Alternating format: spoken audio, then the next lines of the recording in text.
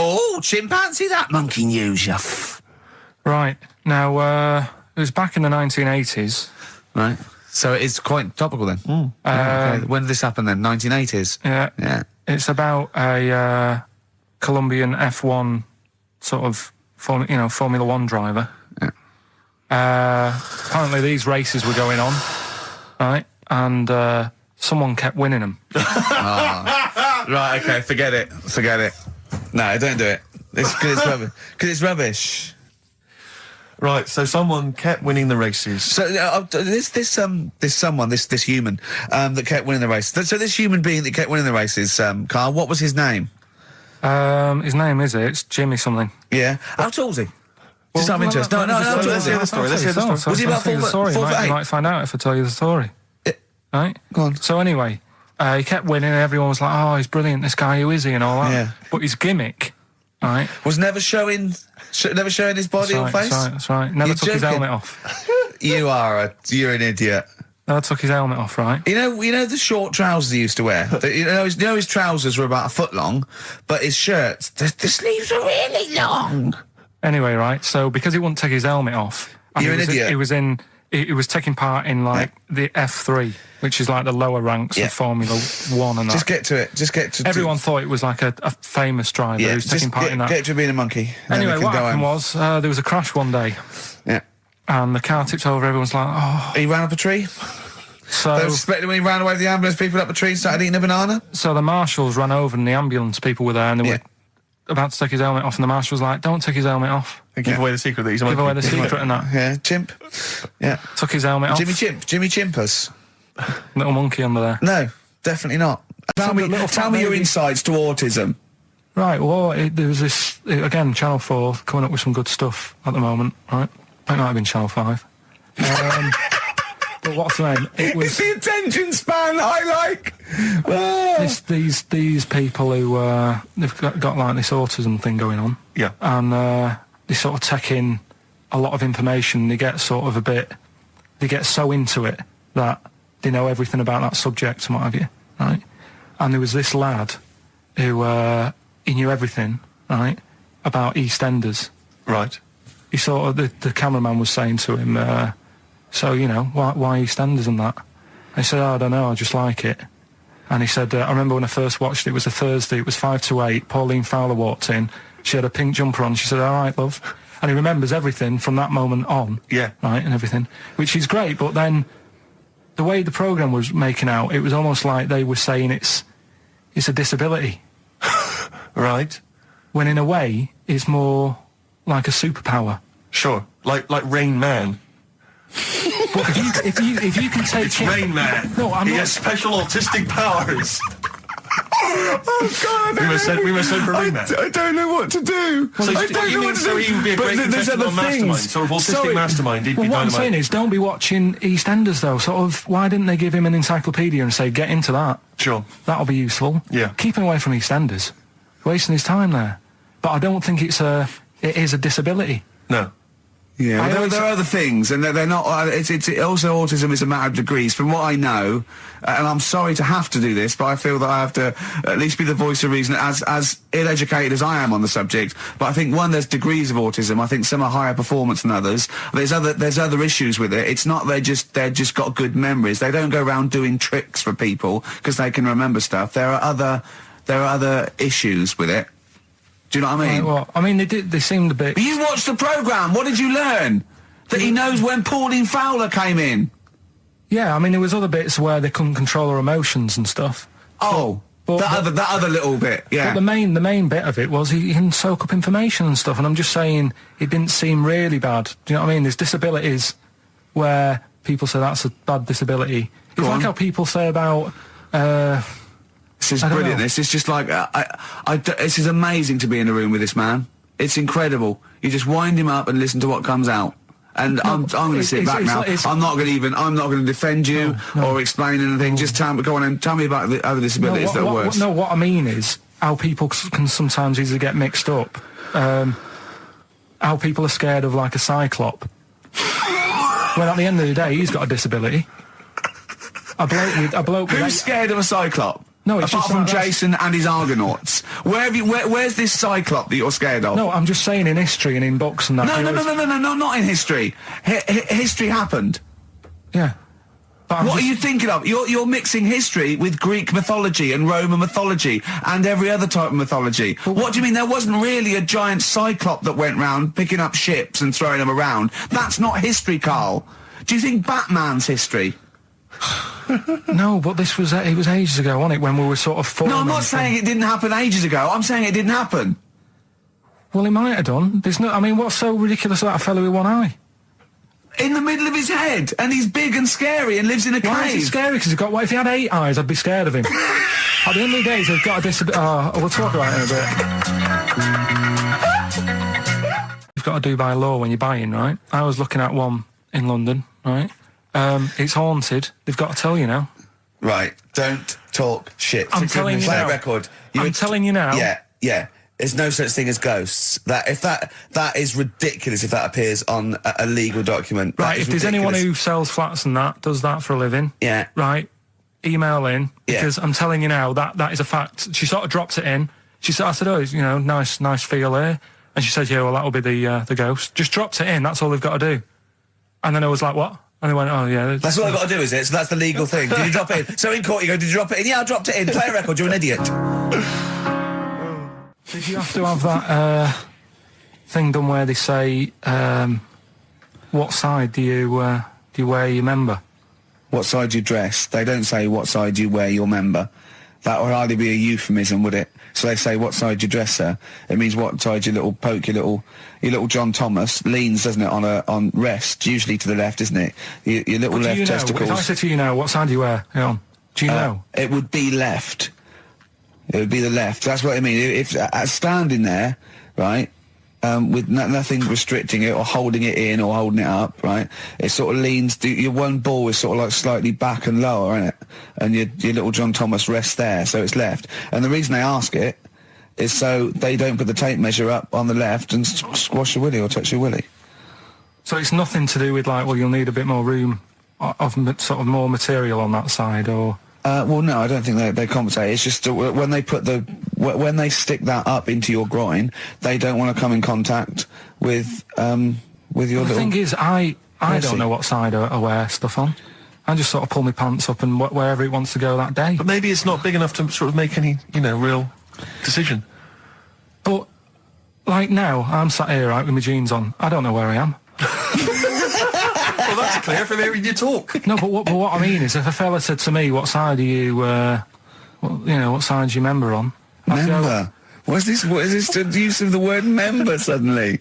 I'd go. Well, it's not. It's usually not appropriate. And also, I imagine in the old days they had big baggy pants. They used to sort of like hang down. And now, like with those stretchy boxers and briefs, it's sort of held up in a nice neat little parcel, isn't it? So it's probably not appropriate. It doesn't come in contact with your little snake. So, Did you ever? Have you ever heard that? Are you telling me a tailor has asked you that and you went, "What do you mean, mate?" No, I've never. I've not really had one made to measure. I had one made when I was a kid, but since then I've sort of bought a suit off the hook. But when you were saying about buying a suit, I know that question sort of crops up, and I don't know what the answer is. It just annoys me the way I don't know. There's no surprises anymore. Do you know what I mean? People know. What do you mean? He's going to go, right, I'm going to measure you now. Which side shall I measure? Go, well, pot luck, go on, have a look. Right, there you go. Oh, you got it. You check me out. What do you mean there's no surprises anymore? What are you talking about? Everything you say is a surprise. Everything you say, every opinion you have is a surprise to me. What I mean is, why aren't people just happy just to go, well, depends, doesn't it? I'll just pull the pants up wherever it wants to go. I'm happy. What do you mean? Why is this such a big issue? But Carl, when they ask you this question, they're not making a note of it somewhere. It's not statistical research to find out what the kind of common leaning is. It's a question so he doesn't touch it when he's using his tape measure. Just be careful. But he is being careful by asking the question. But what's wrong with him touching it anyway? If he's, it's only a slight. Fair enough. But if he just sort of, knocks it a little bit, you can just go. Do that again? To me, it's the same as the prostate thing. It's just happening all over again. It's But the a same. doctor doesn't go, oh, what side's your arse on, sir? Trying to avoid the arse. He wants to go, he knows where your arse is and he's aiming for it and he wants to get it up there. He's aiming for it for a good cause. This little fella's going, well, I've got to measure his leg. I don't want to touch the knob. I'll just ask him, sir, do you mind telling me where your cock is so I can avoid it? It's a big difference. But like I'm saying to you, I'd have to have a look first to let him know. I don't know where it is now. I don't know. It could be the left, could be the right. Are you telling me you don't know where your knob is Without now? looking. What do you mean without looking? How could... Well, you're saying it as if like... Should we have a guess? Well, have a look and tell us where it is. What are you wearing? What sort of pants are you wearing? I've got my jeans on. But you got pants on underneath them? Yeah. What are they? Briefs or boxer shorts? Boxer shorts. Boxer shorts. Well, it's probably free, but the jeans are probably stricken it. I think it's probably either in the middle, dressed in, or just slightly to the left. Have a look. We'll tell the listeners after the break where's Carl's knob. It's a good competition. Oh, brilliant. We've got to send this to the Sony Awards people. Well, big question. Where was Carl's knob? That's what people have been hanging on for. Yeah. Where was it? Well, I can't believe people have been texting in. Hey, what, guessing where it is? People saying, is it in the middle? Is it in the left? It cost them 10p. Cost them 10p to find out. Just wait, I'm going to give out the answer. You don't win anything, right? Like, strike it lucky. Right? Bottom or middle? Right. It was to the left. Oh! Yeah. I went with the right. That's annoying. See, I thought it would be to the left. If not, maybe if it was all scrunched up, sitting on your lap, right, it might just pop up to the middle. Just pop out, like, you know. Well, next week we'll be finding out where... In the week, I called Karl up. I said, how are you, mate? He went, not too bad. Now, as you know, his girlfriend's been away for ages, hasn't she? Yeah. Covering the World Cup, the African Nations Cup. She's a sports journalist. Well, yeah. All right. Okay. I love the fact you're thinking, what does that mean? Like, well, she's not much of a journalist, Rick, to be honest. I've read some of her stuff. No, but she's not on air. She does stuff, you know. Yeah. Behind the scenes. Yeah. Sure. A lot of journalists do. You always want to make clear that you're not going out with Kate Adie. That's what you want to make clear, isn't it? Yeah. Now, so she'd seen none of the meteoric rise of Karl as a broadcaster. She's been away for the whole time a since you've sort of raconteur, become... a wit, a cult figure, to be honest. And he hadn't told her this, so apparently he went home and she was sitting there, looking a bit grumpy. He went, all right, so yeah. She went, should we go out then? She went, I'm not sure I want to go out with an idiot. Right? Oh, no! Yeah. And she went, Loch Ness Monster. Why don't you just think, of course the Loch Ness Monster lives in Loch Ness. And she was giving a bit of a hard time. And she went, that's why he said, that's why I didn't tell her. I didn't tell her really. Same thing happened when I was at school and I had to play drums in Little Donkey. I didn't tell my parents, right? But my dad turned up anyway. And what happened? He, How old were you, Carl? well, it was the school that I used to go to. Oh, yeah. Like, Oh, yeah. So- You went, well, you used to go to the school you used to go to? no, but what I mean is, on. I didn't go to secondary, did I? So I missed a lot of that. Sure. But primary, I liked. Oh, it was okay. all colouring in and stuff. Yep. And it was a Christmas play, and I managed to get a part in it. And, Did you audition? got a part in it, and I should have been playing the drums to the one about Kings. The We Three Kings. yeah, Yeah. I was meant to be doing that, but Little Donkey came on, and it was one of the. What do you mean came on? That was like next up on the next song, Right. and it's one of them songs that you can't help sort of. Tapping along to. Yeah, do you know like if I was to go Yeah, you'd have to finish it with... yeah, do you know that they actually send that into space? Do they? And What, hoping that aliens will respond with that? yeah, they do that because apparently it is one of them things that you can't help. What, even if you're an alien life form? Yeah, They know that, do they? but anyway, What, because they watch Star Trek or something? Hello. Knock, knock. Yeah. seriously, Is it true, like, if you send out knock knock into space, yeah, they have to say Oggy, oggy, oggy. Oh, that is You look great. into it, seriously. Oh, hold on, what's something out there? What's a little green fellow? That is great. Yeah. So anyway, That is Little Donkey is like one of them tunes that you can't. And I was there, and I had the drumstick, and I thought, oh god, The drumstick. I could feel myself. And anyway, just wanting to do it, yeah. I started going along and playing Little Donkey, which I wasn't meant to do, but it went down such a storm. What, were there people like parents and that dozing off, and then suddenly they heard your version of Little Donkey, they thought, wait a minute, now it's really picking up. What do you mean? I'm glad we paid £1.50 for this. What do you mean it went down such a storm? I'm going, hold on, was it like when People have Ringo... mics in the air. You know, like when Ringo joined the Beatles, now going, boo, Pete Best, but he went... Yeah, and I went, whoa! Oh, No, God. but the teacher just said, oh, it went down really well, you can do that again tonight. Right. When you're in it again. But anyway, so my dad was there, and... And you hadn't told him about this performance, so he just turned up off his own back. I never took the letters home and stuff to show my mum and dad, because it just put me off. So, anyway, he turned up, don't know why, he must have heard from someone else's dad. Yeah. He turned up, and he swore about me, which... Did he? I don't... Could you use a word that's allowed to be said? The word? Of course it is. Right. If you got a kid in the car or anything, you can turn it down now. Yeah. Right. But he said, there was a guy stood next to him with a camera, big video camera, filming it, and he said, yeah, film it, but try and avoid getting the twat in the hat in the shot, because I had one of those porters, you know, the little round pork pie hats on. Right. This is so sad. What, was this a nativity play? It was about Jesus and stuff. Yeah, well, there was a porter there helping him with his bags. Of course there was, I forgot. I mean, Mary and Joseph, they got there. Yeah, because it was the hope, you know, because the inn was full. Yes. But I think the porter doubled up with the inn and the stable. Right, that was nice. So he carry bags over, yeah. Yeah, no, so yeah. You're right, though. I don't know why I was wearing one of them, but I was. And And your father said that, and how did you know your father said that? Did you hear me it? about it later? Oh, he told you about it later? Yeah, I was talking about stuff I'd done at school, and he said, oh, God, remember that, and I spoke to him the other day about it. Right. And, yeah, Oh, God. shame. So that was the end of your sort of drumming career, really? Because it could have been, I mean, you know, the audience loved it the night before. Yeah. You could have, like, been, who knows, a whole new world for you. Yeah. Have you done any stuff? I've never drummed. I wish I had, man. That is That's a movie story, but... Is that, and that's why you don't tell, your mum and dad don't know you on the radio, do they? Think, when they were down the other weekend, they had to come in, I just said, I'll just go in and press the buttons. Because they could listen on Sky Digital, couldn't they? They could do. But you wouldn't want that, would you? I don't want that.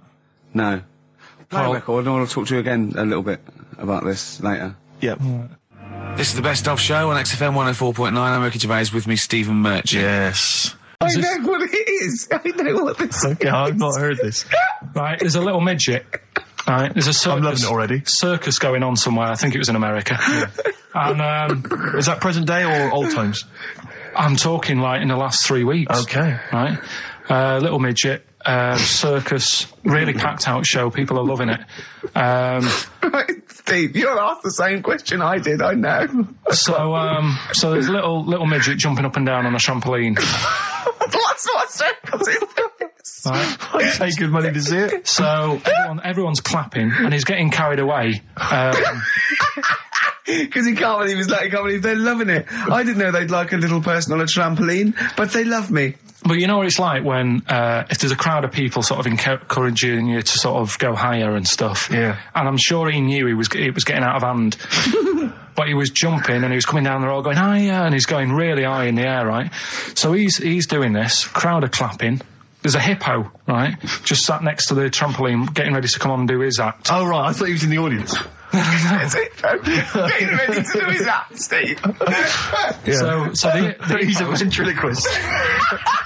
What do you mean he's sitting by the trampoline waiting to do his act? Because why does he sit in the dressing room and they go, 5 minutes, Mr. Muss, 5 minutes, Mr. Muss. So anyway, right, so the hippo's there. He's getting annoyed, is he? Because the midget's... He's going, how can I follow this? This is really annoying. They're going to be, no. So he's thinking, he's already done the trampoline, my pogo stick act is never going to work. Yeah, go on. So there's a hippo waiting. See, it's a great story, and I just know he embellishes it or it gets slightly wrong. Go on. So there's a midget jumping up and down. The hippo's getting annoyed. The crowd are going mad. The midget's loving it. Can't believe his luck. Although you think he probably knows he's dicing with danger. Yeah. So next thing you know, they're all saying higher. He gives it one big, like, heavy sort of landing on the trampoline, goes really high, but goes off at a funny angle. Oh. Hypotenuse. Okay. Yeah. And sort of flies up. Hypotenuse! Sure. Flies off at a funny angle. Ooh, dear. Hippo's there, swallows him whole. Crowd are clapping, thinking that's why the hippo was waiting there. Rubbish. rubbish. It's not rubbish, though. But no, maybe there was an accident in a circus with a midget and a hippo, but at no point was this hippo waiting to go on going, come on. The midget flew off at hypotenuse and landed in the hippo's mouth and was swallowed whole. This is what you embellish it. That is great. And what's I that? have to say though, Rick, when I heard midget, trampoline, hippopotamus, I was thinking accident waiting to happen. Yeah. So... Yeah, maybe. I mean, it is that you should never put those three together. Never. It's a recipe for disaster. Everyone knows that. Midget, trampoline, hippopotamus. Are you mental? You're asking for trouble. Well, you know when he told me it, he said, and the midget. He didn't mention the hippopotamus, and he said the midget went on, and soon he fell off, and the hippo ate him. And I said, sorry. What was the hippo doing there? He went, it's a circus. I've never heard of a circus having a hippo. What do hippos do? What can they do? You can't train them, can you? What do you... Aren't they, like, very deadly? They're huge, aren't they? You can't have a hippo in a circus. Are you sure? You're not thinking of Zippo? He's neither clown. Yeah. No, and it wasn't some sort of where Zippo was eating a midget and it's some sort of horrible sexual act. No, it was definitely, I heard it on breakfast, right? Oh, okay, sorry. No, it's definitely fact. Yeah, okay, it's right, truth. okay, good. Chicken, you believe it? Chicken, you believe it? Back in 1945. You looked up the date. It's got a specific date, wow. Mate Jonathan sent this one, you know him as well, the lad at the BBC, right? He emailed this one in. So thanks for that. Chicken, it's called Mike. There's a chicken called... Sorry, I missed a bit there. There's a chicken called Mike. A chicken called Mike. Okay. Right? Yeah. What happened was, it was living on a farm, right? Loads of chickens knocking about. And the owner of the farm is like, getting ready for tea, and his wife says, go out and get a fresh chicken, because my mum's coming round. So he thinks, well, I want to get a good one in, because I want to impress her. Cause back then, even then, they wanted to impress the mother-in-law and that. So they said, all right, I'll just nip out and get one. So he sees Mike, chicken, running around. Is this during the war or after the war? 1945, I'd say that was after. No, it ended, It ended in 1945. Yeah, Okay. September, go on. So, chicken's running about, he thinks that one, that looks alright, I'll have that one. Mikey. So he picks it up, and he cuts its head off. Oh. Puts it on the block, cuts its head off, runs about a bit, like they do. He thinks it'll stop in a minute, keeps running about, and what's going on here? Right? He's now like chasing the chicken without an head. Yeah. He's saying he should die in a minute. Anyway, doesn't die. Chicken's walking around with no head. Lives for 18 months. Yeah. Chicken with no head. Yeah. What do you think of that? Well, I'll tell you, I've heard this story before, Rick, and the explanation, as I understand it, was that certain vital cords, spinal cords, weren't severed when the head came off. So that was why it continued to live. Yep. I don't know if that sounds plausible. It's fine. Absolutely fine. How did it take on protein and energy? The fella who owned it, he said, well, hang on a minute. He said, I could kill it now. But I've got a wonder chicken here. But he's thinking, it must really want to live. Sure. Right? If it survived that, I've got something here. Yeah. So what he does, he gets a little eye droplet thing that he used to use on it. Obviously not anymore, right? And he filled it with grain and water, and it had a big hole in its neck where its head used to be. And he incredibly. And he dropped. You know what? There's. I mean, that is possible. Then, if it, without infection, without infection, if he was taking on things, it is possible, right? Why? Why what? Why did he do it? How cruel is that? I mean, it's not cruel because the chicken obviously, He said if he thought it was a bit fed up, he would have killed it. He said, but it was running around quite happy. Well, it wasn't fed up at all because it had no brain. Well, what do you mean? Wow. I'm just saying what... It was nothing. It was just sinew and nerves and electrical impulses breaking down energies, right? That's all it was. It didn't have a brain. So it was... But I'm worried about the psychology of keeping a pet without a head. I'm worried more about what the farmer was thinking than the chicken. I tell you this, the question I'm asking is, was the mother-in-law impressed?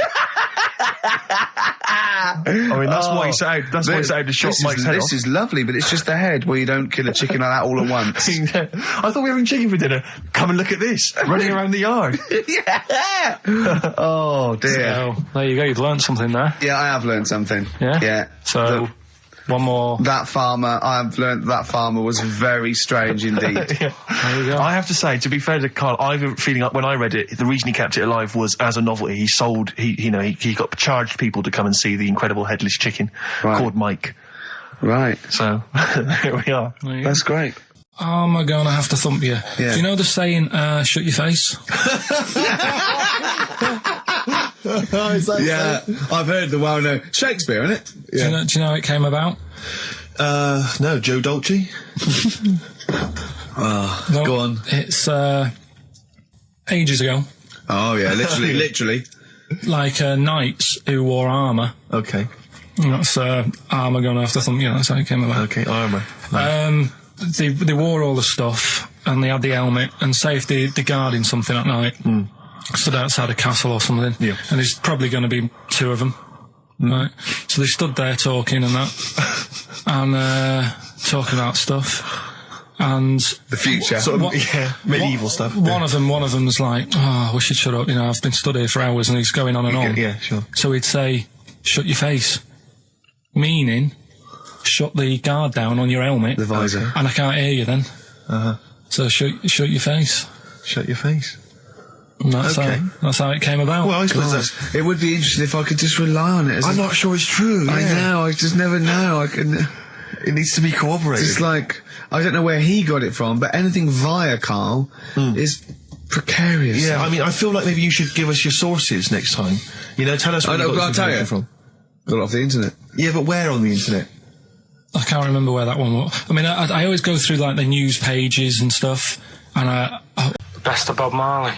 Mr. Marley has been dead these 7 years. In fact, he died 7 years ago this very day. Did he? Do you know what sort of donuts Bob Marley likes? It's not my business. No, it's not a proper question. It's an old Peter Kay joke. He likes the ones with jam in. Do you get it? Garlic bread. It's good, isn't it? Excellent. Oh, Carl, well done. Carling Scrooge there. The only man more mean and depressed generally than Ebenezer Scrooge. Oh dear. The reason you became King of the Universe, of course, is because of your fascinating French bread anecdote. Oh yeah, come on the then. How did baguettes come about? If this is going to be someone cooked a loaf a bit wrong and said I can still make a sandwich out of it, I'm going to hit you. No. Go on then. Right. Napoleon, when he was at war and that with Russia. 1812, yeah. Yeah, all his soldiers were like, not used to the cold weather and that. So they said, take some clothes in your bag with you because it's going to be nippy out there. So they put all the clothes in the bag. Sure. They were told. It's Napoleon, for Christ's sake. No room for any food. You're joking. So couldn't they make some sort of like sandwich? No, it wouldn't fit because of all the clothes. You had to take extra gear. Sure. So, anyway, he said, I can see where this is going. I'll be honest. Is there a baguette-shaped gap left in their holdall? They thought, let's make some bread that you can fit down your trouser leg. What? That's not true! No, it's not, I Carl! read it in Euston train station. I was waiting to go back to Manchester. Where did you read What, these? scrawled on the wall in graffiti? Yeah. Do you know the Was it also meet me here for cock fun at 12 o'clock? The Upper Cross Sandwich Shop, Euston Station. It's on the wall. What do you mean it's on the wall? Do you know how it says, like, sail on at Dixon's, whatever? Yeah. Next to that, there was, like, a bit of information. Once you've read the stuff on Dixon's... I get information. There was a big thing about the history of the baguette. I read it and I thought, No, we got to make a sandwich we can spit down our trouser leg. But how can you march and fight with a huge piece of bread down your train? Although it would be intimidating. You see them coming, you go, sacre bleu, look at the size of them. They're big fellas. Well, blimey. I can't help but feel that could be a practical joke at your expense. Yeah. do that. Well, the Earl of Do you ever Sandwich... question anything you read? If it's printed up, is that, like, fact for you then? Well, it's not funny. I mean, if they were trying to be funny, it's like... it's not, is it? So it's information. Have you heard us? Things sometimes want to be funny when they're not. That's exactly what happened with the sandwich. The Earl of Sandwich wanted something he could fit down his pants. And it was those triangle cut sandwiches wrapped in cling film were perfect. You might be right. You might be right. I am. Because the Cornish pasty is so they could drop it down the mines, isn't it?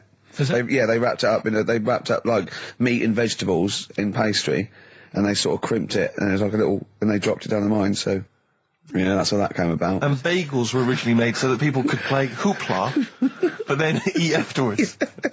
I don't know if you're aware of that. That is true, Carl. Well, anyway. Call my bluff. Is that true? Yeah. They're all true. They're all true. Yeah. Tell your kids that when you have them. Yeah. You know, if they're still alive in a million years. Well, it might be true. Can someone confirm that baguette fact that it was so Napoleon could stick it down Not him. his trousers? Not him, his soldiers. His men. Yeah. Fascinating information. Fascinating bread information, Carl. Radiohead. Yeah, now this is my song for the lovers. It's a beautiful track. It's Let Down off OK Computer. It's one of my favourite Radiohead tracks. It's lovely. Right, set the tape going now if you want to tape these songs. Oh no, you should be a weatherman, because once again you've predicted wrongly. It's not a beautiful day at all, is it, Stephen? That was you two, XFM 104.9. Ricky Gervais, Steve Merchant, Claire Sturgis. Claire Sturgis in for Karl Pilkington. Karl Pilkington is on holiday as we speak. Where has he got? Mauritius, was it? Madeira. I think, with his girlfriend's parents. You remember last week he was worried they'd never been abroad, and her dad was saying, what's the way to pack tea bags? Yeah. Carl's going, you get him over there. He was going, I'll put him in a jar. He goes, put him in a jar. I phoned him up in the week, just before he went, I think Friday, said, have a nice time. And, out Sunday, and he said, guess what he's doing now? What he said? He's packing margarine. Oh, of course he is. Oh, bless him. My dad does that. My parents always take tea bags wherever they're going. Really? You know, for fear of there being some kind of tea bag drought in France. Yeah. You know. Is it wrong? But I mean, I don't know. Is it because of maybe English breakfast tea you can't get over there? So you can. Can you though? I mean, you You can get pizza chips. You know, you tea can is take probably the single most popular drink in the world. I know, but what about the fancy foreign teas, your Earl Greys and the like? Well, I don't know. Because I want good English breakfast. Don't bother me with Earl Grey. I don't know what that cup of tea is. It's not tea to me. It's laughable. It's weak. It's pathetic. Do you know what? Earl Grey with a little bit of skimmed milk isn't so bad. Oh yeah. Yeah. Oh, And is your husband a fan? We've started. It's all off already. All It's right, all we've kick-started. banter, having a little go at each other. Sometimes sort of pretending, you know. Sometimes pretending we're not close mates. You know, close and friends, you know. all Sometimes that innuendo and that. Oh, smutty. And I got a freaky goggle-eyed Oh, thing. hey, once again, I go too it's far. I ruined sometimes it, go too ruined it. far. I do ruin it when I go too far. So let's be Fatty. nice. Wow, let's have a bit of Blur. Ooh, Well, clever man. We're not out of time. We've got a whole hour and 50 minutes to go on the Ricky Gervais Steve Merchant Show. XFM I hope we have 104.9. one of those after every record. They're great, aren't they? It's just, I think if you were actually like a proper DJ, if you actually tried to do the Dr. Fox thing, I think you'd be quite good. really? I think But I think I could only survive doing that sort of post 11 p.m. Ooh, quiet things down now. Yeah. I love all that. Yeah, That late sort of night radio, Yeah. That American jock type Yeah, thing exactly. as well. I listen to Saga radio now sometimes. What? It's on digital. I think it's radio for the over 50s. Yeah. And it plays. It was playing Cliff Richards this morning. It played Sammy Davis Jr. It played the Beatles. Here Comes the Sun, and I was loving it. I was thinking, there's nothing. Well, it's aimed at your age group. Yeah, exactly. And I've got a bad back. I've been complaining of a bad back all week. He's been ill. Don't even start We with me. haven't worked this week. He's been ill with the been flu. worse? Still not bad. I'll tell you this. I Wednesday morning, I think it was, I woke up and I had the head, the sore throat, the aching body, and I immediately thought I've got the SARS virus. I really did. I genuinely, because I've always been a bit of a hypochondriac. I mean, Ricky pretends to be, but I genuinely was petrified. That doesn't make sense, does it? How can you pretend to be a hypochondriac? No, I am a hypochondriac, and you are genuinely always ill. You're always you've always got a bit of a snaffle. So I'm justified in thinking it might be the deadly You're a SARS sickly virus. child. I don't know what's happened to you. Well, I think I will be. It's so much to do with West Country breeding, and you haven't. I don't know. No, he hasn't got normal sort of barriers to sort of flu So and his cold. immune system is all shot. I am quite Claire, a weak, look at him. I'm quite a weak child. Yeah, I know. I'll probably die in a garret having written some bloody brilliant poetry. But then I'll die of consumption. Yeah. But anyway, so I went online to check out what exactly the symptoms of the SARS virus were. And Seriously? Did you seriously, I did. I was so panicked. So I went Steve. straight online, and it was exactly what I had. Well, it is a strain of flu. That's why. Exactly. That was the thing. That's what I had. So I was thinking to myself, because it said the incubation period was between 2 and 7 days. I thought, well, where have I been that I could maybe have got contact with people from? And then I thought, wait a minute, BAFTAs. I think I brushed against a couple of the guys from Banzai. I know. I'm thinking, hang on. Yeah. Wait a minute, that makes sense. Yeah. And so I was suddenly getting a little bit eggy because, I mean, there was a lot of people. There's like 1,500 people at the BAFTAs. So, I mean, any one of them could be carrying it. Yeah. So I was really just panicked. But, you know, I didn't immediately rush to the doctors. No. Because you've got to wait for ages down there. Dr. Shah's brilliant, but you've got to queue up for ages because it's down in Swiss Cottage where I live. And I'll tell you, there's some dregs in there in the waiting room. Oh, man alive. People who've just gone in there to read the magazines. And they've just sat there. There's some people who just waste the doctor's time. That's what annoys me. A lot of old people, a lot of Saga listeners who just waste people's time. I know. I went to accident emergency once because I'd done my leg in, and I'll tell you what, you look round and you think, oh, look at all these people. Look at these, they should be, there's hardly any of them weren't handcuffed to someone. Exactly. You know what I mean? You go to Casualty on a Friday night and it's like, oh, awful. Yeah, and there's, and so, I mean, it was that thing, well, I could either go to Dr. Shah, but that's NHS, or I could go to one of the Medi centres. They charge money, Claire. And I mean, I know it's a killer disease, but you know, I'm not making cash. You don't want it, you don't want it. Because what if it isn't? That's money wasted. You don't get your money back, do you? I mean, I really need him to say, you've got the deadly SARS virus for it to be worth the 80 quid. You know? Exactly. Yeah. And as I suspected that, you know, it was 50-50, I decided not. I decided to ride it out. Yeah. And thankfully, so far, I've not You're died. looking all right. No, you're all right. You're all right. okay, so, you're all right. Yeah. Yeah. Well, that's lucky. So I noticed that I phoned him up. I said, I don't think I can work. And I mean, Ricky's a close friend of mine. I've known him for a time now, and I really consider him one of my best mates. But I'll be honest with you, you didn't rush round with a bowl of soup. Did you? I don't want to catch it, do I? There's no point in both of us being ill. Well, this was the implication, because it wasn't that you explicitly said, in this relationship, you're the one that's expendable. But that was the sort of underlying suggestion I felt. No, I just thought, to be honest, I thought I could do with a day off as well. Yeah. You know what I mean? I thought, well, don't worry then, don't worry. Tennis. Yeah. No, but I was. What's wrong with your back then, Rick? I don't know. I think it's just age. I don't know. I don't get things seen to, so it's just been hurts when I tie my shoelaces. That's why I'm wearing clogs. It's so much easier. Drawstring trousers and clogs, you know. You used to go to the doctor a lot more, though. You don't tend to do it now.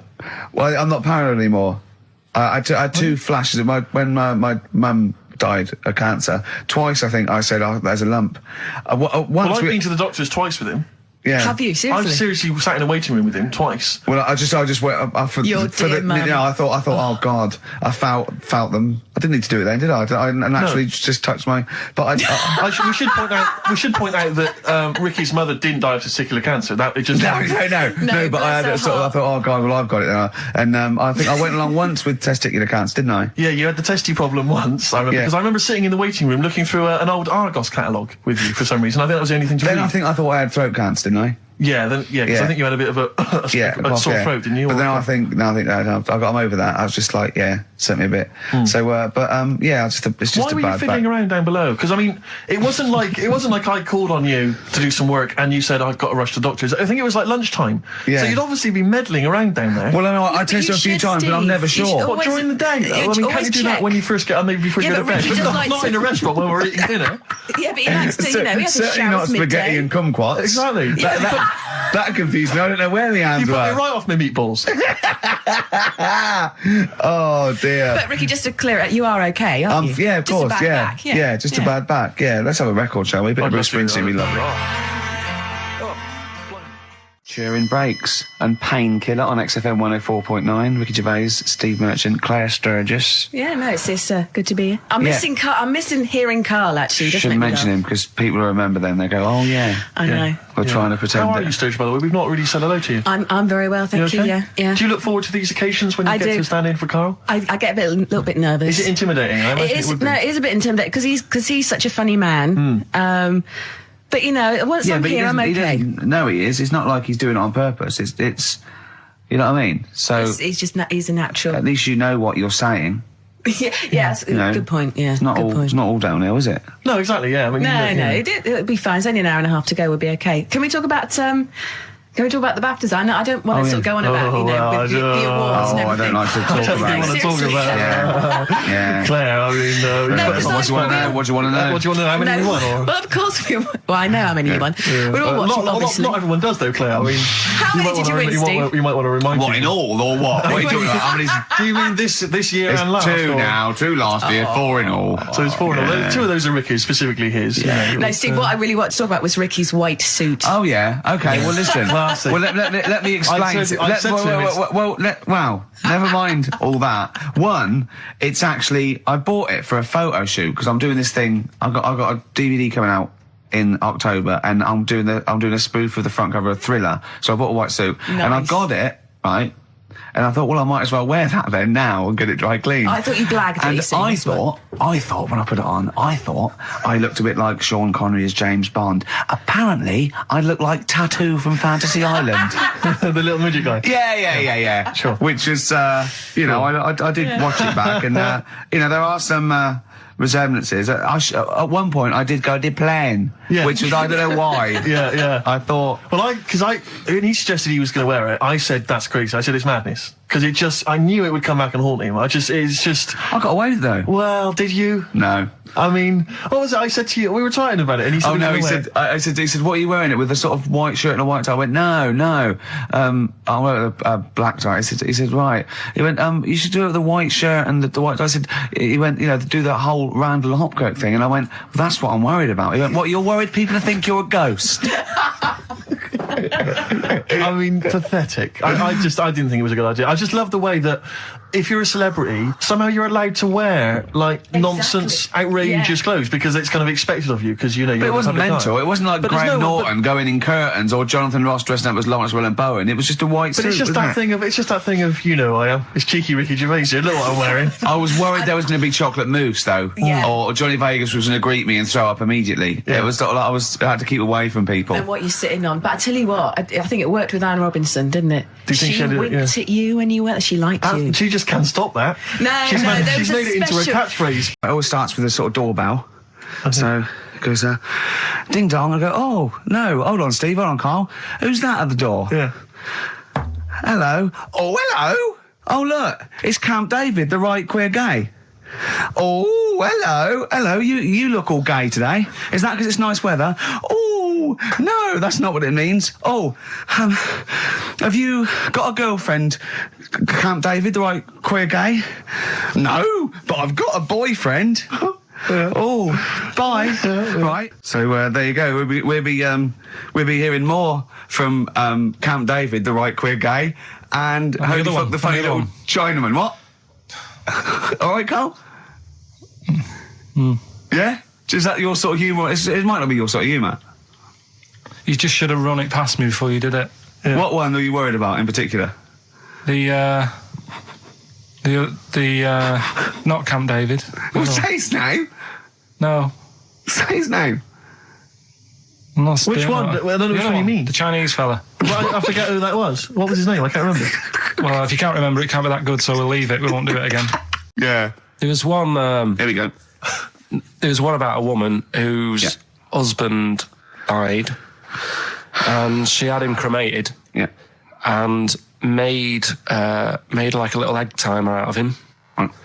And she said, I did that so it can still help around the kitchen. Well, that might be true. That might be a joke. That's quite sweet. That might be true. It's a true story, again. It was all... No, not again, because the ones I just told weren't. Nor is the boiling the brains in a bag curry microwave head story true. Yeah. They're too convenient. Will you be buried or cremated? What? Will you be buried or cremated? I don't know. Cremated. I imagine. Like you, Steve? I don't know. It was out of my hands. Yeah, I haven't thought about it. I've not thought it through, and I don't care either way. Have you heard the one about... Sorry. I'm just worried that we're getting into a macabre world now of ashes, boiled heads. So I think we should play some music. Let people just calm down. Levi's. Just think about some of the urban myths they've maybe heard, assess them. Maybe they are absolute bollocks. Yeah. And they can move on from it. Well, it's just that the death thing, right? Yeah. There was an argument on there about, do you know that Twilight Zone or whatever it was, Tales of the Unexpected? Oh, yeah. Where the woman got buried alive. Yeah. They were saying how, like, years ago, they'd bury people thinking they're dead. Yeah. And they've recently, like, dug coffins up, and then the people who were in the coffin weren't dead. They might have just been, like, in some sort of deep sleep or whatever. And they've lifted the lid off. Yeah. And there's scratch marks on the thing. Yeah. And that's pretty scary. And Makes you think, I mean, I hope they check these days. That's all. Running a bit late with this, but it's time for Do We Need 'Em? We're looking into what I'm animals... really worried about this because everyone's getting that last clue wrong. I reckon it's so rubbish that even your mental fans can't work it out. Yeah, it's a tough one, but... Give that final Rockbusters clue again. The Jamaican fella had to have some aspirin. Why is that? Why did he have to do it? No, FD. hold on, that's changed. Well, it doesn't matter. The story It doesn't matter. That's the point of a cryptic clue, isn't it? Oh, do. What have you got now? Right, so we're looking into animals that we get rid of. I've spoken to someone about snails. I spoke to someone about jellyfish and that. And looking at cockroaches today. Right, now who's the expert? It's a woman called Jessica Marshall. Right. Does she know that you're going to play this on the radio? Well, I called up, right, in the week and said, can I talk to someone about cockroaches? And she was like, is that Karl? She knows who you are. Yeah. Right, so she already knows maybe your angle, your approach. Yeah, she was up for it. She's an expert, she's just not just some random person. No, she works in a museum, a good museum. I said I'd give it a plug. It's the one near Knightsbridge. It's got dinosaurs and that in it. It's worth seeing. National History Museum? Yeah. So, Not sure. He's not sure. This is what happened.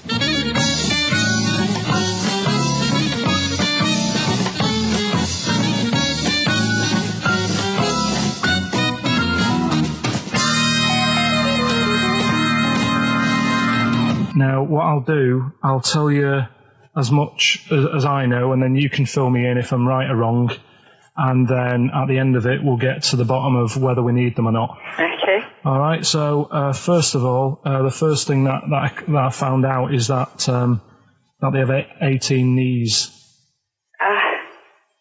That's not exactly possible. They're insects, so they have 6 legs. Yeah. And a knee is usually the junction between femur and tibia. That's sort of classic human knee and every other animal knee. So with 6 legs, you can only have 6 knees. Could somebody sort of got mistaken for seeing one that was a bit double jointed? I think you're grasping at straws or something. All right. Well, we might have to come back to that one then. Okay. They can hold the breath for 40 minutes.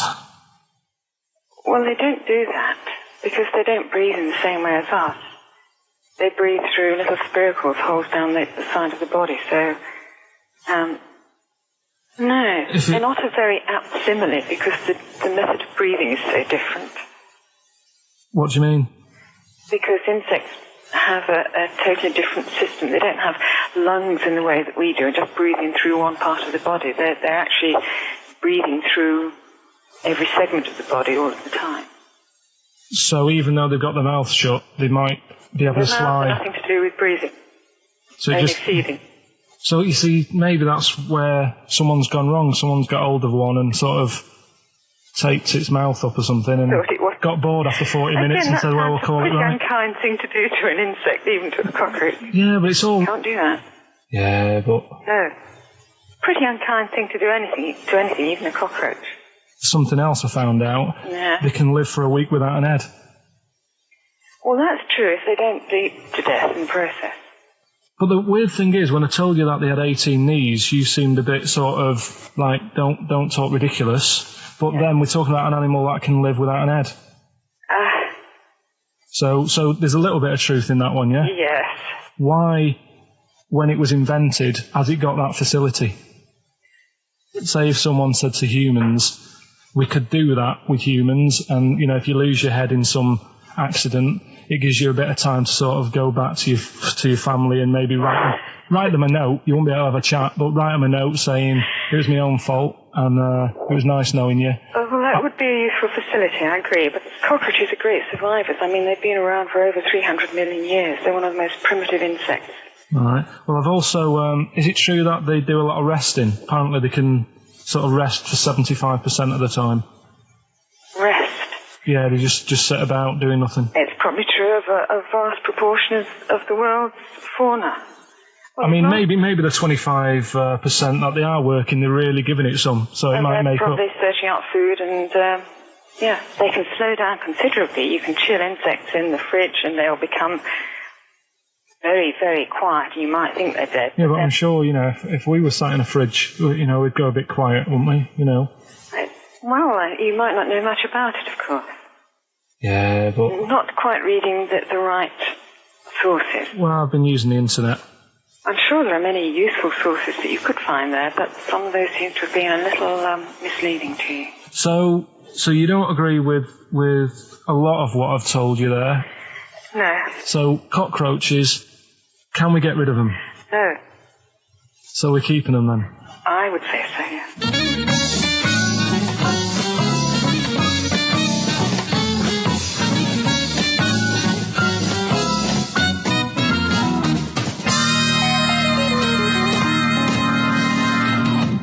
I think we should get her on more often because she sounds like she'd be a bit of an ally, really. Because she knew immediately that you were talking nonsense. She even said, I think you should be more concerned about your sources, which I've been trying to tell you for a year, right? The fact, I mean 18 knees, where did you get that from? It's on the internet. They can hold their breath for 40 minutes. I mean, I don't know what you read and take on. I mean, some of them are weird. Years ago, husbands weren't allowed to sort of clout the wife with anything.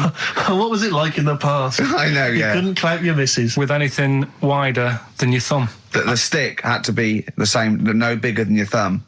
Oh, no, So a big Robin bloke could do no damage if he went out with anyone. Yeah, although his is wide, he's got a little thumb like a little knob, isn't it? It's like it's truncated, because it starts off normal. It looks like he's had his big toes put on his hands. Does he have to drink a pint with two hands? Yeah. And he's dropping stuff all the time. Can I just go back to the rule of thumb thing, though? The idea, what day was this? I'm not asking Carl, I'm looking at Ricky, because you're not going to have any idea, Carl. It's just going to be the past. Yeah. But I like the idea that... I think it's the same sort of day where, I don't know, you got hung for being homosexual and you could shoot a Welshman. I just love the idea that there's blokes beating their wives with shovels, logs of wood, and someone's gone, hang on a minute, everyone, Hold on, wait a minute. Let's have a look at your thumbs. What can we do? Wait a minute. We've got to have some kind of rule here. I'm all for beating your wife, but let's have some kind of rule. Let's give him a sporting chance, surely. He goes, well, I'll tell you what about you can hit her with the width of your thumb? And the wife goes, make it the width of his knob. I go, no. He slaps her again. Yeah. Width of your thumb. All right. Better?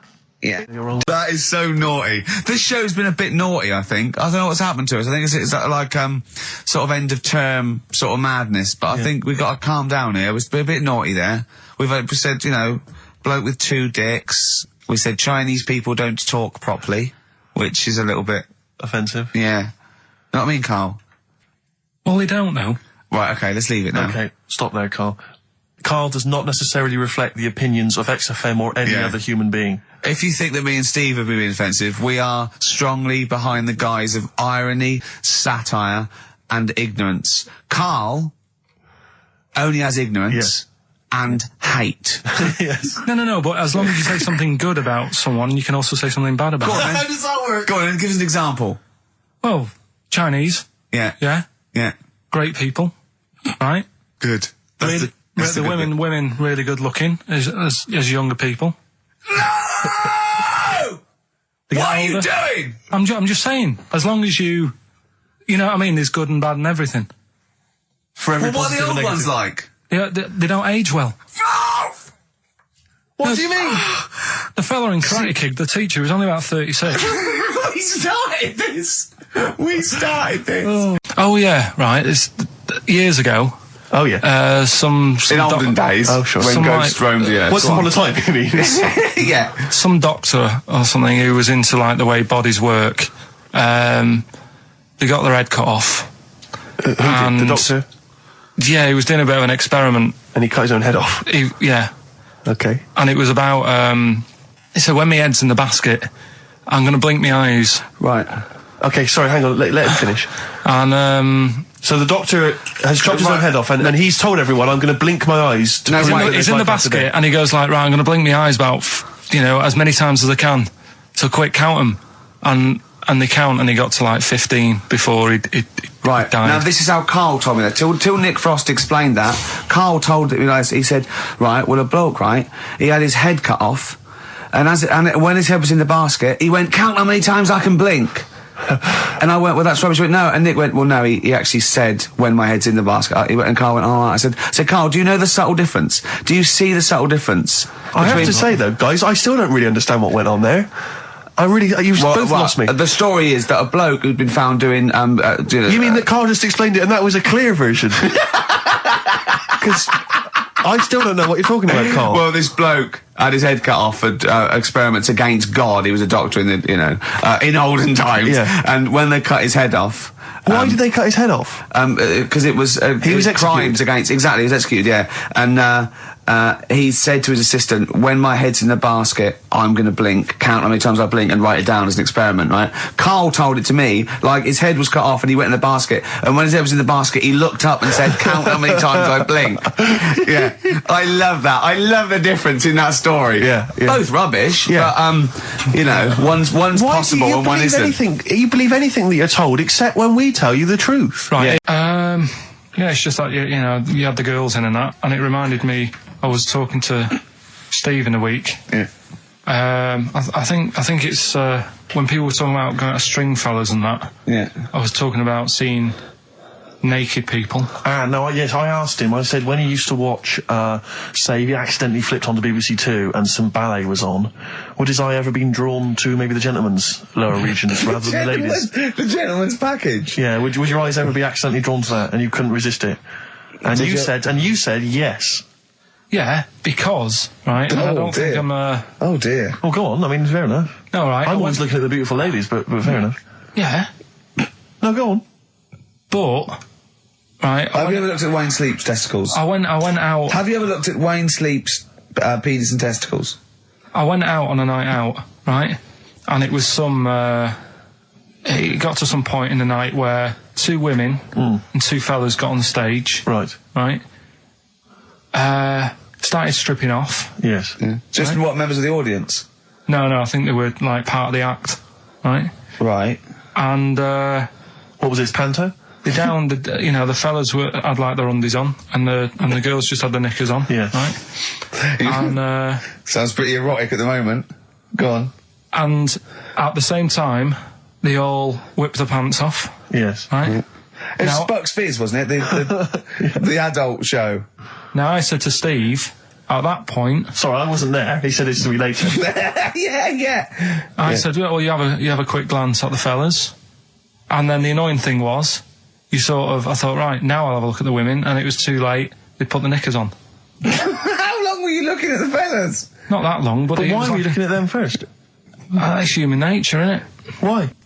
I don't know, but I'm sure you would have done the same thing. You just sort of think, well, how are they shaping up? So it's a comparative test. So who had the biggest knob? Which one of the blokes had the biggest knob? No, it's like, normal. But this is a whole new side of you. This is a whole other area. So you look at ballet dancers, you look at the gentleman's. No, I don't. package. I just was, when he said this, it reminded me of this night when I was walking home thinking, didn't get a look. Because I was messing up. Where was this? What event was this where people are stripping off? Carl, I tell you what, you are the most interesting man I've ever met. But are you comfortable being nude and that? We've done this. Well, I don't know what this is. We did this last week about, are you comfortable being nude? No, I know, I was talking you're about probably that. most comfortable being nude. It's just probably not in public. Well, Ricky's only really comfortable nude when he's eating. Yeah, there's nothing to get, Yeah, you can just wipe yourself down. Yeah, you just sit in the bath, yeah. No, but I talked about that, and then when I went home, I was talking to Suzanne about it, and she said, what's all that about? You don't like being nude, right? And I said, well, it's not. It's like I'm part of an Alan Bennett play. Oh, yeah, right. It's years ago. Oh, yeah. Some in olden days. Oh, sure. When ghosts roamed the earth. Once upon a time, you mean? Yeah. Some doctor or something who was into, like, the way bodies work. They got their head cut off. Who did? The doctor? Yeah, he was doing a bit of an experiment. And he cut his own head off? Yeah. Okay. And it was about, he said, when my head's in the basket, I'm going to blink my eyes. Right. Okay, sorry, hang on, let him finish. And, So the doctor has chopped his own head off, and he's told everyone, I'm going to blink my eyes to prove that he's there's in the life after basket, death. and he goes like, right, I'm going to blink my eyes about, as many times as I can. So quick, count them. And they count, and he got to like 15 before he Right. died. Now, this is how Carl told me that. Till Nick Frost explained that, Carl told me, he said, right, well, a bloke, right, he had his head cut off, and when his head was in the basket, he went, count how many times I can blink.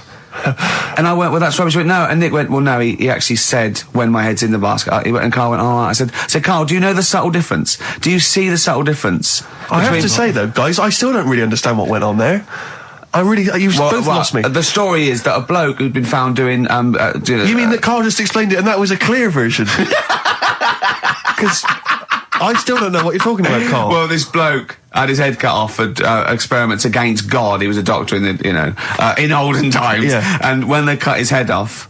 Why did they cut his head off? Because it was... he was executed. Crimes against... Exactly, he was executed, yeah. And, he said to his assistant, when my head's in the basket, I'm going to blink, count how many times I blink and write it down as an experiment, right? Carl told it to me, like his head was cut off and he went in the basket, and when his head was in the basket, he looked up and said, count how many times I blink.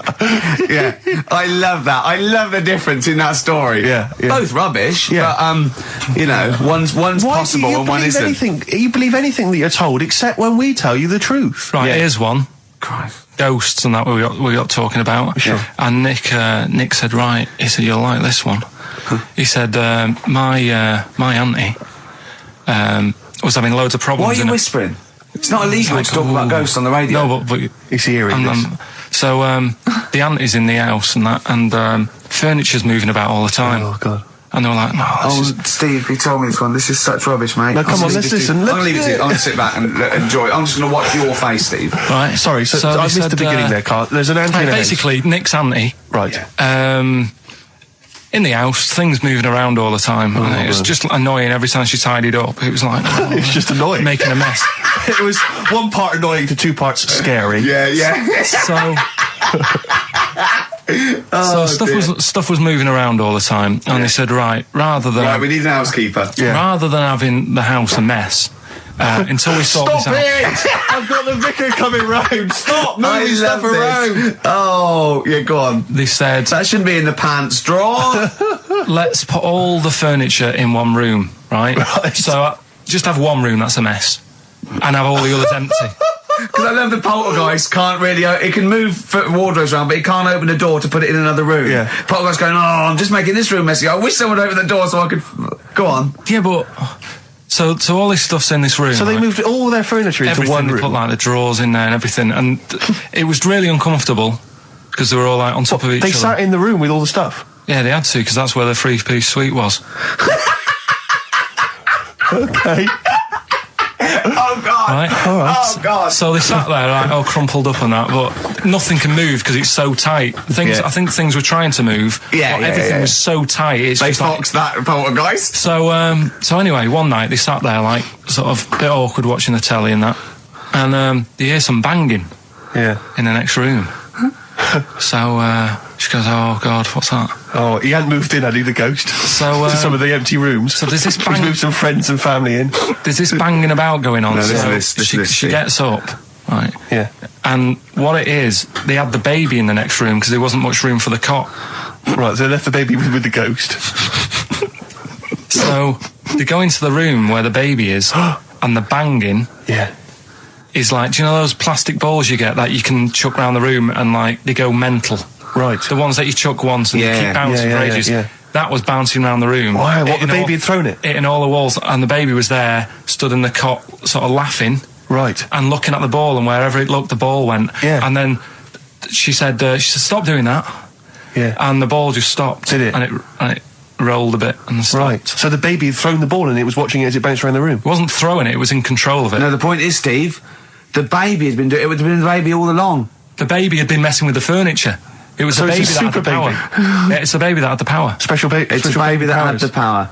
It's What a baby power? that had the power. What- the what's power the power? of telekinesis. Right. They were then trying to convince me that telekinesis was not like all the other stuff that I didn't believe in, but that was a science. Right. Telekinesis was possible. Yes. Yeah, it's not like ghosts and demons and all that stuff. Telekinesis is different. Yeah, That's science. But Nick's auntie saw it, and I love the fact that you're telling me that someone else's auntie saw it. So I should be satisfied with that. Yeah. I should be satisfied with that. I mean...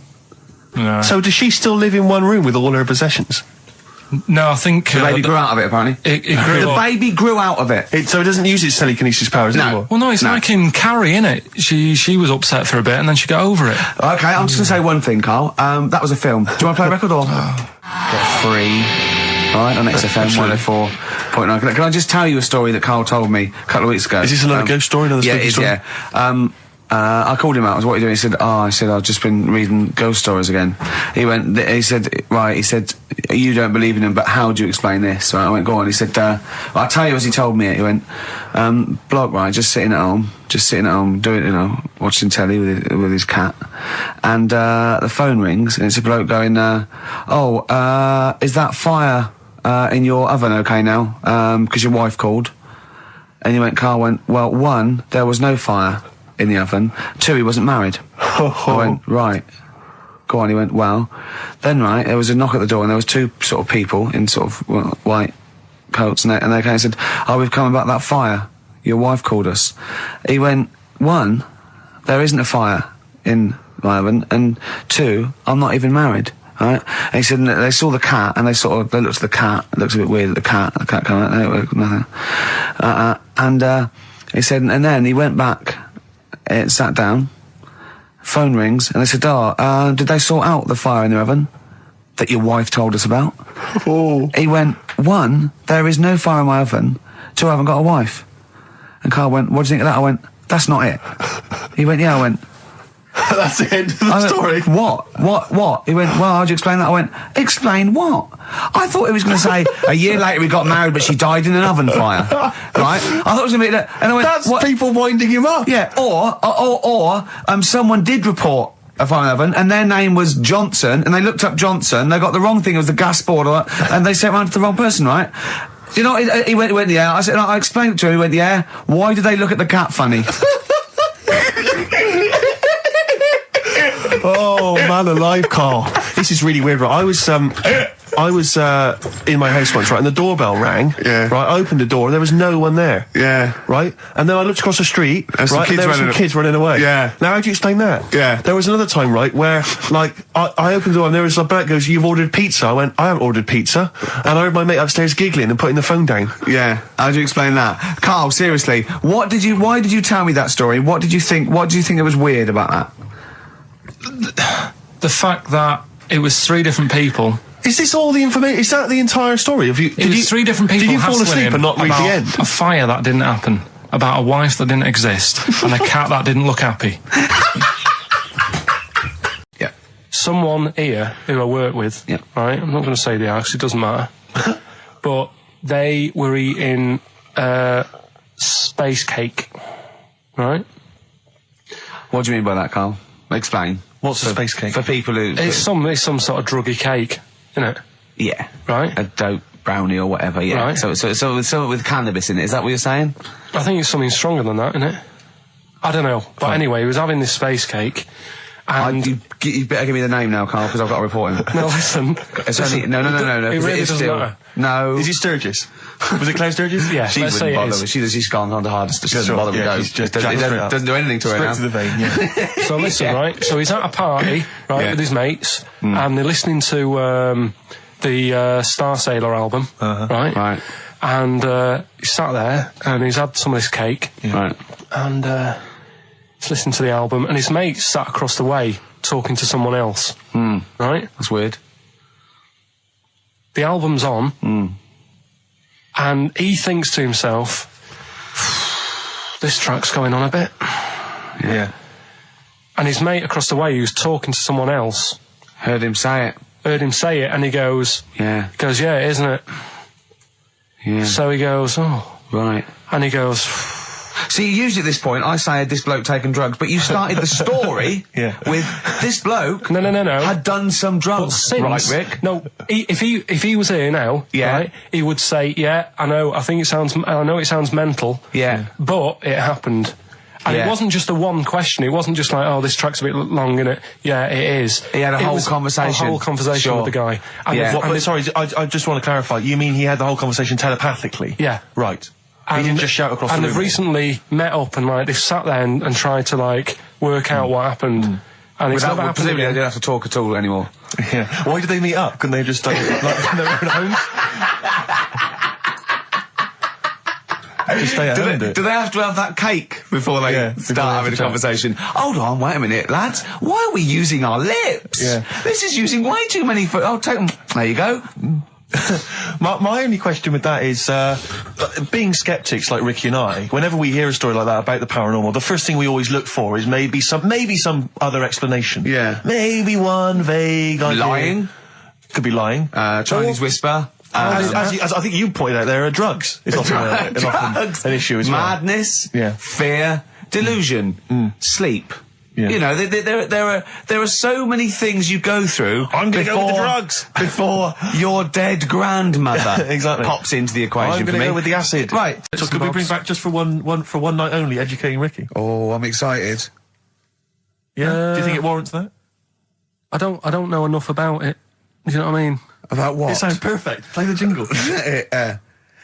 Oh, educating Ricky. He's getting smarter. A couple of things happened in the week that I read about. Okay. Keeping up on what's going on in that. Sure. Yeah. One was about that Galileo fella. Okay. Was it about 1636? Was it? I think it might have been not earlier. bad. Go on. Did some stuff with light and that. Yeah, he did lots of physical experiments, yeah. Is that it then, Carl? Is it? He did some stuff with light and that. What did he do with light? What was that? Well, I think he invented the first... Telescope. Telescope. So I think it's a particular lens, though, and he did experiments where he dropped famously two different weighted balls from Pisa, and they hit the ground at the same time, showing that it doesn't matter, the weight doesn't matter, but air resistance does, and stuff like that. I think he probably explained it a bit better than that. Yeah, but I'm talking to Karl. Sure. Did they need to know He's stuff? just thinking about pizza. Yeah. Did they need to know stuff like that back then? What do you mean, did they need to know stuff like that? It's just... There weren't people going around going, I've got to drop these two things off the Leaning Tower of Pizza. I just don't know which one's going to land first. Yeah, I need to know. Why do you need to Bring know me that? Galileo. Yeah. It's for a bet. Yeah. No, but if I was knocking about then, I'd be like, stop messing with that. We need a telly. Or, do you know what I mean? I bet he thinks the Flintstones is real. I know. That'd be brilliant. That's what I'd do if I was a caveman. I'd make a telly out of rock. Yeah. And a pelican And a as car a that I cement just mixer. ran along the road with. Yeah, exactly. Yeah, we need a car. Yeah. Well, we haven't really got the internal combustion engine. Can you stick your feet through the bottom? Yeah, just get me a car, for Christ's sake. Anyway, Here's another dilemma for you, a quick one from Kate. She says that she's a single woman, she's 6 foot tall. Recently she's found herself being approached by men of, let's say, restricted height, and she's not desperate, but is it ever acceptable in her, she wants to know now, is it ever acceptable for a taller lady to go out with a person of restricted growth? What do you think about that? If you see that on the street, do you think it looks bizarre, do you think it looks odd, or So a should she just go 6 with foot it? woman with Someone of a dwarfish persuasion. we can't say sort of that or the midget word, but You I can't mean say that, no, as that's a little fella. Yeah. Is that, so there's a noticeable difference in their height. Is that ever a problem, do you feel? She's 6 foot, he's 3'4". Yeah. if I saw it, I'd just think she's doing it. You know. Okay, let's not do this now. No, come on, she's doing it what? Oh. No, for attention in a way. Because there's loads of other See, people. I told you, Steve. Yeah, Okay. I know, but I'm just. I mean, is that serious? I think so. Well, I mean, if it, whatever God, makes you happy. Please don't ask Carl No, these but sort do you know of what I questions. mean? If it makes her happy, then do it. But in a way, you're not going to have a normal life. Oh, God. No, but you're not, because they're going to get stiff. I'm There's no so point bringing sorry. trouble onto yourself. Carl does not necessarily reflect the opinions Of the anybody management. else in the world. Hold on. This woman, she doesn't live in a forest in a little cottage, does she? She hasn't got long black hair and wears a sort of... She says the guy she's going out with is a miner. In Really? a crystal mine, yeah. And he just sings all day on his way Has to he work. got 6 mates? Apparently so. Okay. I've said in the past to you, Rick, that my grandparents, so I love them dearly, but it's like for the last 30 years they've been waiting to die. I know, It's yeah. like they just sort of, it's like, you know, the novelty wore off of life. Life in the 50s. Yeah, they got kind of bored of it. Life, in the 40s, it was brilliant. All sat around the old Joanna as the bombs fell, singing. They loved that. The 50s, you know, that was great as well, because that was the post-war years. It was, you know, it was a bit tight in the pocket, but it was all right. Everyone pulled together. And then the 60s came along, all the crazy music, the funny hair. Let's stay in bed. Exactly. They basically stayed in bed. And it was one Christmas when my grandmother said to my dad, what do you like for Christmas? What do you fancy for Christmas? And this must have been, I don't know, 20 years ago. She said, what do you fancy for Christmas, Ron? And he went, well, you know, I could do with a nice big kind of warm winter overcoat. She said, don't worry about that. Don't worry about that, because your father will be dead soon. It's what you can have his. Meaning my granddad. Well, to be honest with you, my father's still waiting. Which is good news. Good news for my grandfather. Less good news for my dad. He's freezing. He's freezing. He finds out, how is he today? He's fine. Oh, okay. Oh, I'm freezing. It is such a weird mindset, that. I think it's that, to me, is what sums up people from that older generation, the 40s and 50s. And it seems to me that you've got that kind of mindset. It's like you were born in the 30s. And whenever you talk of your childhood, it's like you had like a baked potato to take to school. And a hoop and a stick as a Christmas gift. The other thing is, I think that that sort of generation, it seems that the man is dependent on the woman. There's a total dependence. Oh, absolutely, If she dies, he's done. Yes. He's done for. He'd just pine away. If he dies, she's got 30 years of pottering. Absolutely, yeah. Do you know what I mean? And going to, like, you know, the youth club and the church. I know what you mean, yeah. It's sort of like that. It's sad. Of course, it's sad for them, but it's sort of not the end of their life. No, sure. And it sort of is the other way around. I don't know why that is. Yeah. It's terrible. That's a little melancholy thought for I know, I've Christmas really time. brought it. You brought it down. You've brought it down. I've brought it. This isn't a nice show at all. This is terrible. Well, We're going to have really wanna people make just it- killing themselves. What? He's back on his campaign to get rid of jellyfish. Why is that, Carl? Oh, did you see the paper yesterday? Go on. There's a jellyfish, right? It's about 15 foot long, about 5 foot wide, and there's a fella swimming next to it, and the paper's going, oh, look at this we've found. There's loads of them in Japan. Yeah. And it's because the water's getting hot, so it's making jellyfish really big. Oh dear. How's the campaign going to get jellyfish get rid of them? What was your point about jellyfish? They don't do anything. There's no point. They get in the way. Jellyfish, yeah. It ruined me holiday because I got stung by one. Yeah. But you think the same thing about Liverpudlians, and we can't just go around, wiping out things that ruin your let's holiday. do the jellyfish first, and then we'll move on to the Scousers. Yeah. But yeah, I don't know what they do, and I'm trying to look on the internet. I've been busy this week. You're jellyfish now, not Scousers. Yeah. You don't know what I don't know what they do either. To sort of try and work out what would happen with the sea if it didn't work, because they say, like, if there's no... See, this is what we're talking about. People who listen for the first time, they've got to listen to every word you say. You want to find out what would happen with the sea if it didn't work? If jellyfish weren't in there, do you know what I mean? Because stuff like coral, apparently the sea would be in a right state if you didn't have any coral in it. Fish, do you know what I mean? I always worry about how many fish we're sort of eating. Because you go past... Sorry? No, do you know, like, you go in Marks and Spencer's or Selfridges... There's loads of fish in there. And there's really fancy stuff that you think they've killed that, and it looks good on the counter, pretty impressive. Yeah. But is anyone going to buy it? Yeah. Do you know what I mean? It's a big, like, a shark sat in ice. Yeah. And you go, yeah, they've got like, a lot of fish... You sure you won't go around the Tate Gallery? Do you know what I mean? I've never seen a big shark sat in ice in Selfridges. They do it. And it's like, you go in the morning and you can go back at night and the same shark sat there. Yeah. And it's... So you know it's the same shark, do you? It's the same one. So what, same face? Are you sure he just hasn't lost his mum? And he's just like, he went shopping with her Christmas shopping, and he's just like, he's stranded, he doesn't know where, he's just waiting. You know I'm right. I've never seen a shark in Selfridges. Well, all right, then say maybe that's one day a week, but on other days they'll have like... Shark Monday. I think, Selfridges. Today at Selfridges is Shark Monday. Yeah. No, it's just that... So your point is that there's all these fish not being eaten. Yeah. So and they're being killed. They're taking them out of the sea, no one's eating them. And you're worried, that the sea's going to rise because the more things you take out? Well, we're just going to run out. Because the fish drink it, don't they? And that keeps the water level down. Yeah. No, well, you know what I mean. There's stuff that worries me. You're worried that... Was it you who said that you were worried that... Because, there's sponge in the sea. Yeah. But if they took it all away...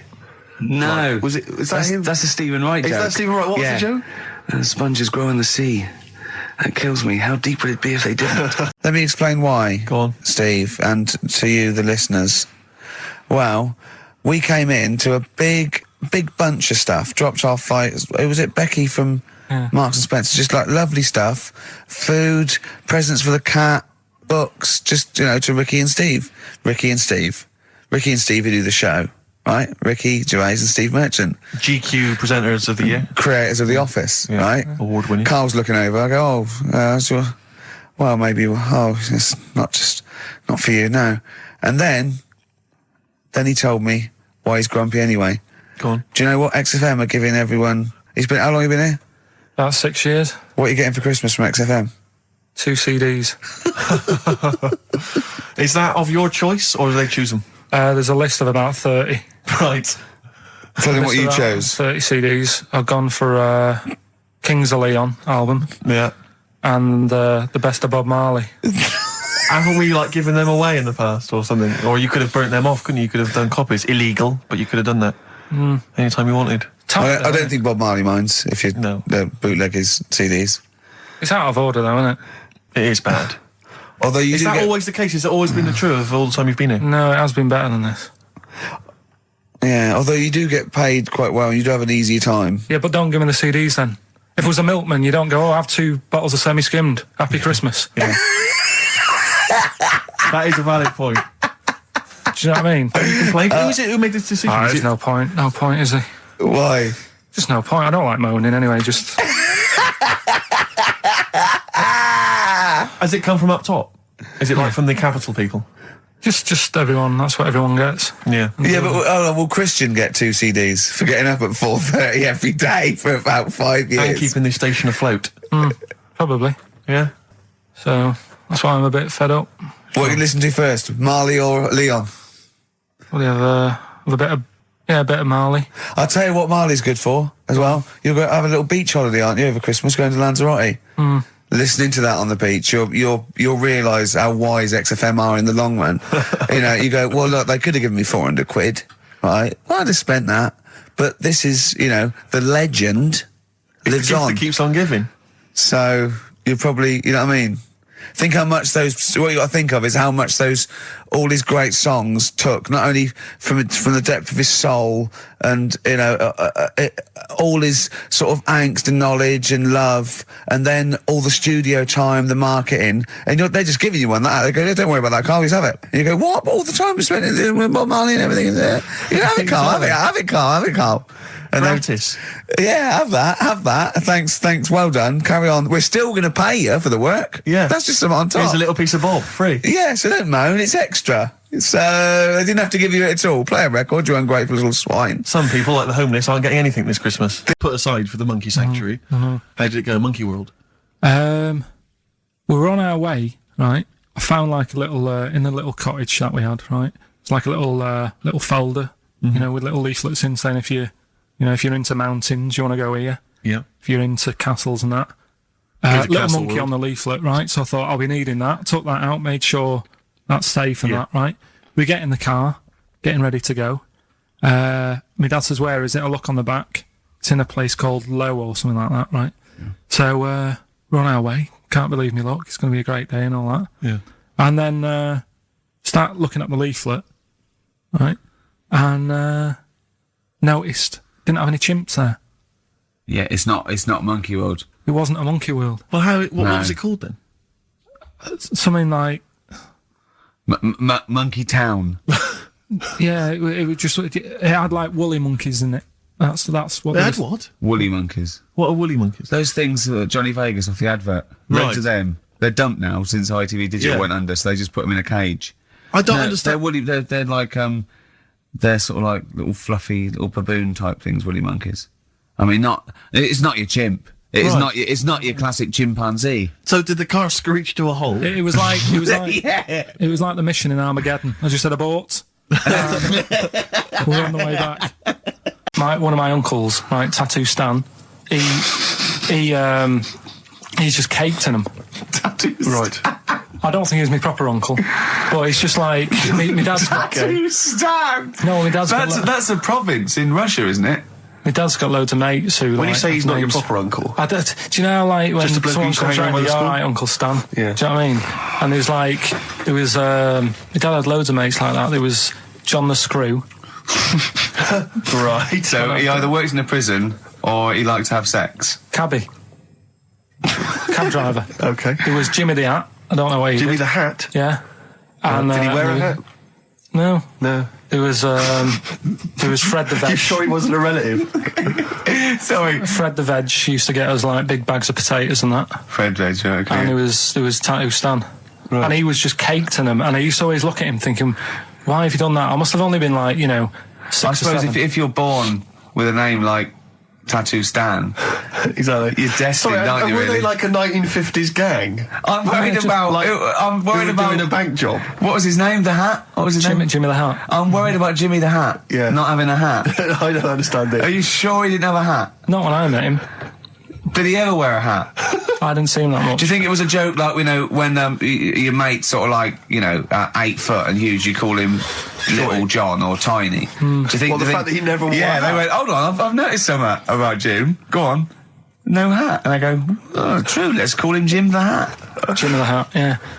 But me Uncle Stan, he had like loads of them. He did them himself. Oh dear. And it was always that thing. God. What was it things like? He had like the cross. cut here, Cut here, on made the in neck. Britain. And if you're going to do them yourself, I'd say at least make sure you're sort of a good drawer. Yeah. And don't do it in the mirror so it comes out backwards. Well, that was the other thing. But like, I remember he did. Names are all right. He had like all his kids' names down his arm. And, what are they called? Yeah. oh, God, it's Tattoo Stan Jr. Yeah. and Paul shits to bed. Okay, educating Ricky. What have we got? Airy Chinese kid, go on.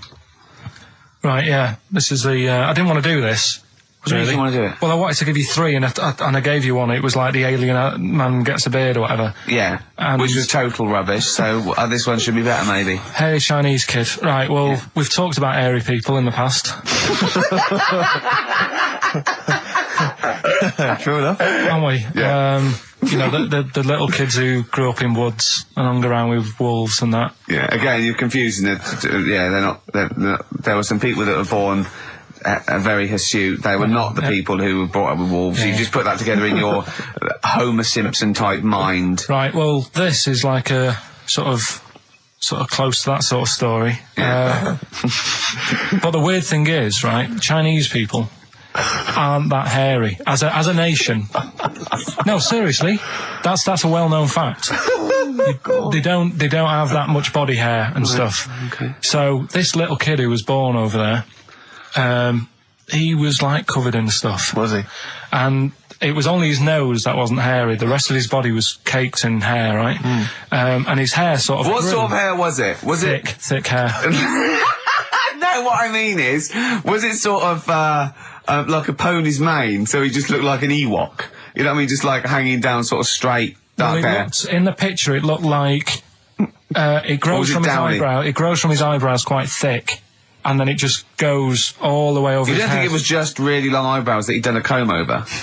No, it was all over his body. It had a picture of like his back and that. Yeah. And Had he styled it? Had he styled it at all? Did he have it in a quiff or? no, it was just hanging everywhere. all over him. Yeah. And they were like, this is a bit weird, happening in China, where we're not normally that hairy. That was the scientist speaking there. Yeah. And the local press and that were getting him down, calling him Monkey Boy and all this. Oh, And thinking Chinese press. but the doctor, Yeah. Oh. They're cruel, aren't they? It's like those game shows. That's Japanese, isn't it? Yeah. That's what. Yeah. and the doctor said, I was talking through all that time while we were just like talking to each other then. Because I turned around and I still saw he was talking. Go on. So anyway, the local press came in to see the hairy boy, the monkey yeah, boy. and they were like being tight, taking the mickey out of him, and the doctor said Showing him nuts. he's only hairy. Said he's a healthy young kid. The only faults he's got is he's got a little bit of eczema and a boil. And he said everybody should just treat him the same, and I think he grew up a healthy kid. Yeah, so that's the That's the end of the story. That's not a story. why. But I've got nothing. I don't know what to say to that. So someone in China was born slightly hairier than the rest, and he was normal apart from eczema and a boil. That to me isn't a story. But if it is, I've got a million. I mean, it's sort of like bloke from Manchester went a bit bolder than the rest, got a job on radio. He was normal. I mean, that's not a story, is it? Do you know what I mean? All right, then. You know, I won't be telling anyone the bloke got in the car and he had a full-face beard. Why has his car been towed away? Because it was a quiet road. It wasn't in the way. So. Are you filling in the blanks again? That wasn't in the book, was it, that you read? See, that's the thing. Sometimes I think you make up bits of the story as though they were fact. That doesn't seem right. Well, that's all you can do, innit? So that's educating Ricky. Will we? Brilliant. Do that next week. That is brilliant. No, I think that was good. I did. I mean, I enjoyed that. I learned something from that. I mean, I want to get. I mean, this is all from one book, is it? Yeah. That's an interesting book. With the, I don't want to dwell on it, but with the hairy Chinese kid, what did they say about that? What was the, I mean, was it once there was born a kid who was slightly more hairy than everyone else? But yeah, it's all right. He only had a boil. How did they word it? How did this capture your imagination? It was a picture that grabbed me first of all. Yeah. Sure. And it was like, God, what's up with him? And that's when I read it. Did you see the boil in the eczema or just the hair? No, you see, because his face is like, just under his eyes is sort of nice and smooth, and his nose is sticking out, and that's not hairy. But the rest of him, it looked like he had the sort of a balaclava on or something. And then I read on, and it's like, this is a hairy kid in China. Yeah. Yeah. So. Yeah. Okay, good. Anything else in there? There's that one that a bloke, right, was going to get a phone call at 4 o'clock to find out if his business was, okay, right? And if he didn't get the phone call, he knew he was broke, destitute. So dead on 4 o'clock, the phone didn't ring, so he went up to the roof of his office and he jumped off to commit suicide. And as he was passing his window, the phone was ringing. Oh no. Carl, it didn't happen. Didn't happen. Think it through. Think it through. Who told that story? Who told that story? As he hit the pavement at 120 miles an hour. He's the only person who could have known that series of incidents. Also, why didn't he wait? As his life's at stake, why didn't he wait till 5 past? I said I'm going to give it 5 minutes just in case. Just in case the lines are busy. Yeah. And what sort of bloke goes out, I'll call you at 4, okay, if your business, well, call me anyway. No. If I don't call exactly 4, then, no, you commit suicide. Commit suicide. I would, because if I don't call at 4, that's the end of it. Well, call me anyway. No, that's not the way I work. Why can't you just call me and tell me the other way? Well, I'm telling you how I do it. If you're bust, I don't call. Can't you just call to verify in case someone goes wrong? What if it's engaged? It won't be engaged. Just commit suicide at 4, please. We're talking about embarrassing stories and stuff, and I don't know if I've told this on the radio before. Have I told you, Carl? I'm not sure. But this was when I was working at the BBC. This is not even long ago, and I'd moved to London, and I was fairly new in London. And I was working at the BBC, and I had this BBC hire car, and I've never told it. If there's anyone listening who works for the BBC, I don't know if I can still get in trouble for it. But this BBC hire car, and it was like I'd been ferrying kind of actors and people and production people around all day in this car. And I was driving back, it was quite late, it was about sort of 7 or 8, and I was driving back, and I pulled in to get some petrol to fill up the car every day. And I went into this garage to fill up some petrol, and I was there, and two blokes came in a white van, right? They pulled into the forecourt, and I was filling up the car, and they went, "Hey, do you want to buy a couple of speakers?" And I said, "Yes, I do." Yeah. Because I'll tell you the reason. It was like I was so flattered that they thought I'd be the kind of bloke who would A, need some kind of classy speakers, and B, would like to buy them on the sly. Do you know what I mean? Yeah. I thought, they like the They've seen me. They've seen I look a bit of a hustler. Exactly. Yeah. I'm a street sort of guy. You can see by the way I use my walk. Exactly. Yeah. So I couldn't believe my luck. So they drove behind the garage, the little sort of garage bit at the back, and I went round there, sort of casually went round there, sort of locked the car, went round there. They went, open the back. You had 2 speakers in there. I said, "Are you sure these aren't knocked off, mate?" He went, No. We work for Dixon's. This is the story he spun me. We work for Dixon's, right? And we're delivery men. And if we make a delivery and the person's not there to sign for the goods, then we have to bring them back to the warehouse. But if we can sell them on the way back, then that's really good for Dixon's. Dixon's must love that. And instead of thinking, are you sure some kind of troubleshooter didn't... I mean, did someone go into Dixon's and go, you're not getting in the garage forecourt market? Jones. Exactly. Get a couple of lads in a white van. Exactly. Yeah. So anyway, so I sort of bought this story, and I was a little bit dubious, and I went, right, let me hear them then. And he wired them up to the car stereo, and boom, boom, boom, they're playing. So it was some groovy hip-hop. I was thinking, great, these guys know what I'm into. Yeah. And he's giving me the talk and stuff. And I said, I'm a bit worried these are knocked off. He went, no, listen, we got a bloke at Dixon's who can confirm this is fine, right? Phone him up, use my mobile, right? And quote this reference number, right? So I phone out, and I goes, I go, hi, some guys here in the garage forecourt trying to sell me some speakers. Just wanted to check. He went, it's fine. I went, should I just read the reference number or whatever? He went, if you want, and X14, and I'm like, yes, fine. Yeah. Okay. You know what that was, don't you? That was actually Mr. Dixon himself. Exactly. Yeah. Exactly. So I'm thinking, well, they sound great. They're giving me for a knockdown price. I'd say they were like 400 quid, they were like 200 quid or something. It was a good bargain. I was in the market for some speakers as well. Yeah. So while they were loading it's them all kosher. I phoned Dixon. Exactly. I phoned Dixon. That's fine. Yeah. So while they're loading them in the back of the BBC hire car, right, I'm in there paying for the petrol, right, and the guy who's serving goes, all right. He goes, what were you doing around the back with those blokes? Right? Because obviously there's security cameras filming this whole transaction, right? And he goes, what are you doing around the back? And I went, brilliantly, there's some old mates. Some of my mates were just having a chat and that. He went, oh, right, okay, like giving me obviously the evil eye. So I went back to the van. So I'm in the car now and I'm driving with one of the blokes who's in the van with me because I didn't have the money on me. So I had to go to the cash point to get the cash, right?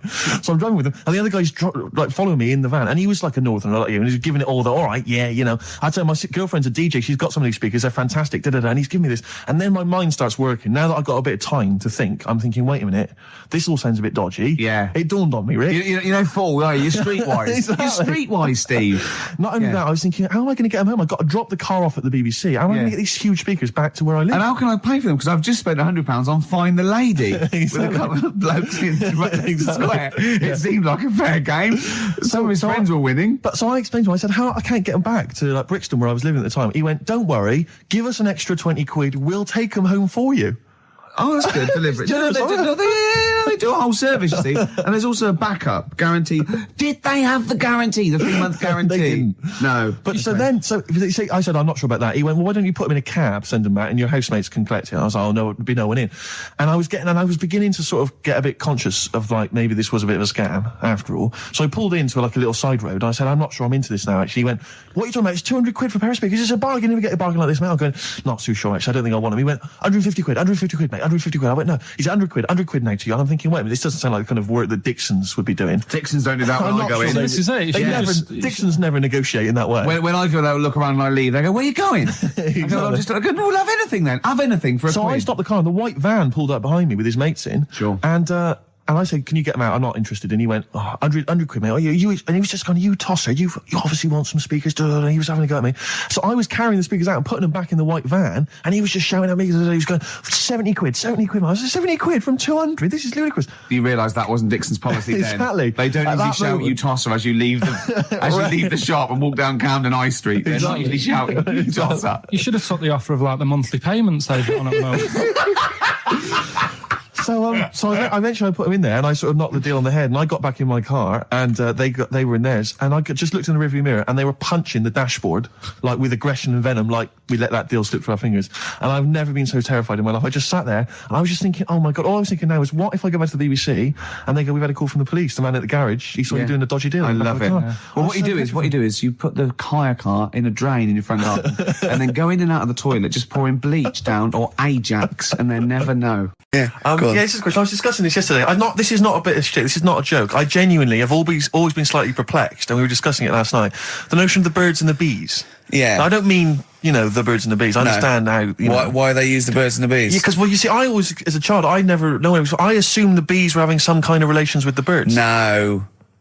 So what is there anything to do with the birds and the bees, or is it literally, just like a euphemism? It's just, the birds and the bees. No, but do the birds do anything with the bees? No, not at all. It was where they just take them out. It was where parents used to sidestep the issue by saying things like, when a lady blackbird and a man blackbird, they meet, right? They make a little nest, and then because they're in love, they have an egg.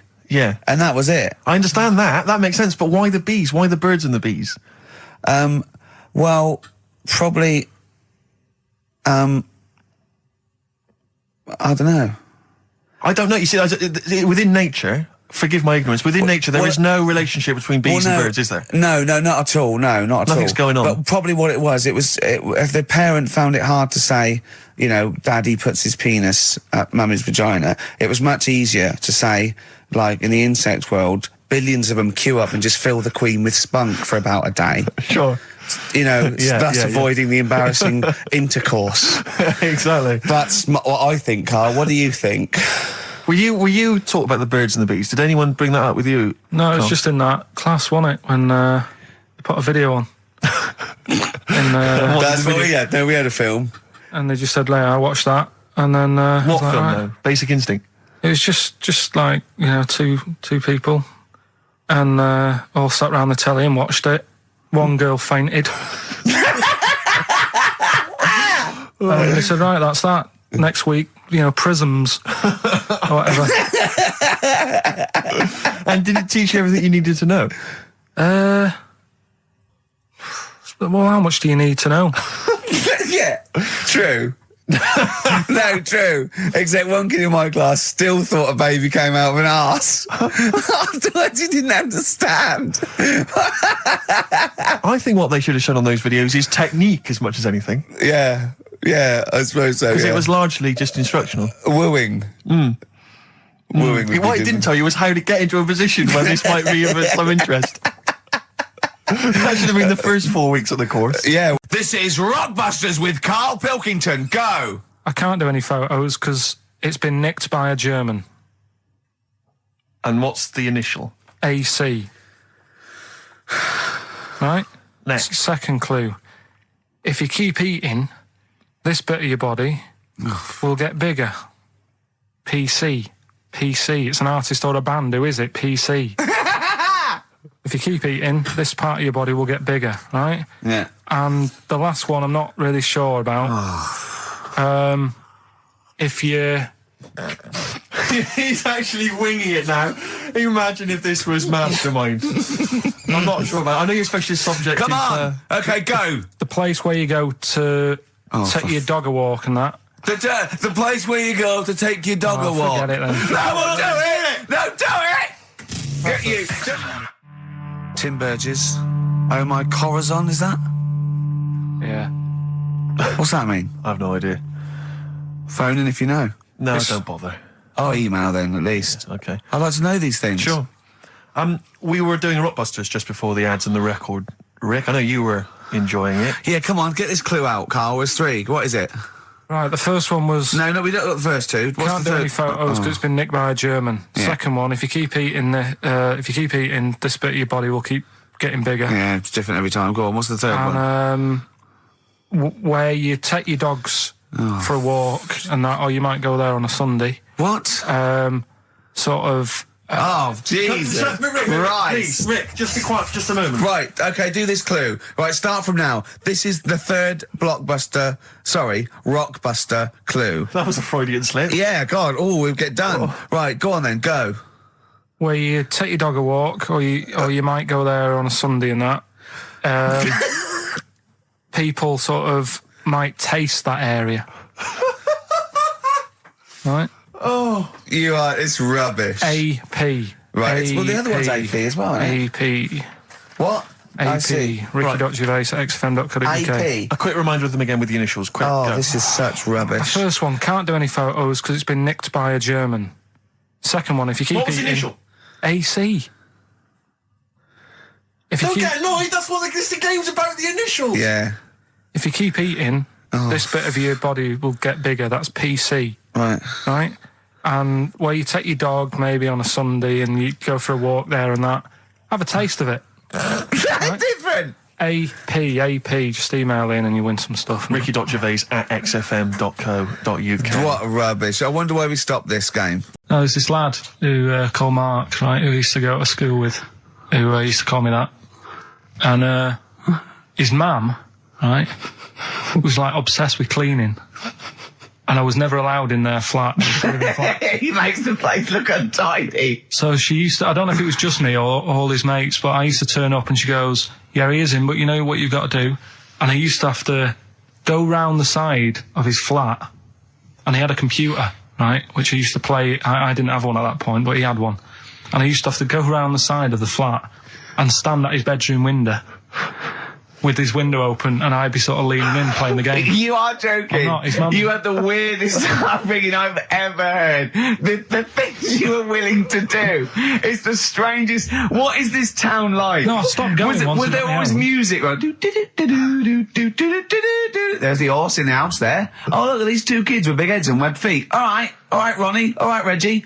What? What was it like? She was obsessed. It is like you've grown up in a cartoon made for children. Yeah. No, his mum was really obsessed with cleaning. When Can I play through his window?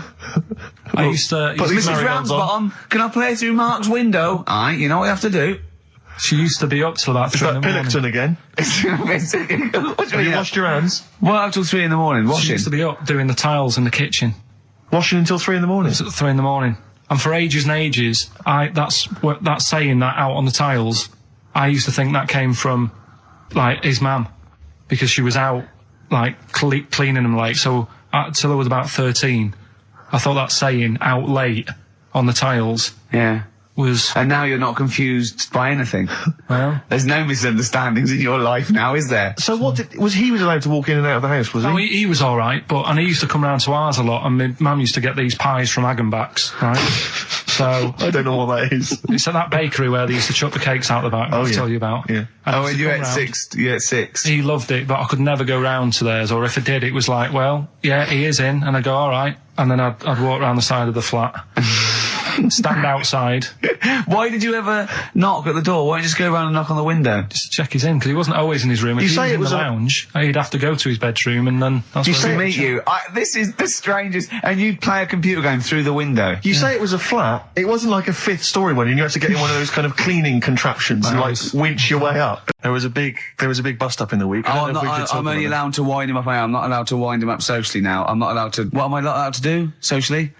I think squeezing the head, socially, has been crossed off. Right, okay, and I agreed to that because it got to a head where, Karl was really upset and he was thinking of just giving it all in, weren't you? Yeah. Yeah, why was that?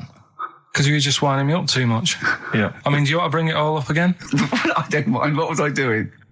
It was just... I should say now that there was a conversation where we were all sort of really walking on eggshells. It was frosty. It was a conference call, and Karl was on one end. And I'll tell you, I was very much a mediator. I was very much a UN mediator. What do you think of that? It was difficult to sort of keep it serious when I'm saying stuff like, "I'm sick of you putting a Burger King bag on my head." Do you know what I mean? Yeah. There's a part of me that's like, I can't believe we're doing this. What I like about it is that I'm laughing and going, well, I won't do that anymore. And he's going, you can still do it on air. And like today, I came in, I went to squeeze Eddie, went at 1 o'clock. I love those rules. Yeah. I love those rules. Well, between the hours of 1 and 3 on a Saturday, you can squeeze his head, you can put a Burger King back on his... I can't wait. It's terrible. Oh, dear. That all started last week as well, really, because I got in a bit earlier to do an edit for you on some track that had swearing in it, right? Yeah. So I get in early, he comes in, first thing he does is go to sort of squeeze me head. And my reaction was, not now, do it later. As if it's all right to do it later. Yeah. So that's kind of what made me think this isn't normal.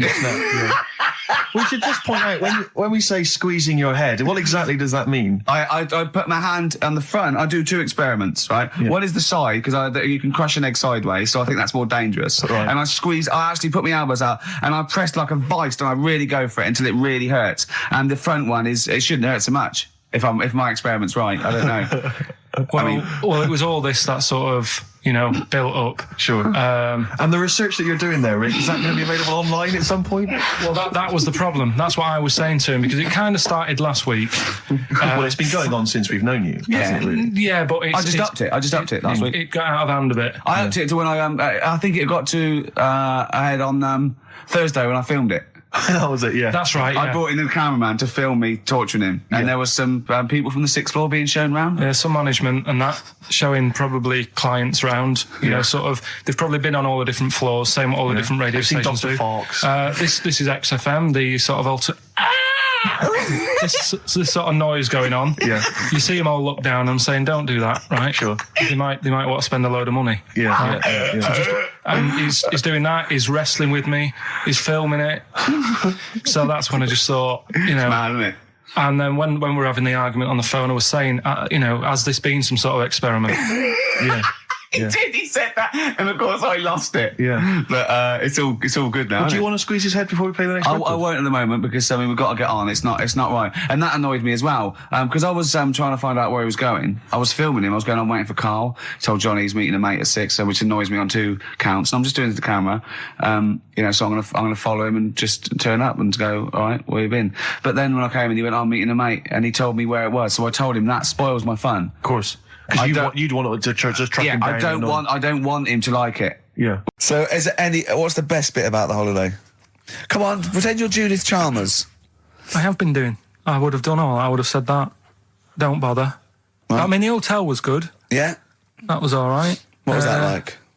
It's all right. Just, clean. That's all you want, isn't it? See, that's not quite what Judith Chalmers does. She doesn't go, what's the hotel like? All right, yeah, clean, isn't it? All right. What was it like? What was it? 3-star, 4-star? Did it have a swimming pool? What was the room like? Had a swimming pool and that. Yeah. Yeah, it's good. I think it was one of the better ones on the island. Okay. Nightlife? Wasn't really. And there was a bar. There was some bands playing. Yeah. Not very good. Food got a bit boring. Yeah. It was always the same food every night, but they sort of themed it and made out as if it was different. So, like, on Mexican night, it'd be chicken with a nacho on it. Right. And Chinese night, sort of chicken with a little prawn cracker on it and stuff. Sure. But that got a bit boring.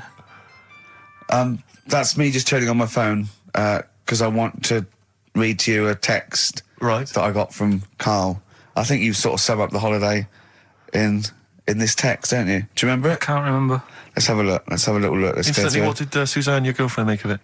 Similar view to you? That they should fill in the holes? Yeah, it's just that thing. You see, I went on a coach trip, right? And you go and see the volcanoes. Like I say, there's 36 of them. Yeah. Which, how many do you need? And when we're on the coach going round all these volcanoes, the fella on the front's going and look out your left window at the moment, and there's a volcano. And if you quickly look out at the right-hand side there, there's another one. Right. And on the left, he's just like, all right, we've seen it. Sure. Do you know what I mean? Yeah. And that trip, we'll talk about that trip in a bit. Right, this is the text I got from Carl, right? All right. Been up to a volcano. Been in some dead artist's house who built his house in the lava. They said they would show me science with volcanoes, but all they did was chuck some water in a hole and it shot up in the air. No dwarves in the canteen, no Scousers here, but there is a Swede woman with a big head. She looks effing gormless with a cap on. All right? So a little reference there to... A Swede woman? What's that mean? Do you mean Swedish? Yeah. Or she looked like a vegetable? No, the Swedish woman. But they've all got sort of quite big bill, aren't they? So me and Carl went out for a beer, and it was great, wasn't it? Yeah, we started off, good. and you met my mate Robin, didn't you? Yeah. And some of the stories. Do you want to tell Steve some things about Robin that you've done? Do you know him well? Yes. Well, do you know about his worm problem as a kid? Go on. Right. What I can remember is he had worms as a kid. Not sure how you get them. He never answered me. He was getting a bit touchy about it. Right. This is like the second time I met him. I think he was a bit annoyed that Ricky told me about his problem. What now? Straight away, you not being there, instinctively, what do you think went on with this story about worms? My suspicion is rather like when you told a group of people that Robin had once suckled milk from a cow's udder. Yeah. Did he mention that as well? Yeah. Yeah. My suspicion is that, like the cow story, the worm story is not true. But why would he get so sort of uppity about it? Well, imagine if that wasn't the first time he'd done it. Imagine if he did that every single time he was with somebody for the first time and Robin was just met them. He will tell that story to anyone. But they do say there's no smoke without fire. Robin. I also told him that the way Robin cured these worms was because the doctor told his mother, right, to hold a piece of ham or cheese near Robin's anus so the worms would come out for the food, and he believed it. I'll tell you why, though. I said to Robin used to sit on spam to try and get the worms out, and he believed it. But Steve, right, do you remember that story about 3 or 4 years ago where there was some bloke in the army? he went away to somewhere, Vietnam or whatever. He was messing about in the woods. Messing about in the woods? Shouldn't he have been fighting? Whatever. Yeah. Right, and he walked through some lake, and I think he'd cut his toe or something on something, and some worm of some sort crawled in the gash. Yeah. And it was in his body, and the doctor said, we've got to get this out of your body. So what they did was, they said, right, the thinnest part or something of your body that things can crawl through is on the top of your head. So they wrapped Where the skull is. So they wrapped some bacon. No, they didn't! They did. That's oh, that right. thing. So Everyone... he's gone in via the toe. So what we do is, I'll tell you what, that worm's probably heading straight for the head. We'll put a bit of bacon on it. The thinnest part of the body is the skull. Of course it's not the thinnest part of the body. It's where your brain case is, isn't it? It's the skull. There was a reason for it. And it was like they stuck some bacon on his head. And as ever, the vital piece of information, i.e. the reason, Carl seems to have forgotten. Because the worm was in his body, and they said everyone likes the smell of bacon. Including worms. Even a Vietnamese lake worm. They love bacon. Remember last week when I said about the little fella with the bone with no brain, and you were proved wrong? No. We were saying it wasn't a little fella. We were saying it was a stillborn child. It wasn't a little fella. You're changing it now. You weren't having any of it last week. Right, hang on a minute. I'm getting confused. There was a Vietnamese snake that went inside of a soldier. A little, like, maggot or some sort that you have to get out of your body because it causes problems. Yes, and so in order to get it out of the body, they strapped bacon to his head. Yeah. That is great. This doctor. And did that work? I think so. They had a picture of him smiling. Oh, God, what, the worm or the bloke? The bloke. Oh, dear. Honestly, I hope someone knows the story. And right. It was about 3 years ago, I reckon. Okay. And, it did work. GI bacon. So this is why I went. So what, the worm burrowed out of his head to get the bacon? Get to the bacon. Right. That's great. So this is why when Robin was telling his story, I was a little bit disappointed if it wasn't true. Right. Because in a way, you know, Robin's never been to Vietnam.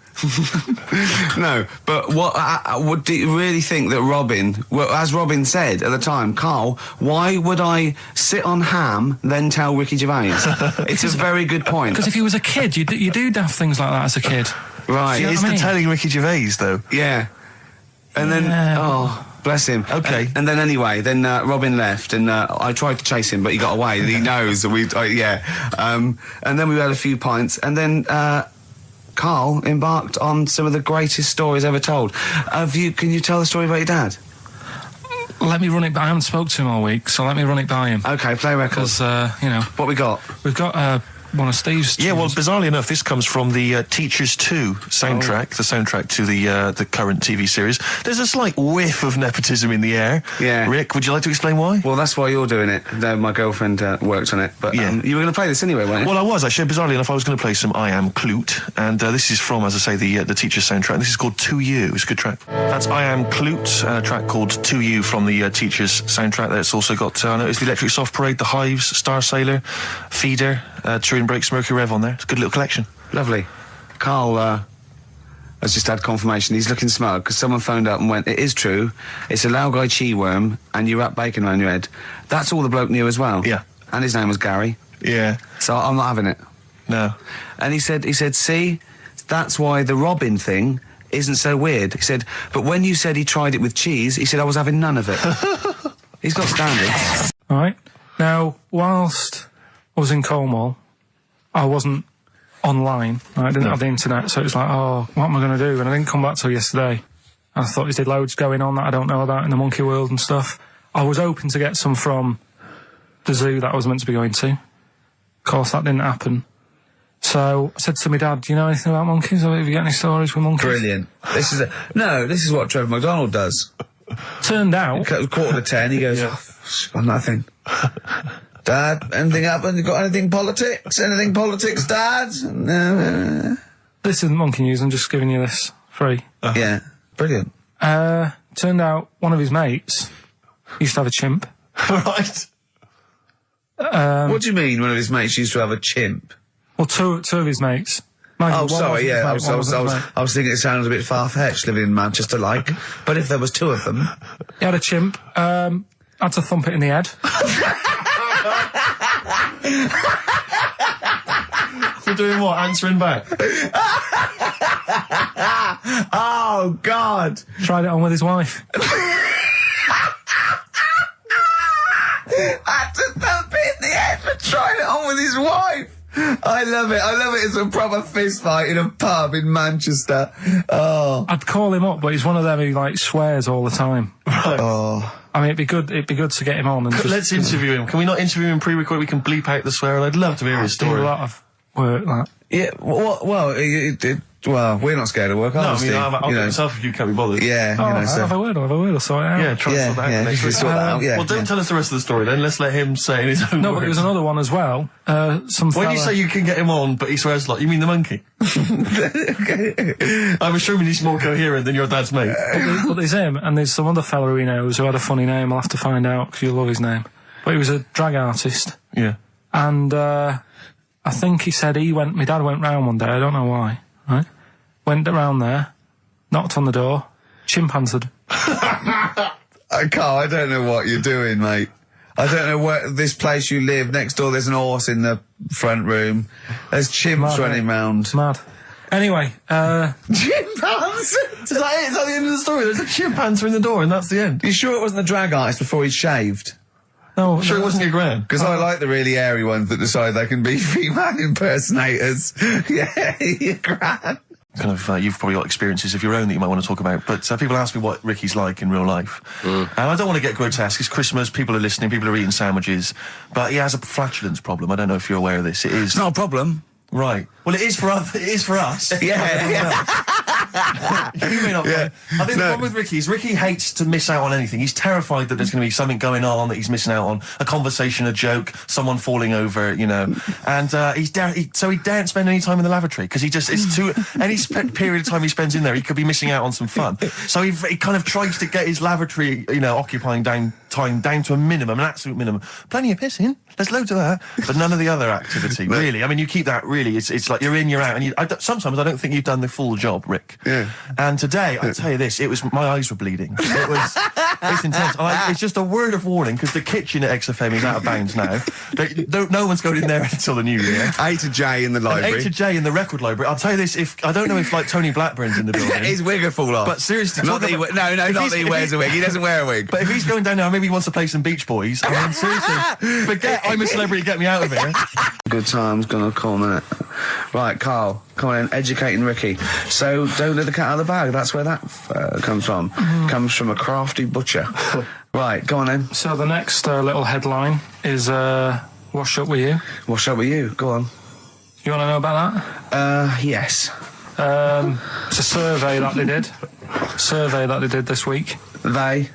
Yeah, some university did some survey. Brilliant. Did a world test on washing up.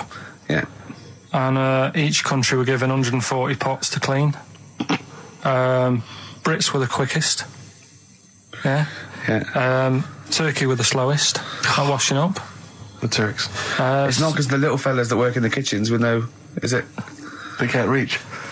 Spain were the cleanest, and the Germans were pretty good as well. So... I don't know where to start with this. Honestly, Steve, I don't know where to start with that. Sorry, what was that? Wash up with you? That was it. But was that it? Survey of washing pots and I pans. didn't understand. You said You said Italy were the cleanest. No, Spain. No, Brits were the quickest. Yeah. We were the quickest, but Italy was the Spain was the cleanest. Turkey were the slowest. Yeah. Spain were the cleanest. But why weren't we clean then? Because we were washing up. Why were we not paying attention to the? We did it rubbish. We Whistle? did it quick. We did it quickly, but I don't understand why it was being rated on. Who was doing it? Was it Lynette Newman or Ainsley Harriott? She's quick. Both of them are quick. Yeah. Well, they've got like kind of loads of slaves that do it for them. Did we use fairy liquid? Don't know. It didn't have. Did we use a whole bunch of Boy Scouts? Didn't say that. Just Like said, Lynette. it just said, that. Who had the softest hands? Who had the softest hands? So it didn't say. I didn't. Why is it we don't get notified that this is taking place? I don't know. When I was a kid, no one ever said, we need recruits because we're doing a survey on who can wash up the quickest. Are you disappointed in yourself with that one, Carl? It is pretty dull. to be fair, and that is why we've got to bring in either con merchant or a wine merchant. Or shut up a Gervais. Yeah.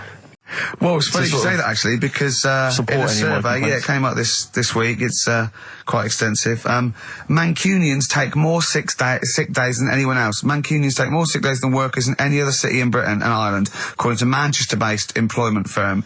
Survey by Peninsula found employees in Manchester take 11 sick days per year, whereas closest rivals Edinburgh and Dublin take an average of 9. Liverpool, Newcastle, Birmingham and Cardiff, only 8. Is Reading mentioned there, or no, Bristol? it's not even in there. They don't take days off. London is only 7. So the point is, I mean, I don't know you can take anything from it, but if you're an employer and you had a Mancunian and a Liverpudlian and they were equal on everything else, but you really couldn't afford them to be away, Liverpudlian's going to probably be away for 8 days. Sure. The Manc's going to be away for 11, phoning in sick. And so what can you? I mean, just analysing the data there. What would you extrapolate from that? I really don't know. I mean, call in if you've got any clues, or email us in if you've got any. I don't know why they. I think maybe. I don't know. Mancunians. I don't really know many people from Manchester. Well, I only know one, but I know he was off sick because he put on wet trousers and he got a cold, I think. Yeah. Well, he just said he was. Didn't come in for. Yeah. He left early as well once. Yeah. But I don't know. I mean, that's the survey. I don't know. I mean, it's evidence because it's statistics. So there you go. It's guaranteed evidence that's proof. Any thoughts on that, Ricky.Gervais at xfm.co.uk? I mean, oddly enough, you're from Manchester, Carl. Yeah, I am, yeah. What are your thoughts on that? On what, sorry? On the survey. Wasn't really listening. Sure. Well, Mancunians take off more sick days. They call in sick. I mean, presumably spuriously. Yeah. I mean, because they've got the same body. They're biologically the same, so... they're obviously making up. They're lying. Yeah, some of the days. Maybe there's just the 3 extra they're making up. Yeah, they're moaning. Probably because we work a lot harder than the others, so we're tired, so you're sick, so you need time off. Probably. Seems unlikely. I mean, the Scousers, to be honest, take them on, let them work in your office. But you know how many computers are going to go missing? Right, that... So offensive. Is offensive. Right. This is a survey that proved. You just made that up. You just carried on the myth that Liverpudlians thieve. Now that's not true. That is not true. Well, it's not. Well, some of them do. There's been no survey that you're more likely to thieve if you're from Liverpool than if you're in Manchester. So that hasn't been proven yet. So all I've got is the evidence from a survey of, I think, 3,500 people. It's proof that Mancunians take off more sick days. XFM 104.9. This is April Come She Will by Simon and Garfunkel. Brilliant. So, if you're from Manchester, sorry about that. I mean, it is true. We aren't making that up. We weren't doing a stupid stereotype like Kyle did with Liverpudlians. It's just a survey that... Do you know why people tink the glasses before they have a drink? Why they tink? The verb to tink. I do know that, Carl. Is it about poison? It is. Here we are. What, would it make a different noise? Nope. Brilliant. Go on, explain Why? it. You explain it, Steve. No, don't, Steve. You explain it, Carl.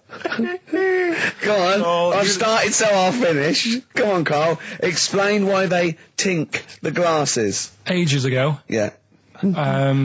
only people with money had drinking or something. That's like one of my film reviews. Years ago. Welcome to History Now. Now, ages ago, only people with money had drinking or something. Keep going, Carl. Keep going. Like spirit and stuff, so they'd, it's like businessmen. It's easy for you to say. This is getting to be cruel, isn't it? This is amazing. Yeah, go on. Why did you open your mouth, Carl? What were you hoping was the best that could happen? Because you were trying to make me look stupid before with the planet, so I'm... Whereas you know... Yeah, go on, no, come on. Businessmen with money have got to drink and ching. Okay, so then... So they'd nip round to have a chat about whatever they're earning money with.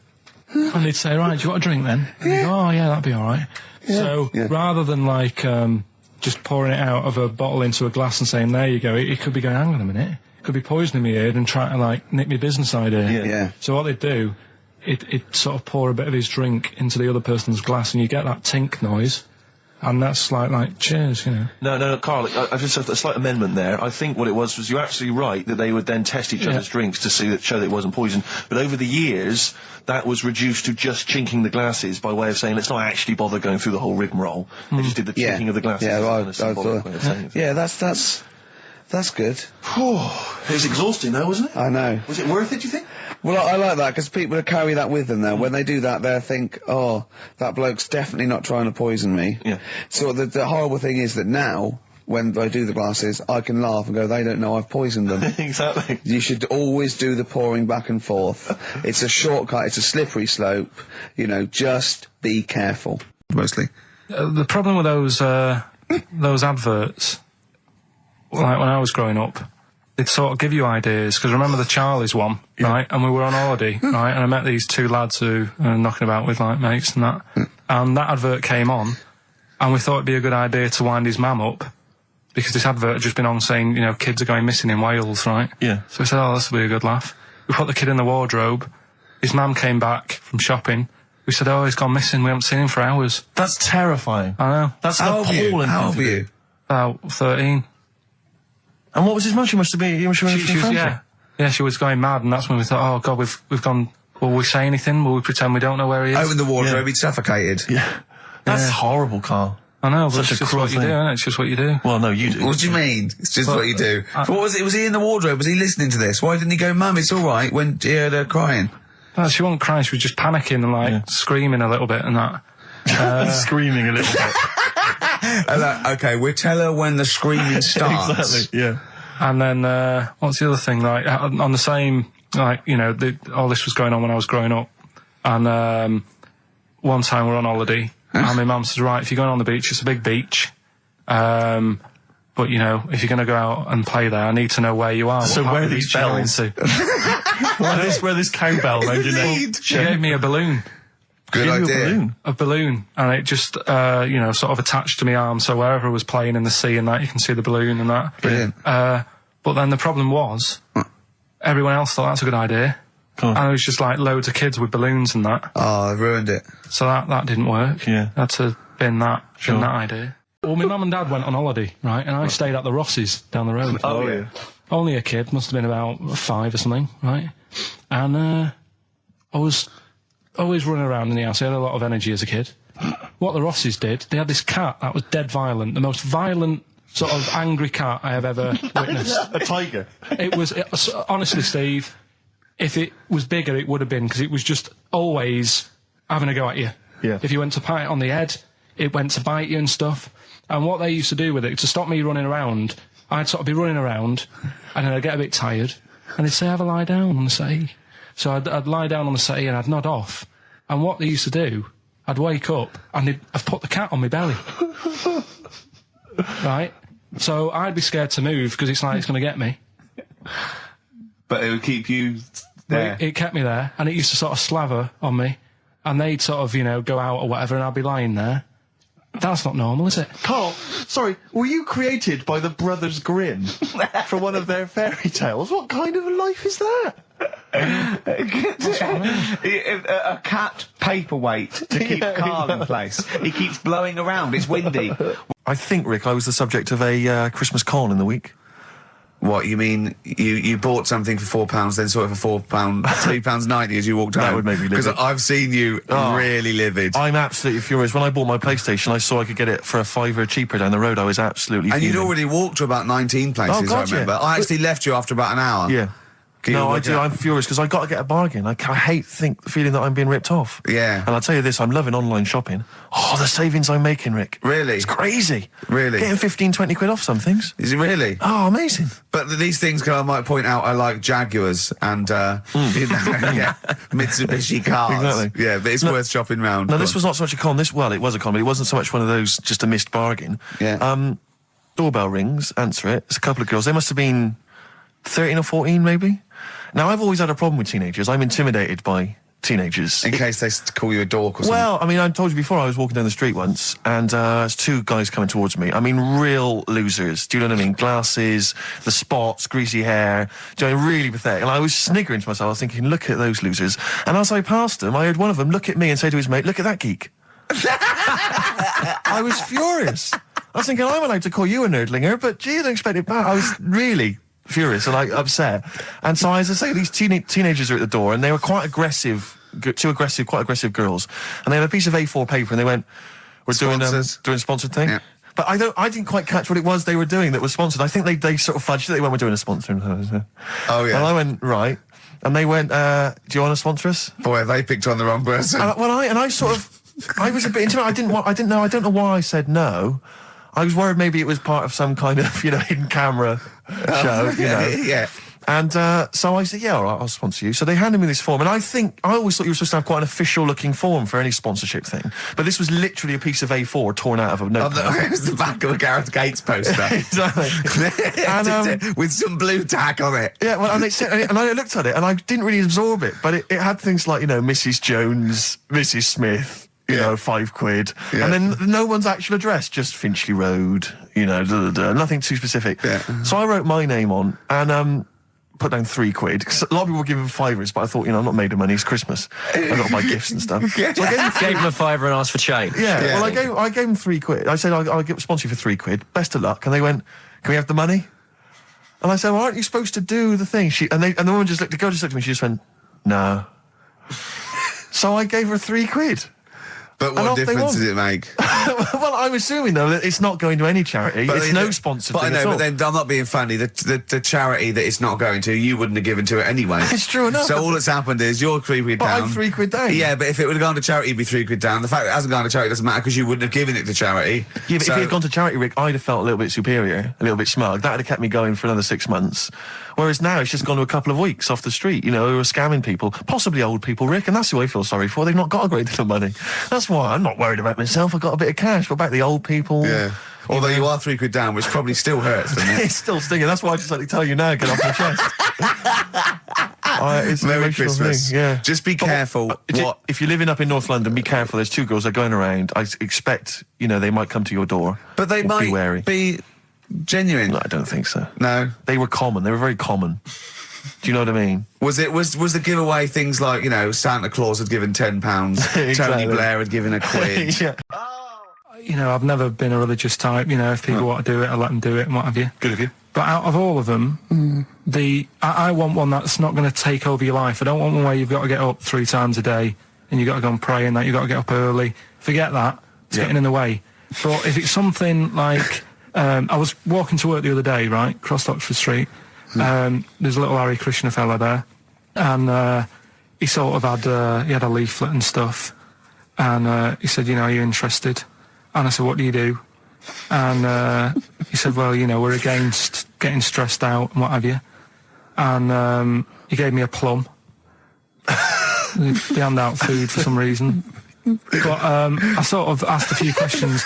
That's just the imagery. These 2 bold people, one of which is wearing an orange smock. Holding a plum in the middle. He hands the other one a plum. It's almost like you can imagine some kind of religious painting. Yeah, exactly. Yeah. But what is their sort of main thing? Because he didn't really tell me that much. He was a Japanese bloke, so I didn't know what he was saying that much. Why?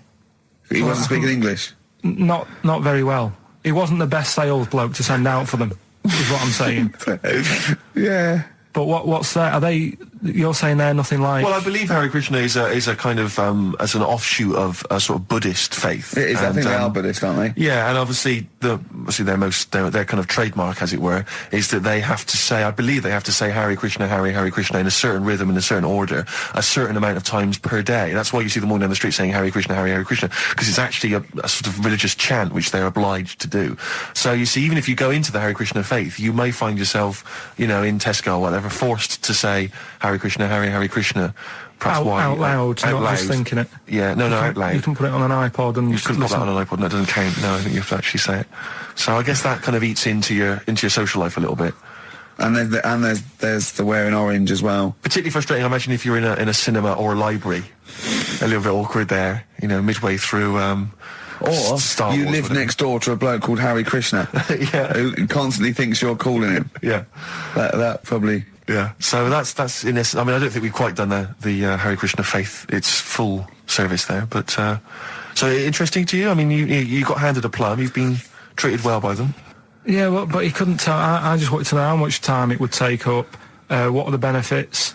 What can you do? What can I think the benefits are they probably don't get stressed out. They've probably got that sort of that zen, that chi-ness about them, where they try and interact and quite meditative. Yeah. Yeah. I've got some nice trainers as well, don't they, with their orange. What are you looking for then in a faith, Carl? You say what are the benefits? I mean, obviously Catholicism, you get the communion wine and bread, so... Yeah, but I can afford that. Right. Probably, just I like the Crusaders. I was forced into joining that as a kid, because a mate sort of joined it, and he sort of said he'd join in. I sort of swore at him. I said, I'm not doing that. Right? Yeah. He said, right, if you don't come with me, I'll tell your mum that you just swore. So I was like, oh. So I went. So I went along, and I used to just go on the Friday when they played, Sabutio and stuff. And then I went on one Sunday, and it was totally different. There was no Sabutio. There was no sort of table tennis. The thing where you hold a thing and knock things over. Skittles. There was all that on a Friday. Went on the Sunday. It was rubbish. He said, right, sit down in this room. They gave me a Bible. Thought, this looks too heavy, this is too big, I'm not interested in this book. And I never went again. I used to hide on a Sunday when they came round. And that's been the only sort of... why did it suddenly turn out to have to hide on a Sunday when they're coming round? Because they wouldn't leave. Who was it? Were they adults? It was well, he seemed like an adult to me at the time, but he was probably about 27. Well, that is an adult. Yeah, but do you know what I mean? He seemed a lot older when I was a kid. Yeah. And he came knocking and that, and he used to say to me, Mum, I'll just tell him I'm ill or something. And he used to hang around to see if I'd eventually come out to play and that. And if I did, I think they would have grabbed me and took me there. I love the idea that for you, religion has to bring with it some kind of gift. It's like, join our faith and you get an alarm clock radio. It's like something like I think religion does bring a gift. Usually, it's the gift of the Lord. Well, the gift of everlasting life, isn't it? And that's the problem with it, A lot of people believe in it because they think. But for Carl, right. his feeling is like that should be a given. That's safe. I'm definitely going home with eternal life. But what else can I have? Is there an iPod? You have to have a religion because obviously I don't have a religion. I don't miss it, and I wouldn't want one. I'm an atheist, and that's out of belief. That's out of logic, and we don't get into the politics or the morality of it. Why do you feel you need a religion? Why don't you just get a hobby?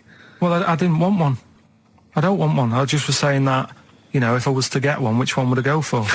Is what I'm saying. I'd like to see you perhaps as a Jew. I think Judaism would suit you well, I think.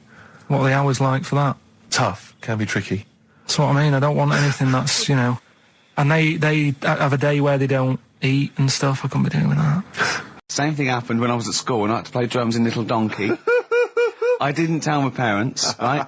But my dad turned up anyway. And what happened? He, How old were you, Carl? Well, it was the school that I used to go to. Oh, yeah. You used to go to the school you used to go to? No, but what I mean is, I didn't go to secondary, did I? Sort of missed a lot of that. Sure. But primary I liked. It was all colouring in and stuff. Yep. And it was a Christmas play, and I managed to get a part in it. And, did you audition? No. Got a part in it, and I should have been playing the drums to the one about Kings. We Three Kings. Yeah. I was meant to be doing that. But Little Donkey came on. And it was one of those... What do you mean came on? That was like next up on the next song. Right. And it's one of them songs that you can't help sort of... tapping along to. Yeah. Do you know, like if I was to go... Yeah, you'd have to finish it with... Yeah. Do you know that they actually send that into space? Do they? And... What, hoping that aliens will respond with that? Yeah. They do that. Because apparently it is one of them things that you can't help. What, even if you're an alien life form? Yeah. They know that, do they? Yeah. But anyway... What, because they watch Star Trek or something? Hello. Knock, knock. Yeah. No, seriously. Who's it true? Like, if you send out knock knock into space, they have to say Oggy, oggy. Oh, that is great. Seriously. Hold on, what's something out there? Was a little green fellow? That is great. Yeah, so anyway, that is Little Donkey is like one of them tunes that you can't... And I was there and I had the drumstick and I thought, oh, God. The drumstick! I could feel myself. And anyway... Just wanted to do it, yeah. I started going along and playing Little Donkey, which I wasn't meant to do. But it went down such a storm.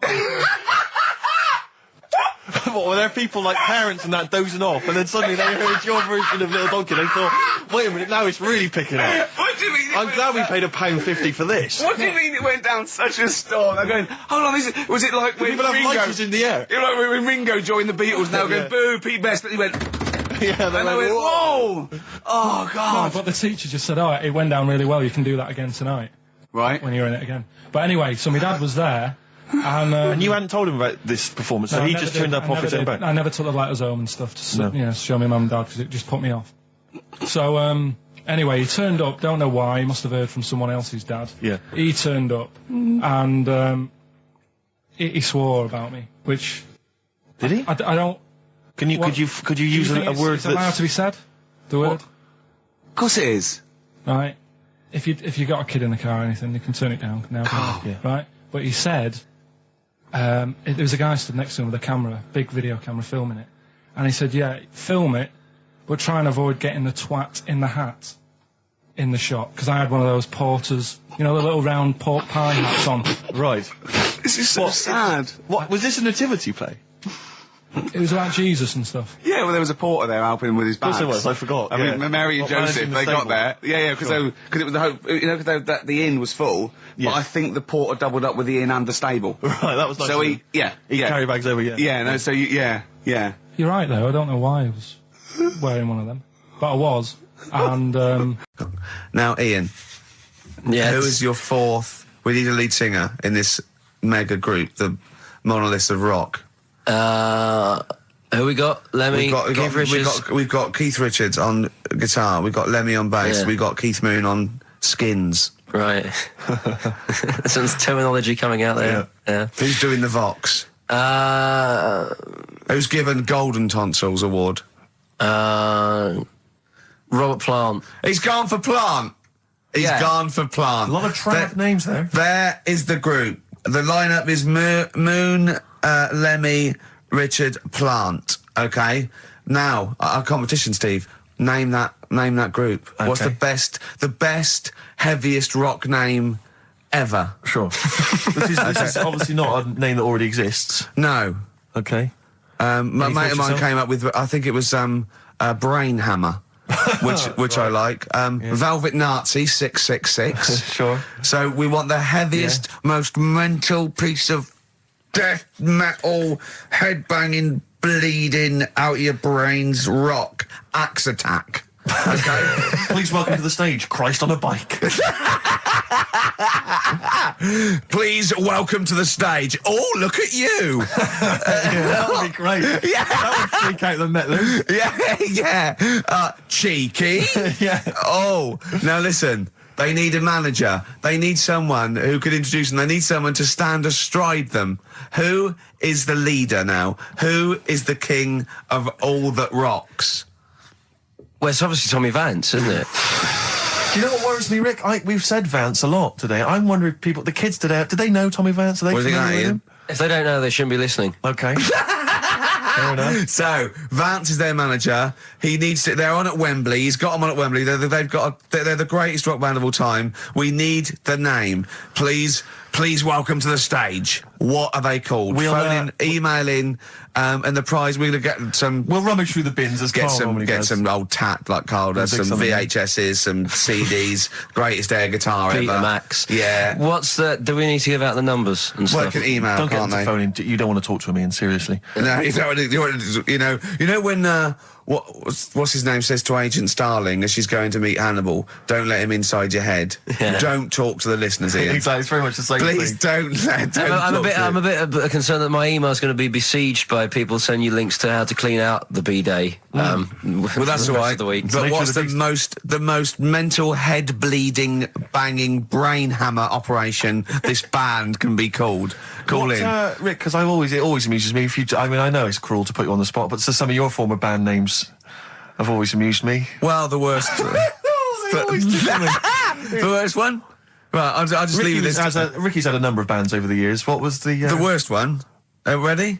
Get ready to play that record because I don't want any aftermath. No, hang on, before you tell me, what was the one? Because these pictures of you, like when you're New Romantic, keep on being published. That was Shauna dancing. Yeah, but someone... That's pretty bad. But someone told me, they were like, oh, ask him about when he tried to be Bon Jovi.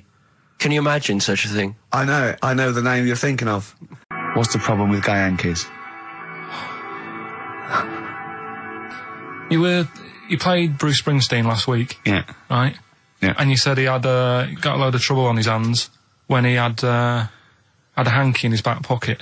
Did I say that on air or? Well, we were just saying that famously on the cover of the Born to Run, Born in the USA album, it's just him, isn't it, with just his backside basically with a red handkerchief. I wasn't looking. Well, I just. I did it for research purposes for this amazing link. Yeah, he had a red handkerchief, I think, in his right hand pocket, and apparently that signifies homosexuality. Apparently, I don't know. Oh, I thought it was which way you take. I don't know. These myths, aren't they? Right, yeah, well, exactly. I don't even know if this is... No, well, I read up about it. Okay. Right. Just research. And, it's all sort of, they've got all different coloured hankies. Are they? Right? Yeah.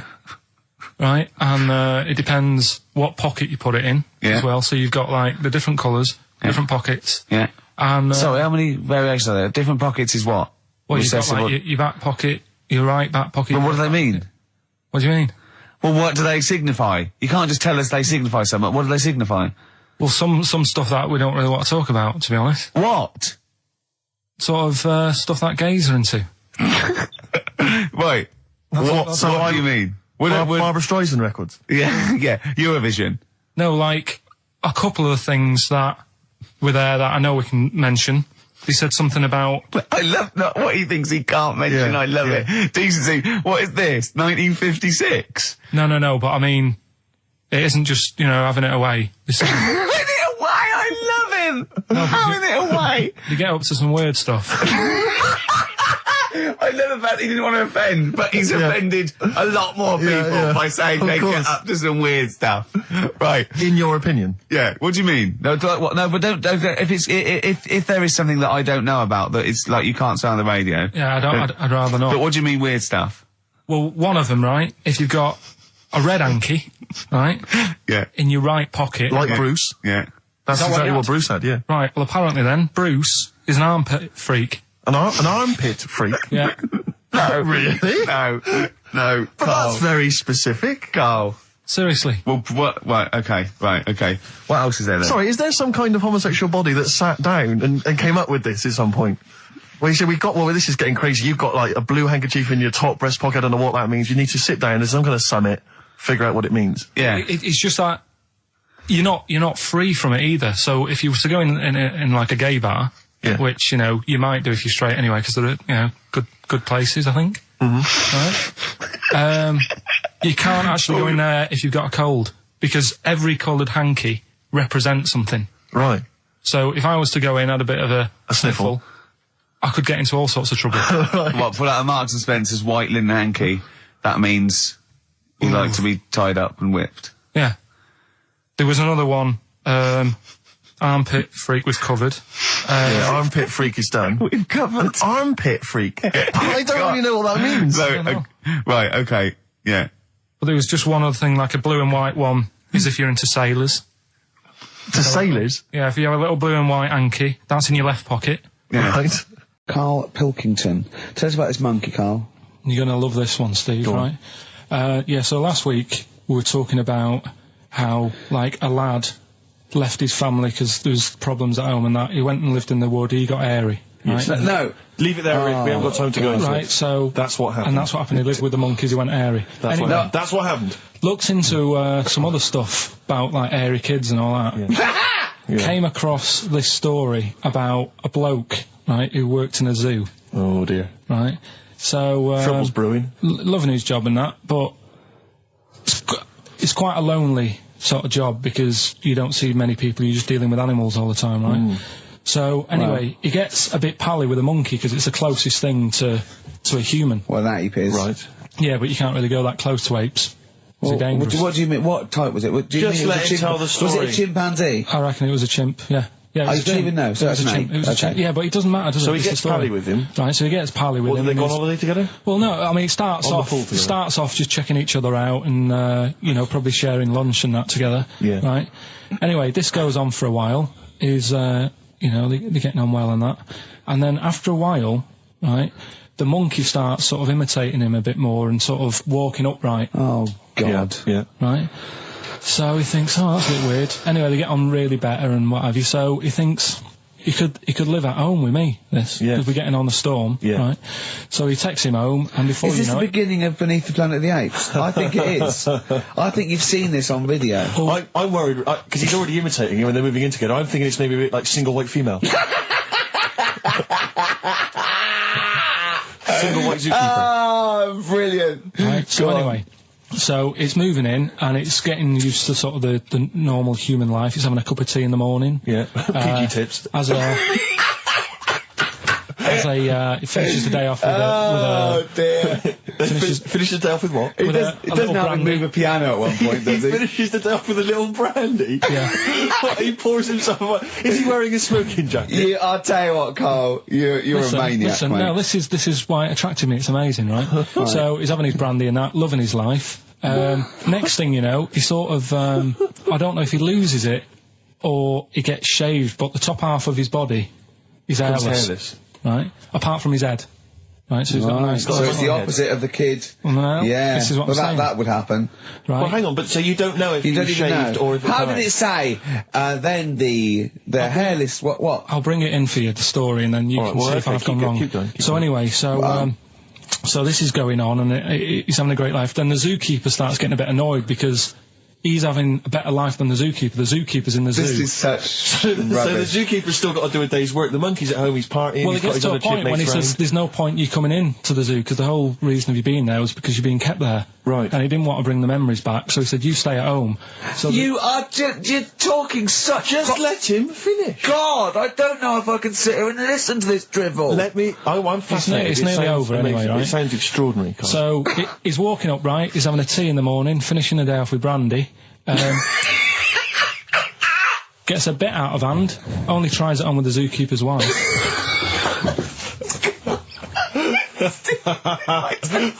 Make him go away, Steve. How does he do that? Well, because he's around humans a lot, he becomes a bit of a charmer.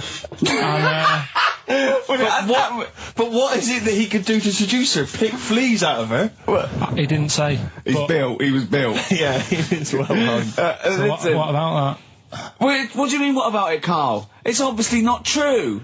It's obviously not true. This wasn't on the internet. This was in a book. So it's not a quick joke and just put it on a website. This is in a book. I don't understand how... I love that he becomes a charmer. He's got better taste in brandy. Exactly. And he... What was it that he was doing that seduced her?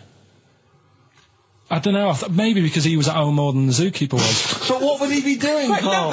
He's not going to be talking with her. They're not going to be playing like Trivial Pursuit. Maybe she liked the silent type.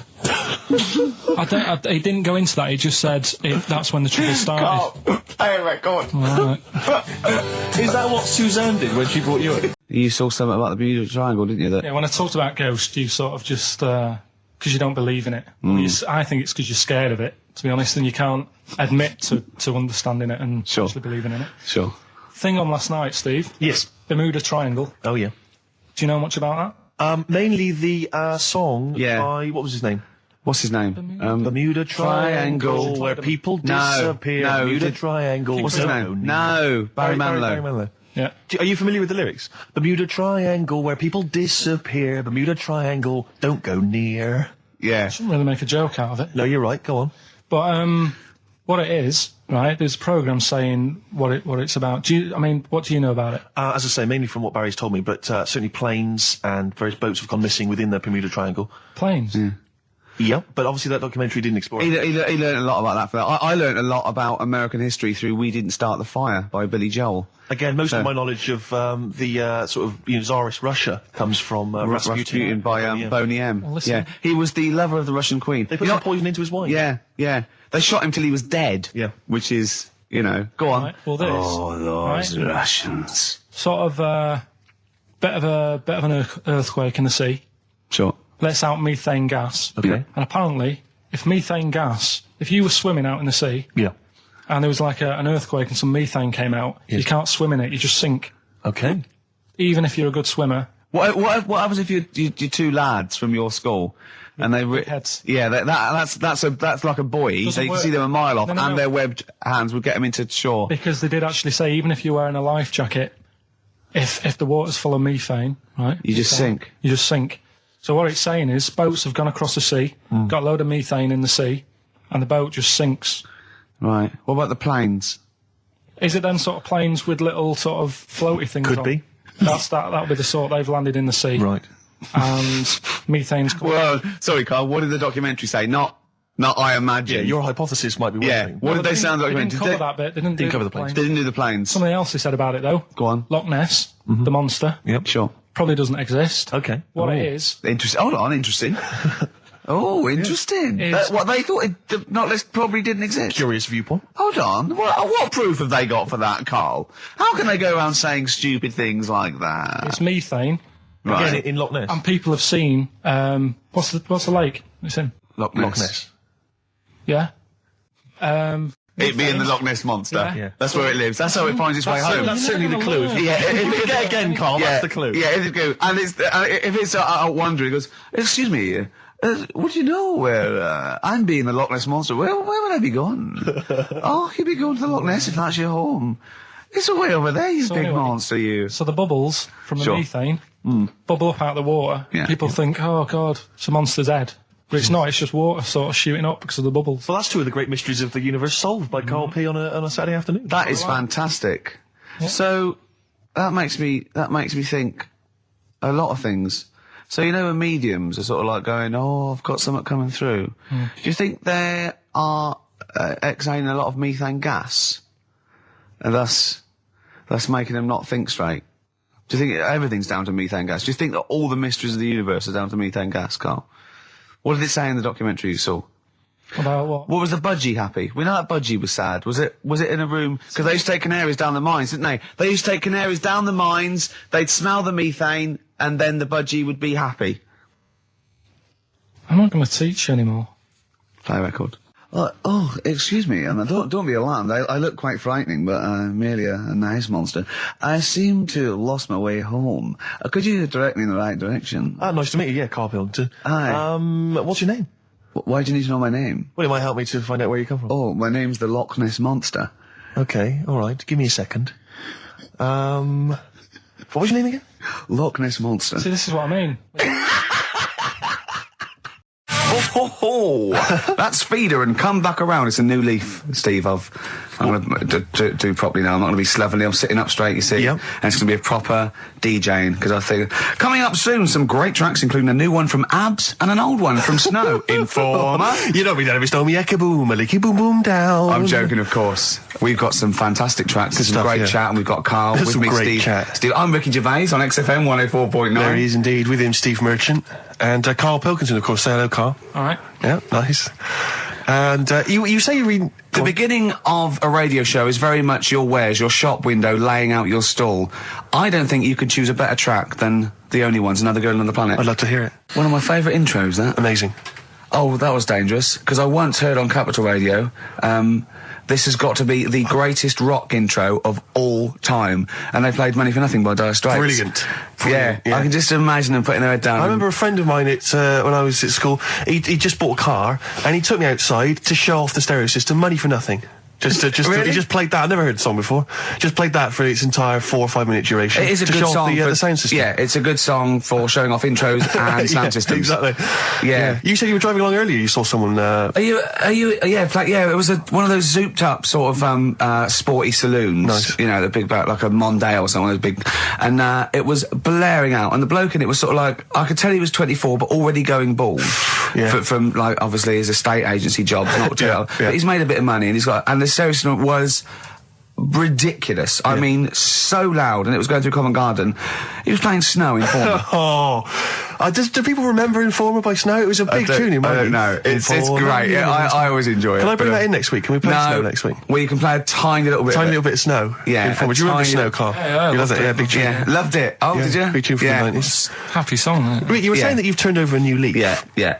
Is that in all aspects of your life, or is that just in your broadcasting career? Because the reason I bring that up is because, do you want to describe what you were eating just now when we came in? Because you're a 40-year-old man. You've put on a little bit of weight, so presumably you're watching what you eat. Well, no, but it sounded exotic. I went Can into I- a go cafe on. and they didn't have a cheese sandwich. Right. And Can I describe what it looked like to me? Right, it looked to me like a big slab of cheese. You've just got them to just cut off a big block of cheese, like the size of a CD case, or one of those double albums, right, of cheese, right, and just lightly melt that for me so it drips over my hand and it gets really greasy in the bag. But just lay some strips of bacon on the top. Yeah, but listen, you've embarrassed yourself. Is that what it was? No, it's a croque monsieur, so it's French. It's a what? A croque monsieur. A croque monsieur. Yeah, and so I thought, I've never heard of a croque You're having monsieur. let's see, you embarrassed yourself. Is that how it's pronounced, or is it croque monsieur?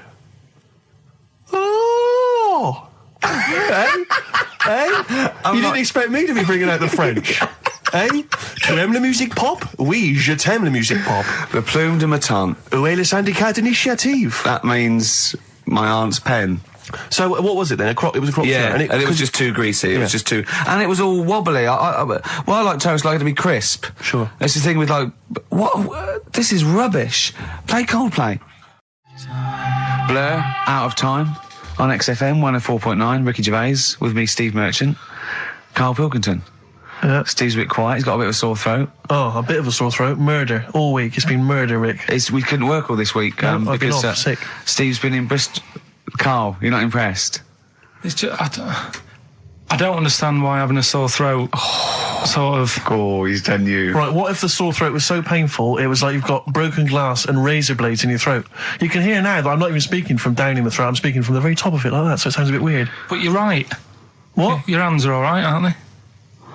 Yeah, but we talk when we're writing, don't we? I can barely talk. It was agony. I couldn't sleep because it was so painful. Even when I was just lying there, motionless, it was hurting. I just was surprised because I got back off holiday and called Ricky and said, all right, is Steve all right? And he said, he's had to go back home or something and he's stayed there because he's got a sore throat. Yeah. I didn't understand why you can't, like, just go home. I mean, how old are you? What? I don't understand why you got to be at your mum and dad's when you're feeling I happened to be at my mum and dad's. Now I'm talking like you. When this sore throat really kicked in, so I thought I might as well stay and get a bit of the creature comforts of home. Do you know what I pictured though when he told me? See, my parents aren't like yours, Carl. Your father would have popped down to the phone box and maybe looked to see if there were any kind of throat lozenges. Strepsils. Yeah. Whereas my mum phones up the doctor first thing she can. I'm straight down there with my dad. They're snapping into action. They're trying to sort me out. It's a bit like that Ronnie Corbett thing, isn't it? Sorry. That sorry thing. You're right, Carl. Yes, you're absolutely right. It's just like that. Oh, No, dear. it's just because You just went on holiday with your parents. Well, not with mine. No, with right. Suzanne's, and it won't be happening again. So Well, that's we'll sorted. have Didn't more work about out that a for little you? bit later. Pain in Well, the luckily arse. we came in a few times, didn't we? We've been here since about 11:30, haven't we? Yeah, sorting stuff out. Doing a show. What, have you been squeezing his head, or...? No, that's strictly between the hours of 1 and 3. We established that. Okay. And I've kept the rules, haven't I? I did practice the grip in the week, didn't I? Yeah, just to see what method he was going to use today. Yeah.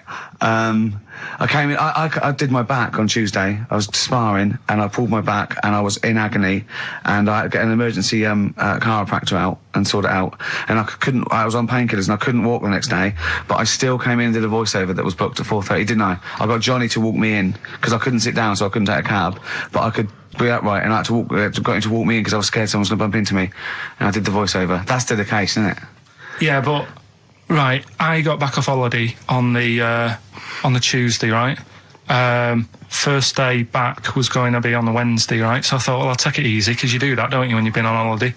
The first day you just want to sort of. I don't. I'm straight back into it. Well, yeah, but it's nice too. Do you know what I mean? Yeah. Just sort of look at your emails, go through all them, work out what people need and stuff. Sure. Doss around, yeah, sure.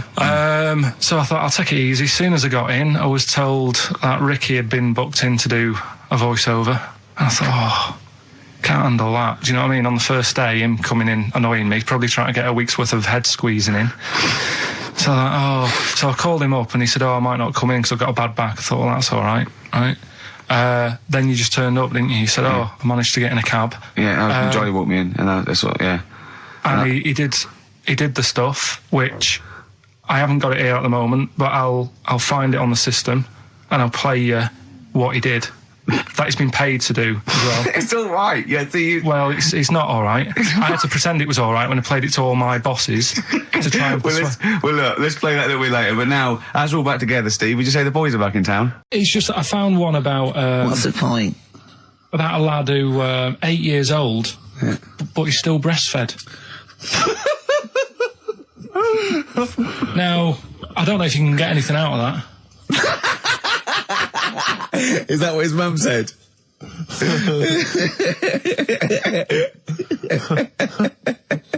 What do you mean? I don't know if I can get anything out of that. You don't need to. no, it's just that, you know. Where did you read that? That was on the internet.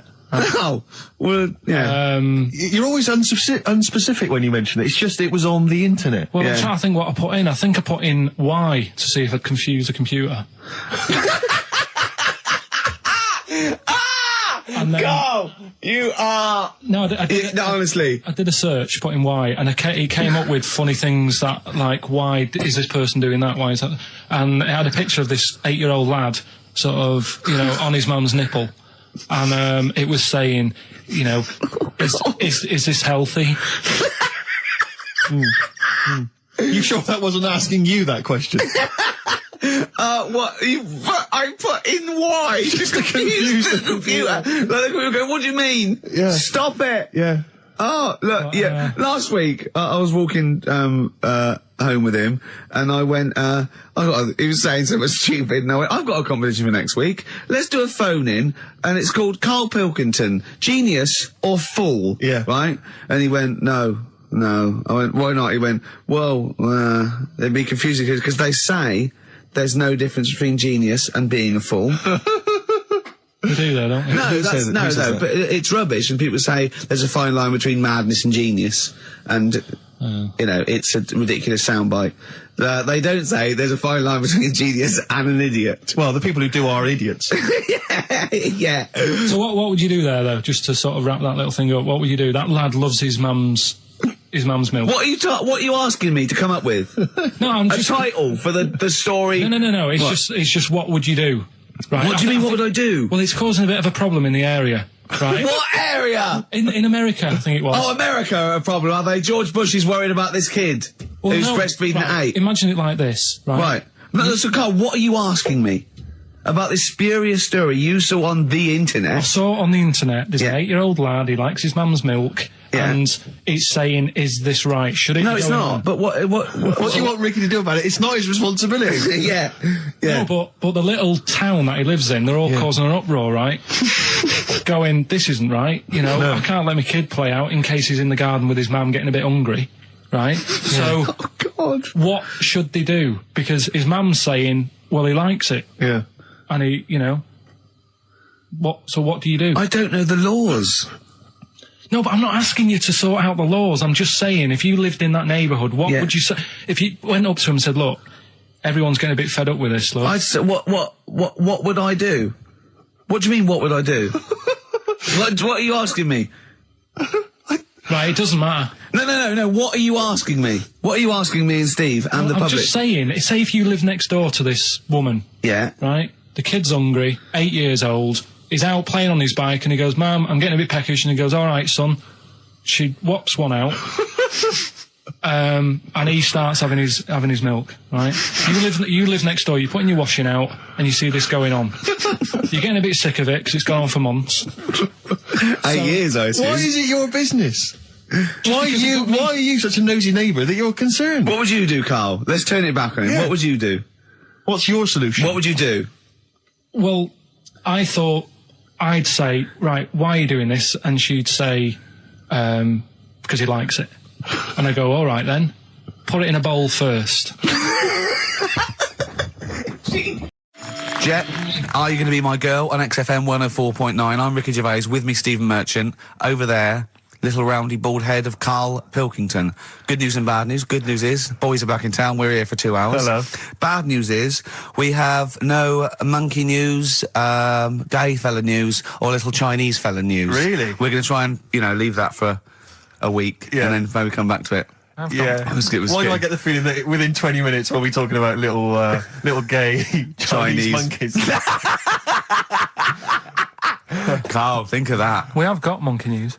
Have we? Oh, yeah. So we've already broken that promise. Oh, okay. I thought we were going to try and sort of talk about something else. I've just done Jonathan Ross show, and they don't talk about the same things every week. It's weird.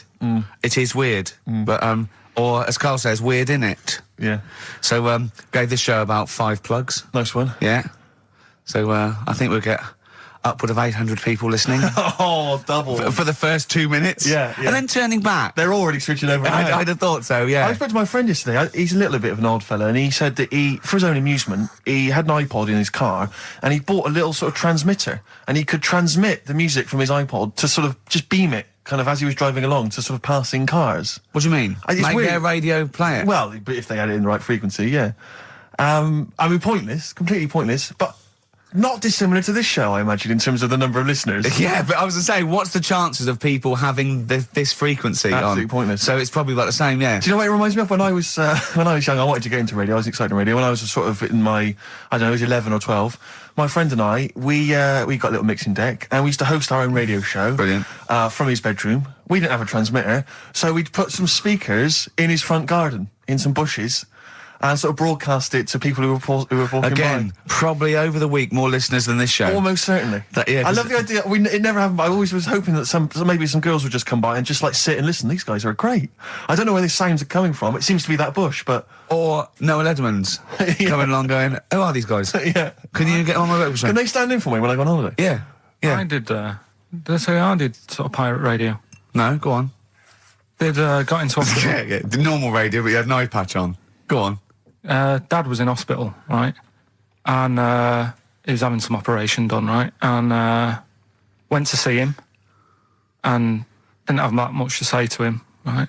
So I was sat there. Well, it's awkward though, isn't it, when someone's ill? Yeah. Sure. And you don't know what Boring, to say. isn't it? Boring. So I was flicking around on that little radio thing they have. Yeah. And I heard, like, they had a radio station in the hospital. So I said, I'm going to go and join this. So I wandered off to go and find it. Yeah. Sort of joined that. Did a little show on there. Thought I can sort of get out to the masses here. My mate made a little transmitter. Did a little pirate radio show from the... got kicked out because they found out, and apparently I put the station at risk because all the stuff could have been taken off us. But from Little Acorn, 16 years later, he's on a show with less listeners. Yes. Brilliant. Can you imagine if you've gone into hospital, you're already pretty depressed, there's the fear of these super bugs in the hospital. Yeah. Maybe you've got some quite serious illness, you don't know if you're going to make it. His voice is what you hear to cheer you up. All right, weird, isn't it? I saw a programme about a parasite the other night. Yeah. Apparently, they get in through your eye and eat their way up through your genitals. Anyway, You here's think you've got it Radiohead. bad. Yeah, exactly. Play a record. Brilliant. Can't help but notice you've brought some sandwiches in, Rick. What's in them there? Cheese and onion. Cheese and onion? Yeah. Because I've never, ever seen you make sandwiches before. I've seen you take a piece of bread out of a loaf and sort of fold it in half, crumbs everywhere. Well, Jane made that for me because I was in a bit of a hurry. I didn't think for a minute that you Why? made Because it looks neat. Well, they're wrapped in the tin foil. A knife has been used. As opposed to chewing round the baguette. Exactly. Yeah, breaking it in half. Yeah. A la Albert Steptoe. Yeah. Yeah, brilliant. Yeah. Nice. It's great, but the onions are strong. Are they? Making my eyes water. Yeah. If I can't breathe on you, Yeah. it'll cure any sort of skin disease you might have. Skin disease. We watched that, Karl, you know, that Karl was raving about that thing about parasites, about worms coming out your brain and that. And I watched What is it. this? Is a TV show? Yeah, called Body Snatchers. Right. And it was pretty fascinating. And, I mean, amazingly shot as well. I mean, it's got to win an award for photography. Yeah. And there was one bit that this little girl had been bitten by a mosquito and laid her eggs, and it went to the doctor. She had a lump on her neck, like a boil. And they pulled it out, and it was like a bullet, this maggot. And they put it down, and it was wriggling in her blood, right? But the hole left was sort of aesthetically pleasing. You know, like that feeling you get, like, I once had an ingrown hair, and I quite liked it when I pulled it out. And it's a perfect little hole. And I thought, I wouldn't mind having those as long as they sort of, like, healed over. What are you talking about? I don't know, it's weird, isn't it? But why would you want a hole in your body? No, it's got pulling something out, sort of like pulling something out of your body. It's I sort don't of know what you're cleansing, talking isn't it? No, but it's sort of like, I don't know what it This was. is it. You watch one programme recommended to you by Karl. You've turned into Karl. You want a hole in your body? No, it was like, you know, like squeezing a really good sort of like spot. I mean, I haven't squeezed spots for ages. And I'd never had spots, but maybe that's it. I didn't have spots. Right. And I always thought that'd be nice, squeezing a spot. I don't know what you're talking about. Why I would don't these know. things be I don't know what I'm pleasurable? talking- Why would an ingrowing hair? That's Yeah, it great was good. fun. That was good, because I got it. It was like a little lump, and I pulled it, and then it pulled out, and it was like left a little... I know what you mean. Because Yeah. I get thick hairs Yeah. and Yeah. like really... Oh, and when they come out, it's like a bit of wax. Yeah. Like putting out a little candle. And I that's- love that. What? Yeah. Because I've got not much hair on my head, No. right? It sort of grows thicker on my face. No, not true. Sure, but go on. Yeah. No, it does. Not true, baby. Go on. No evidence for that. Just made it up. So it grows sort of thicker on my neck and that, and now and again I'll see like something that's like a twig. Right, it's really thick. Yeah, you feel it, and then you think, oh, I'm going to have that, and then you work at it, and then when you get hold of it, it's brilliant. It's like pulling out, it's fantastic. It's waxy and build up, and it pulls it out, and it stretches your skin, and it leaves a hole. I've just realised why we talk about Chinese people, monkeys and gays every week. Why? Because this is the sort of replacement. This is what we've got if we're not talking about them. But it was great as well. And there's this parasite, right, that lives in a fish, right? And what it does, it changes the fish's behaviour. Because to breed, it has to get its body temperature up, so it has to get into a bird, right? What needs to get into the bird? The fish? Parasite. To the parasite needs to get into a bird, yeah. right. So it changes the behaviour of the stickleback, and it makes the stickleback sort of suicidal. So the stickleback doesn't flee when it sees a heron, it gets caught. Right. Because this stickleback has changed its behaviour. Carl didn't quite understand this, I still don't really get it. I watched it, and you see like the fat fish and that, and you go, oh, it's not well. But I don't understand. Well, all it does is, it has to get into a bird, because it has to breed, to lay its eggs, it has to have a raise of body temperature. So it has to, the fish is cold-blooded, so it has to get into a bird which is warm-blooded. There's lots of things, there's certain things at that level. Why is it doing that? Because it needs the temperature. It needs the heat energy for its reaction. Just like, for example, that's why your balls are on the outside. Because the cells have to be a certain temperature to survive. I don't know if it's the sperm or Sertoli cells, but they have to be a couple of degrees below body temperature. Otherwise, they'd be in a nice cage and we wouldn't get kicked in the nads. What do you mean? That's why your testicles are on the outside of your body. They have to be a couple of degrees below body temperature. Yeah, but it's not. That isn't why they're there. You see, this is like the chat we had last week about the giraffe having a long neck. What do you mean? They're there because that's where they happen to be. They didn't go right. Well, that's what evolution is. It's a selection process. It's not a will. The balls didn't say, look, I'm too hot, let's get us outside, let's get outside of here! All right, hang on a minute then. What? So a little man monkey, right? Theirs are in the same place as ours. Yeah. But they're walking around naked, so it could be anywhere. They could be, like, on the back. It doesn't matter where they are. They call it, well, they could be on the back, yeah. So why aren't they? This is a completely different... Steve! You started it! I wash my hands of the whole affair. And we're not only back to balls, but we're back to monkey balls. Yes. In one thing from about parasites, we're back to monkey ball news. Yeah. And we're back to chimp testicle news. All right then. So this worm's in a fish. Yeah. It's like a little platyhelminth. I think it's some sort of. But what I mean is, why are they about? What do you mean? They Why? evolved. But why haven't they died out? Because they're very successful. Yeah. What do you mean? Yeah. What do you mean? Yeah. Tell me the brain event that made you say yeah in that 1 second gap. Because in a way I don't get it, and if I think about it too much, it hurts a bit.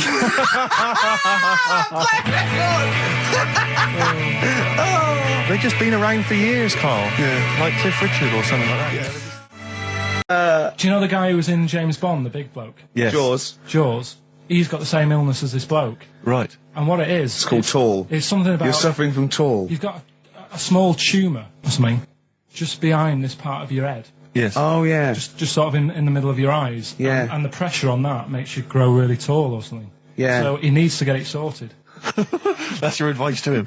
Yeah. Get it sorted. Well, I think we should have a White Van Man session. Oh, White Van I think Man people tune in for the White Van Man Yeah, session. people who haven't tuned in, they don't know. If people aren't familiar with this, the Sun runs a column every day which is asking some punter from the street their views on the week's big events, and we just thought, why not hijack that idea but apply it to Karl Pilkington. Carl, I've seen much news again this week.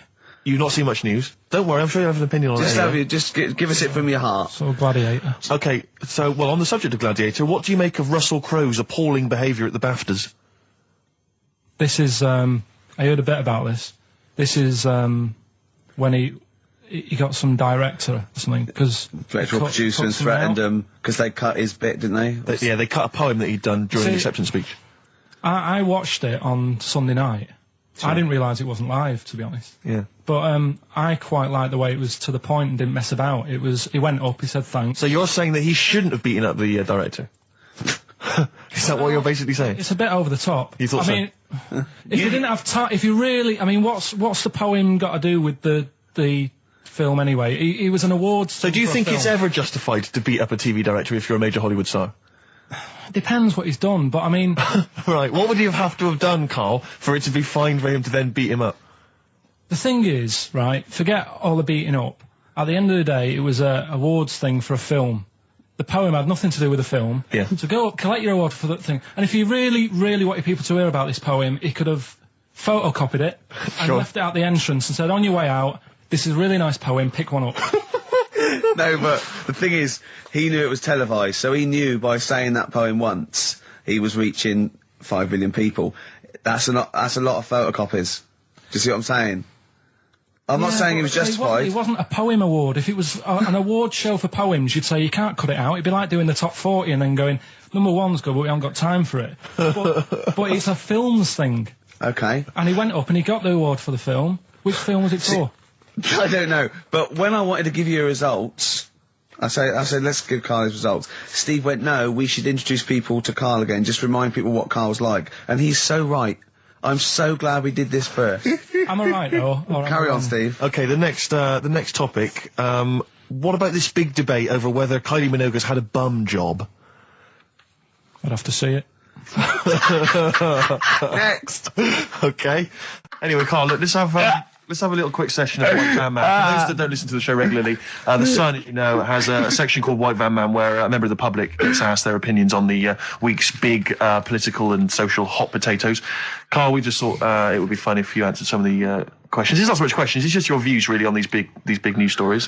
What do you make of Olympic ski hero Alan Baxter testing positive for drugs? What did he do? Well, he won a gold medal in the Olympics, and For what? He was a skier. Right. And he won gold medal, and they've just tested him positive for some kind of illegal drug. But what, I mean, if he did, why take drugs to ski? Why? Because all you do is balance. But imagine, it'd be amazing if you were stoned, like going down a hill. Yeah, it's not like you have to... It's not going to help you, is it? No, it's not just like... gravity that's doing all the work, isn't it, with skiing? Yeah, but it's often to do with your athleticism, isn't it? It's No, but it'd be like saying, and we've just found out the people on the toboggan were on crack. It's not going to help them. You sit there and you go with the flow, and you try and you hold on. Could I say, the drugs he was taking... that's his defence, It probably wasn't jacking up H or, dropping a few E's or getting stoned. He was probably taking more sort of performance-enhancing drugs, as opposed to him just, scoring some shit around the corner from someone, getting off his tits and jumping in a toboggan. Doesn't mean that, does it? He wasn't off his nut. Yeah. You tested you. You pissed out your head. But why doesn't he just say, don't be stupid, why would I do that? It's just not going to help me out. But it is, isn't it? Because performance-enhancing drugs do. Wait a minute, Steve. Wait a minute. Carl. Right, look at this way. Okay, look at me. Yeah. Have I got his attention? Yeah, the lights glinting off your ring there. Yeah.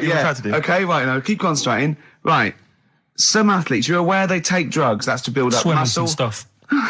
Yeah, swimmers. For example, runners, yeah. Not only do they help build muscle, right, but they can actually, give them a boost performance-wise. They're sort of like steroids and all this sort of stuff, right? So that's the sort of thing we're talking about, okay?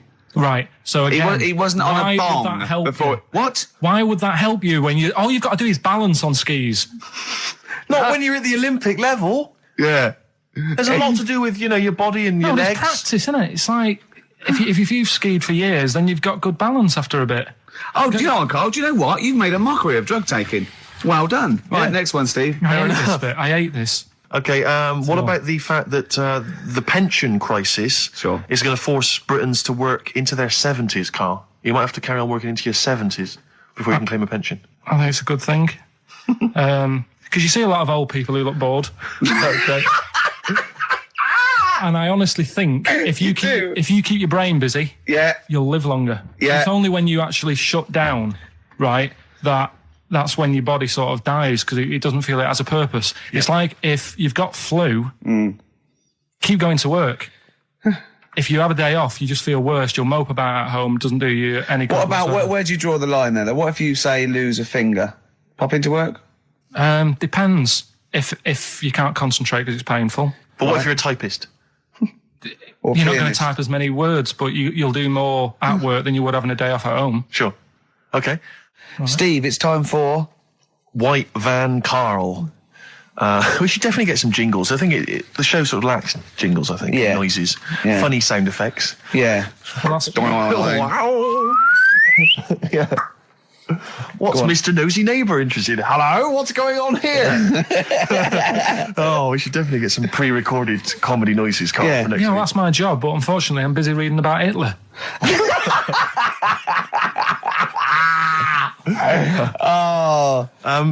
For those that don't know and aren't familiar with this feature, basically The Sun runs a White Van Man column where it asks just people who, every men and women, their views on news stories from the week, and we decided we'd just ask Carl his opinion on some of the same issues.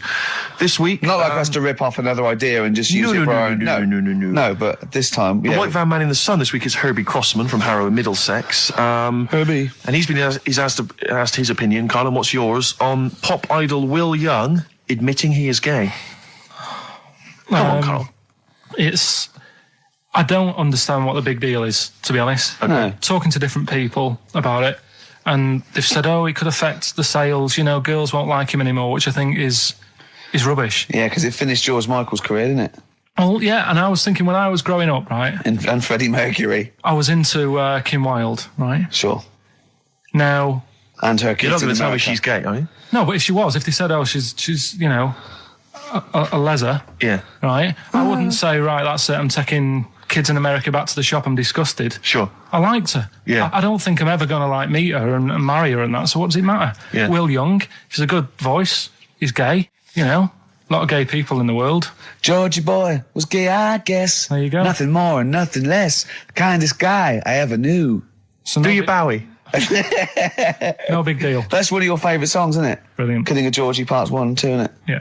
Okay, what do you say to the fact that a judge has decided that we, the general public, have a right to know about stars' flings? Basically, this is an excuse. This is basically saying, should papers be allowed to print tittle-tattle about celebrities? Oh, this is... Providing it's proven true. Oh, this is something about, isn't it, a Division 1 football or something? It definitely had a Premiership football, it was unfair. And it is true, but he's trying to keep privacy. And the judge said, well, it's not for us to censor the press over things that are true. Right. It's up to the general public to either boycott or not, that publication. What do you think, Carl? What about all this, exposing, going through the, the bins of celebrities? It's not right, is it? But no. People are interested in it and buy the papers to read it. Do you know what I mean? I mean, like I said to you the other week, everyone has a go at Beckham for not being that bright. But at the end of the day, it's a good footballer. It doesn't really matter what goes on off the pitch, does it? Do you know what I mean? Yeah. Express 2 featuring David Byrne, Lazy, XFM 104.9, 1:45. I'm Ricky Gervais. Steve's got the Sun. Yes, we're just going to be doing White Van Karl, where we ask Karl the questions the Sun asked some other bloke. That's right. Because we think Karl's got more to say than anyone on anything. Yeah. Karl only tells the truth, by the way. Just remember that, listeners. Off you go. Yes, well, today's White Van Man in the Sun is John Slade. He owns his own door maintenance company. His answers are very informative, I have to say. But, Carl, what do you make of the Channel 4 producer, aged 30, who duped a school into believing he was a teenager for a documentary? Are you familiar with this story? No, go on. Well, basically, a 30-year-old guy kind of fooled the school into thinking he was a pupil for a secret documentary. The school's outraged. Do you think that that's, for you, should anything go when it comes to making TV? I think I've said to you before, there's loads of kids at my school. I remember being in the first year, and kids who, what year do schools go up to? I was in the first year. What is it? 11. 5? Oh, sorry, first year of infants and juniors. No, secondary school. 11. Right, year 11. Kids have beards and stuff. No, not year 11.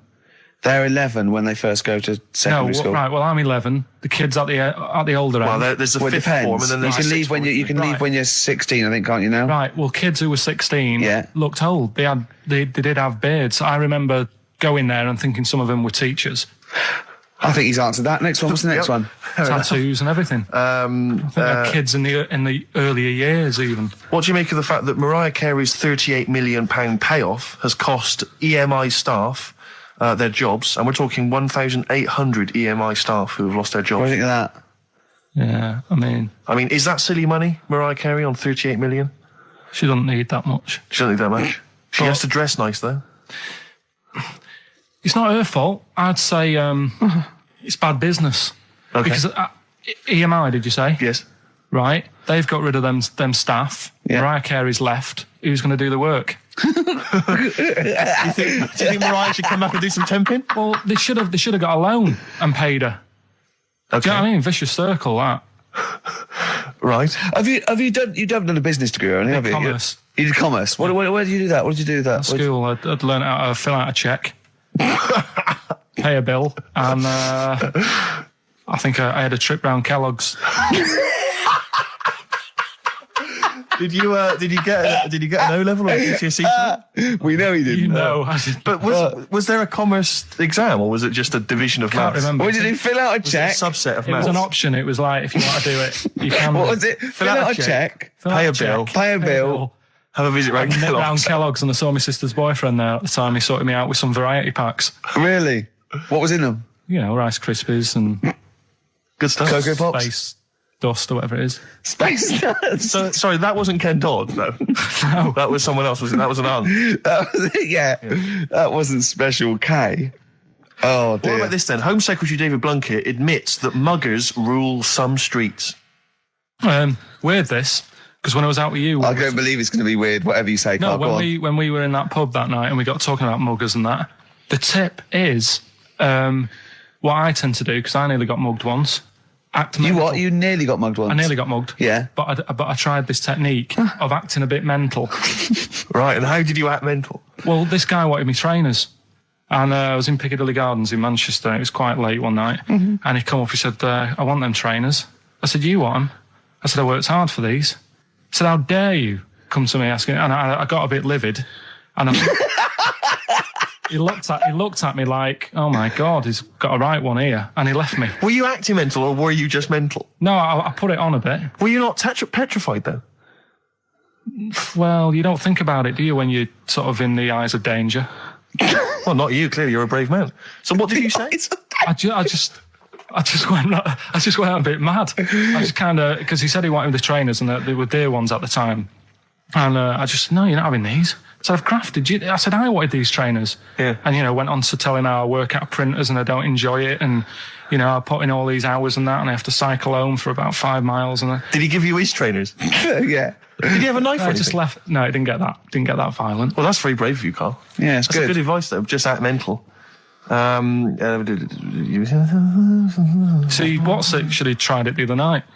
Oh, Liza Minnelli. Yeah. Well, she says, I've worked hard for these diamonds. Yeah. Not easy being the daughter of Judy Garland. You don't know what it's like. You know a lot about paying bills and writing out checks. Yeah. Tell us about Kellogg's.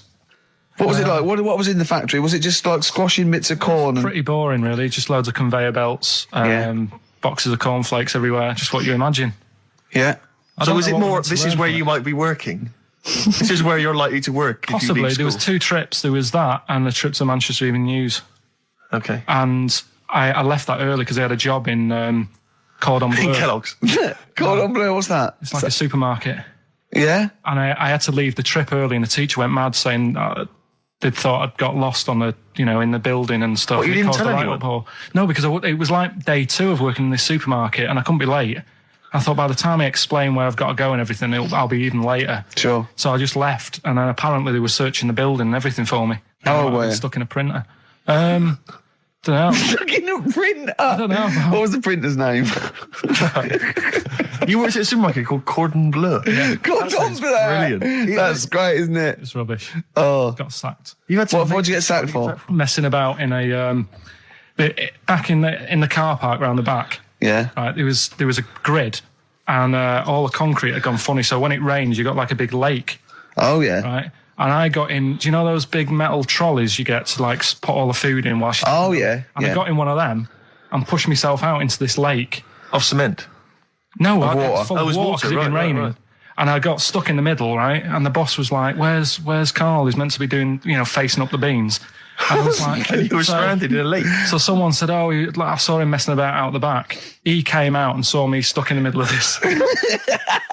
lake in a trolley. And he said, get back in. I said, Would you say, no, I'm filming sharks? I said, it's too deep. I can't get out. You'll have to pass me something. And he said, I'm not passing you nothing. He said, you can get out of there and walk through it. I said, I'm not. I've got my trainers on, probably the same ones. Yeah, you've risked actually. your life for them. Yeah. I said, I'm not getting these wet. He said, what are you going to do? I said, I'm going to wait for the water to go down the grid. He said, the grid's blocked. Now get out or you're sacked. I said, well, I'm not getting out. He said, right, you're sacked. Right.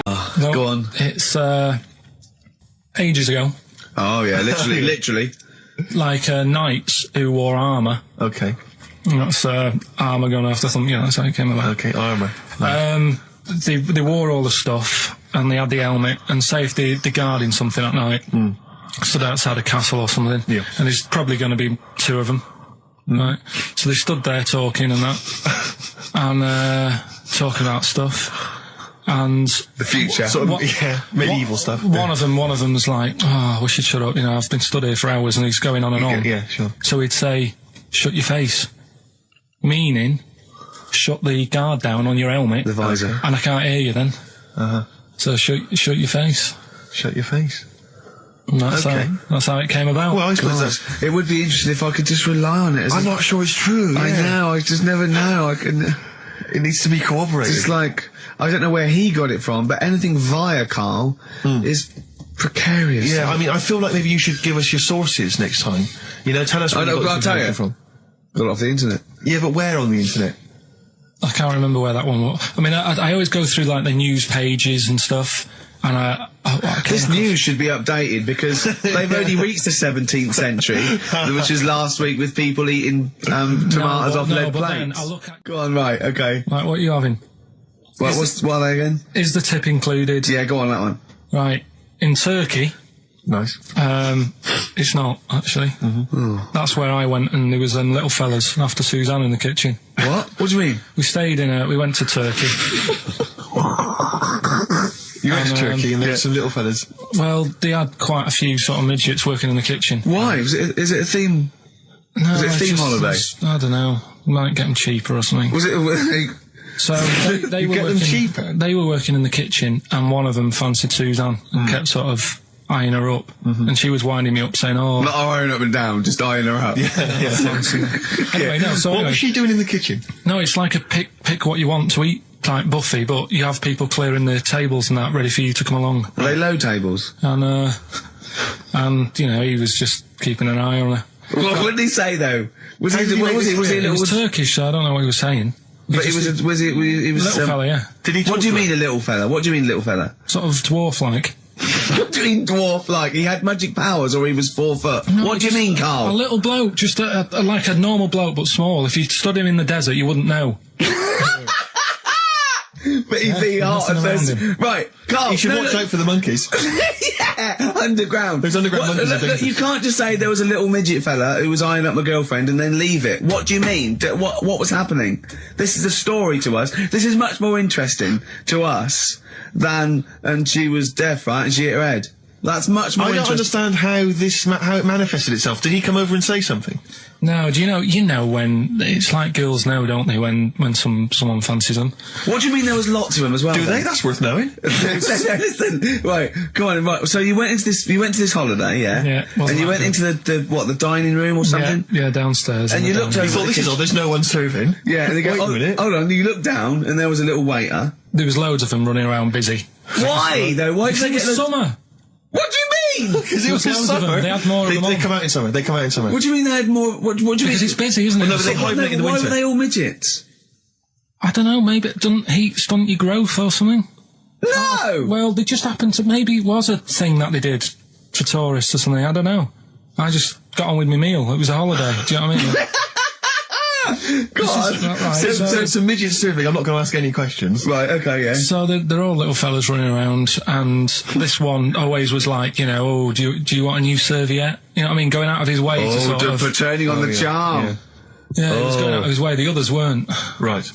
I think what was happening is he'd been working with Santa all the winter. Yeah. This is a little summer break. This one was your waiter, and so he was being polite to you. Maybe. But what did Suzanne say then? Well, she was using it to wind me up. What was she saying? Oh, just like, you know, look. He may be small, but he's built like a Yeah, he's all man. So Were you jealous of a midget then? You were jealous of him? it is a bit annoying, isn't it? Why? It wouldn't bother me as much now, because I've been with her for ages. Right. But at the time, that might have been one of our first holidays, and it's like, you don't know, want to be what's going on? I've paid for this holiday. Yeah. And then you get off with a midget. Yeah. Oh. So anyway, But it doesn't matter because you got chatted up by a bearded lady. So. yeah. tell you what, no, that's got nothing to do with that. What were you going to say? What were you going to say? But I have to say, they wind me up. By they, you mean toilet attendants? Yes. Right, Yeah, yeah, not not- Pop Idol winners. That's what I thought you meant. Yeah. So, go on. But because I'll tell you what it is, you go into a club or pubs or big friendly pubs, you go in there, and there's the toilet attendant in there. He's got his little display of aftershaves, sprays, some sweets maybe, Blue Straws, whatever it might. Yeah, and maybe a blue lollipop. Straws, maybe a lollipop. And all right, I don't know if they're. I assume they're not employed by the club. I'm assuming the club's got. We've got the DJ, we've got the bar staff. Wait a minute, we need a guy to irritate them. When the manager walks in, do they hide? Well, this is it. I don't know if it's a guy who's just like. Is it like busking? Yeah, he snuck in. Okay. He came in when it was free during happy hour. He's got a little bag, carrier bag. He snuck in the toilet. But the thing is, it's the fact that toilet attendants, fair enough. I mean, I'm happy if a toilet attendant sneaks in under cover of darkness, cleans it for me, and then shoots off. But it's when I have to see them there. I feel guilty because it's like, I maybe wash my hands, I'll forget he's there. He'll hand me a paper towel. Suddenly I've got to tip him like a quid or something. It annoys me because I wash my hands at all. I don't usually wash my hands. I sometimes don't even bother getting my knob out. I do it while I stand and change my trousers when I get home. Exactly. So it annoys me I have to go through this charade of getting it out, slushing out of it, shaking it dry, and then washing my hands. See, if he did any of those elements, I'd tip him a quid, yeah. Pop it out. But not to hand me a paper towel and get it myself. And it's just guilt. And sometimes I'll hold it in because I'm nervous I don't want to go back in there. What annoys me is like a posh award ceremony, it's a pound a piss. It is a pound a piss. Do you know what I mean? So, or in a top hotel or something. Yeah. It's absurd. And I'll tell you what's worse than that. I know that he's doing it because he's got to feed his kids. But it's the fact that I've got to look him in the eye. You know, it's like he's humanised. You know, if he was only dehumanised, Rick. Yeah. If I could see him and I didn't think he was a human being, I wouldn't feel guilty. If he could sort of hide under the urinal, perhaps, or if he could hide underneath the sink. Like thing from the Adams side. He just puts out, just pop a hand out. Doesn't say anything. Just hands me the paper so you don't towel. even see, like, hand go, and then I'd put a pound in, I'd take the thing, put a pound in, nick a lollipop and run away.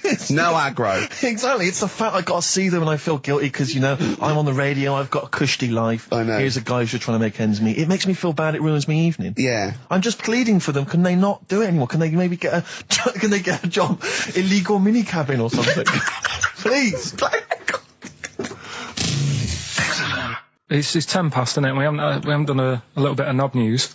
No, right? We haven't done knob news, no. But it's been 3 months. It's been 3 months coming. There's this thing. I don't know the full story. I don't know how it happened, right? But little Russian fella. Yeah. He was sort of having sort of emptying his bladder, right? And somehow electrocuted himself. Right.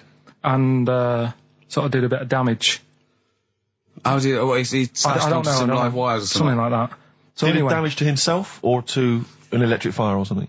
No, to himself. To himself. Yeah. And so the doctor didn't slip and curling tongs went up his arse when he was pissed, because that's happened a lot. In we've all been there. We've all shoved the old curling tongs up the arse when having a piss. Right. So I can't even be bothered. No, go on, we're interested. We're interested. Come on, we're interested. You can't be bothered. You get Mondays off. Do some work.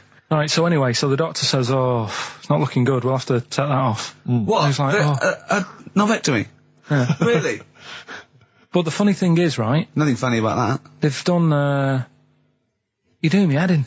Just tell the story. Just doing me head in. Oh, you can chill out on Monday. I've only got 15 minutes, but I'm going to talk to you every Saturday. I'm going to get the money's worth out of this, because you get Mondays off. And I can't bear the fact someone getting away with something like that, because it's terrible. So you're going to stick this out, or you're going to have to work Mondays. So take it on the chin, right? Okay.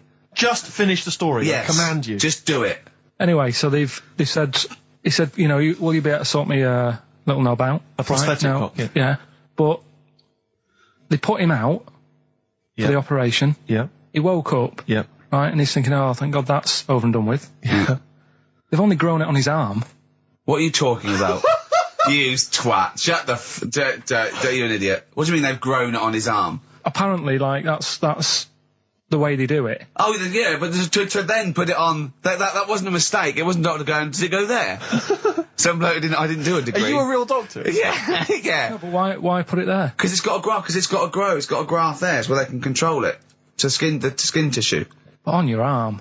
Well, but they're going to remove it or- from the arm itself. What do you mean on the back? on your back. Somewhere, well, we can't wear a t-shirt. Yeah, but you could have a He's quick- in hospital. but this way you can still have a little tug, can't he? But they'll leave it there for quite a bit. It's not... Do you know what I mean? It's not going to be like, oh, it's just there for a few days. Yeah. It's there for a bit. That's not good, is it? So he's got a cock on his arm. Yeah, what's up with that? What do you mean, what's up with that? Well, I mean, we could say it's a thumb or something, couldn't he? Yeah. But they remove it. Be good for And attach hitching. it down wouldn't it? below later. If you had a knob instead of a thumb and you went hitchhiking, just tickle it, and they could see it like a mile down the road, couldn't they? Posting. Yeah. If I'd lost my knob, I'd go, oh, I'm not going to have all that stuff. Just whack a pair of tits on me. Do you know what I mean? I think, oh, I'll have just forget it. But why not just put it where it should be straight away instead of messing about? Where should it be straight away? You know. On the forehead. Listen, are we doing a competition? Let's play a tune. Come on, Carl, you can't be bothered. Right, Oh, okay, bit of we're going rainbow, to bit of scrap rainbow, this yeah? and you're going to work Mondays again. I was on the tube the other day, Rick. So I was just coming into Finchley Road. Yeah. And I was on the train. I know you don't travel on the tube anymore. 'Cause No. you're too famous. But I never did. No, fair enough. It's not that I don't really recognise, it's beneath me. Fair enough. And and they're on the tube in each carriage on these newer ones. There are kind of these flaps that are normally locked closed, and there was one of them that's swinging open. And inside there were various buttons like on, off, self-destruct, whatever. Yeah, but yeah. seriously, like doors operating. Train quicker. Exactly. And you were thinking, like, you don't want some, kind of oik, sort of No. fiddling around pressing buttons and stuff. It could be quite dangerous. Yeah. So I got off of Finchley Road and I thought, I'll be a good commuter. I'll mention this to the staff. And they'll probably, they'll thank me for it. And if it's an attractive young staff member, I mean, they never are on the tube. Have you ever seen an attractive member of staff at a tube station? Oh, come on, steady They on. are such freaks. I No, mean, I know that's the pot, kettle black. They're all but from Devon, apparently. they're grotesque people, really. All right, steady on. And so anyway, I went up to this guy. I thought The uniforms don't help, though, do they? They don't. It's pretty grim. And so I went up to this guy. I said to him, "Excuse me, I was just on a train there, and there was a flap open. I could see all these buttons and things." He went, "Right." I was like, "Yeah, well, I just think, it might be, wandering hands, a small child or something." Yeah. Right. Small child. He went, "What carriage was it?" I said, "Well, I don't really know what carriage it was. I just, maybe at the next stop someone should come and check." He went, "Well, how are they going to check if they don't know what carriage it's in?"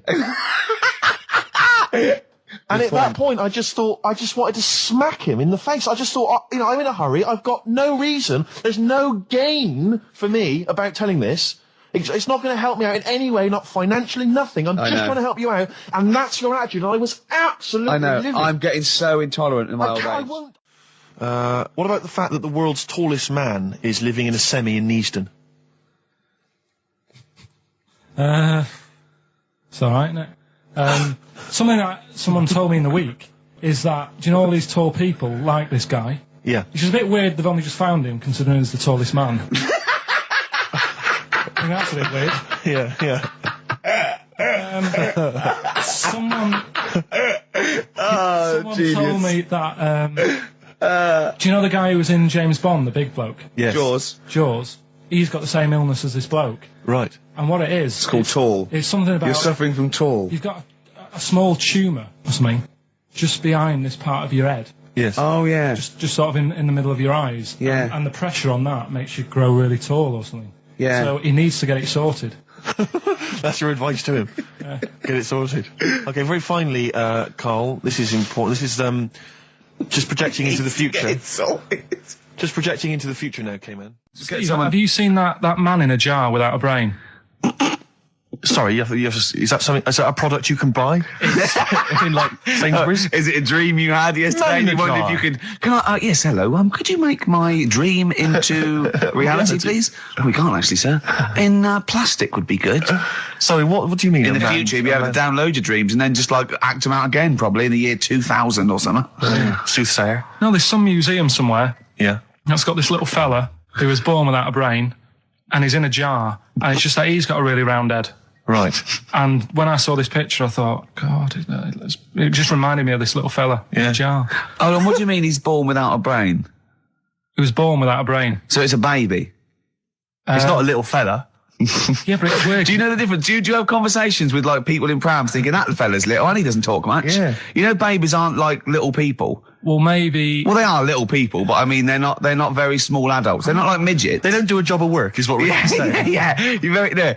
What do you mean? I didn't read about it. I just saw the picture. And This is where you're going wrong, Carl. This is always your mistake. You see the picture, you don't read the little caption. But what do you mean? How do you think- guess at what you think the meaning But how is. did you know he didn't have a brain? He said something like the brainless man. Yeah, but people say that about you. It doesn't mean you haven't got a spinal cord. I bet somebody's seen it and knows what I mean. It's a famous picture. Right, call in 08700 800 1234. Once again, you win a prize if you can tell us what Karl is talking about. Just in general. It's an ongoing competition. We're trying to find some CDs to anyone who knows what Karl is talking about. Where they were unexpected. I mean, to him, when that twist came in, and you go, gee, I can't. Yeah. Oh God! Can't believe so it was the tree that did it. I mean, he was probably the only. And we were telling all these stories of horror, and he liked horror stories. And I told him this story, and I don't know if this had come across the radio, but I told him this story.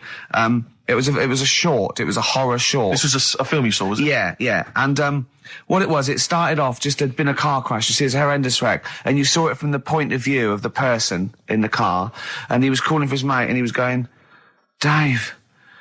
And he sort of looked over and saw a body without a head that had been thrown at. He goes, oh no, Dave. And then into the field of view came Dave, his mate, and looked at him with a look of horror. And then it sort of went black and you realised that he was just a head and it had been his body. Oh, wow. Right? Yeah. And I said, then it came up at the end, at the executions and the French Revolution, people experience consciousness for, and he went, oh, no, he said, it wouldn't be for that long. And then he went, if it was a chicken, it would work. Imagine remaking that film, but it's two chickens in horrendous car crash. Their own fault for driving. It would work. No, he wasn't having that. Yeah. No, it was too long. I think he said, how long was this film? Went, 5 minutes. He went, no. It would work if it was a chicken. I like the way that Carl in something like when you relate an incident like that, he's appalled and offended and annoyed by the people that made it, even though he's never seen it. Oh, he's annoyed. Yeah, like I want to see it. I think it's a good idea. Yeah, but they should have thought it through a bit more. Yeah. Do you have a favourite Tales of the Unexpected, one that you remember particularly that shook you up? Yeah, we were talking about the one on where there's some woman in prison. Have you seen that one? No, I can't remember them all. Right, this woman's in prison. Yeah. And she gets a bit friendly with the guy who takes the dead bodies out. Right. And he said, I can get you out of here. He said, what you've got to do, right? You've got to, at midnight. When you hear the bell toll, that means there's been a dead body. Yeah, there's been a dead body. So what you've got to do is go into like the place where all the dead bodies are, get in the first coffin on the right, and then I'll come along and carry you out and you can run away and escape, right? So she goes, yeah, all right then. So she hears the bell go. I'll bury you, right? And then I'll come back later and dig you up. Right. Yeah, but that's the point. It doesn't matter. It does matter. Trust me, Carl, it really matters. Okay. Listen, I don't know if I'm going to ruin this for people at home. Yeah. Can I just skip to the end? I would imagine that she gets buried and he doesn't come back and she has to get buried alive. Better than that. Okay. Yeah, she does it. She gets into the coffin. Yeah, shh. Go on. Right. So she gets in the coffin. And she's lying there for ages. She's buried. She can feel a bit of movement going on. So she's obviously, being carried somewhere. So she's thinking, this is it, I'm getting out. And she's lying there for ages and thinking, why isn't someone coming and lifting the lid off this? Do you know what I mean? Letting me get out. So she's really bored. She gets a lighter out, right? Lights it to have a look at who she's lying on. It's only the fella who said he'd help escape. Oh. How bad is that? That is... How bad is that? So it is quite important that she's buried alive then, isn't it? In retrospect, you realise that the jeopardy is that she's buried alive and can't get out. Yeah. It makes it so much worse, doesn't it, than just like lying in the morgue and going, actually, I'm getting out of here. Yeah. This isn't going to work. Look at Carl's face. Having told that, he's so pleased. His face is lit up. He's beaming like a child. Have you seen any? Is that your favourite horror thing ever? That's a good one. And let's see if anyone knows what the finger is. When that bloke was under the ground, wiggling his finger. We're talking about one with some fella who's stuck in the ground or something. This is a motif I noticed in your particular favourite ones. Yeah. Right. People stuck in the ground. Go on. Right. So it's a fella, is it? A fella stuck. Now, I seem to remember it just being his foot, to be honest, being stuck in a hole. And No, he was under the ground and he got a little thing out of the pavement and he put his finger up and wiggled it to try and attract attention. Then you see a woman come along and her stiletto heel just knocks his finger off.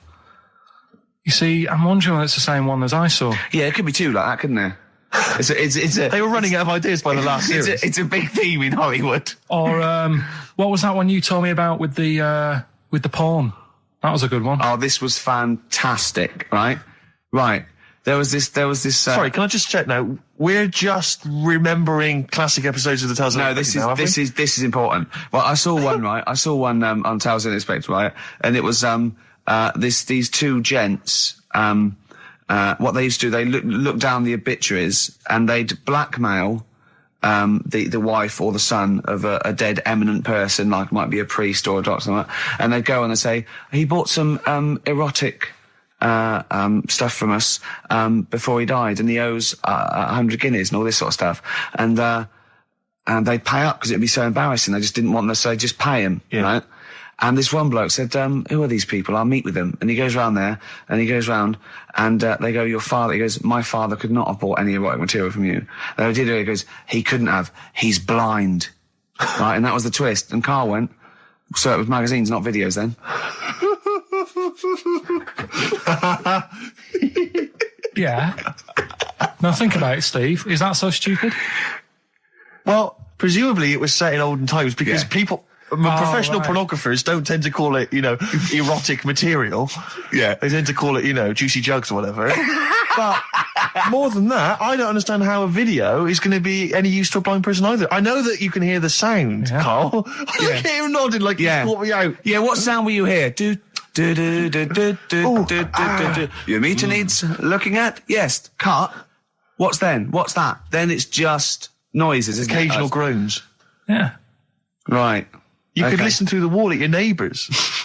He does. I mean, that's why I save a lot of money. But I thought you were going to point out, Karl, that they could have had a Braille porno. Now, have you thought of that? Look, feel the lumps on that. Exactly. Think about it, Karl. Think about it. You're excited now. Yeah. Your girlfriend's away, Karl. Yeah, the cheese grate has only entered the cupboard.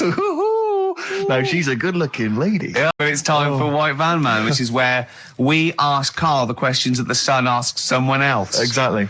It's an article in there where they ask them, typical man on the street, the big questions of the day, gives them their platform to the nation, and we think this is just too good to let out because we only care about one person's opinion in the country now. That's true enough. He's the King Man, and there he is. There he is. Right.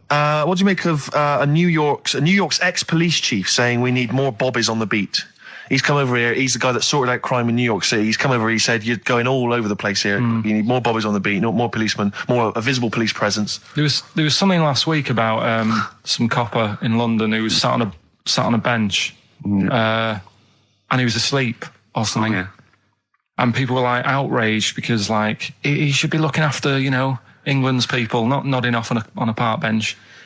Which is a bit daft because they were shouting he should be looking after England's people. Was this the 16th century you went back to? What do you mean he should be looking after England's people? Wherever he was, if he was in a park somewhere, they were really annoyed because he was asleep. But sure.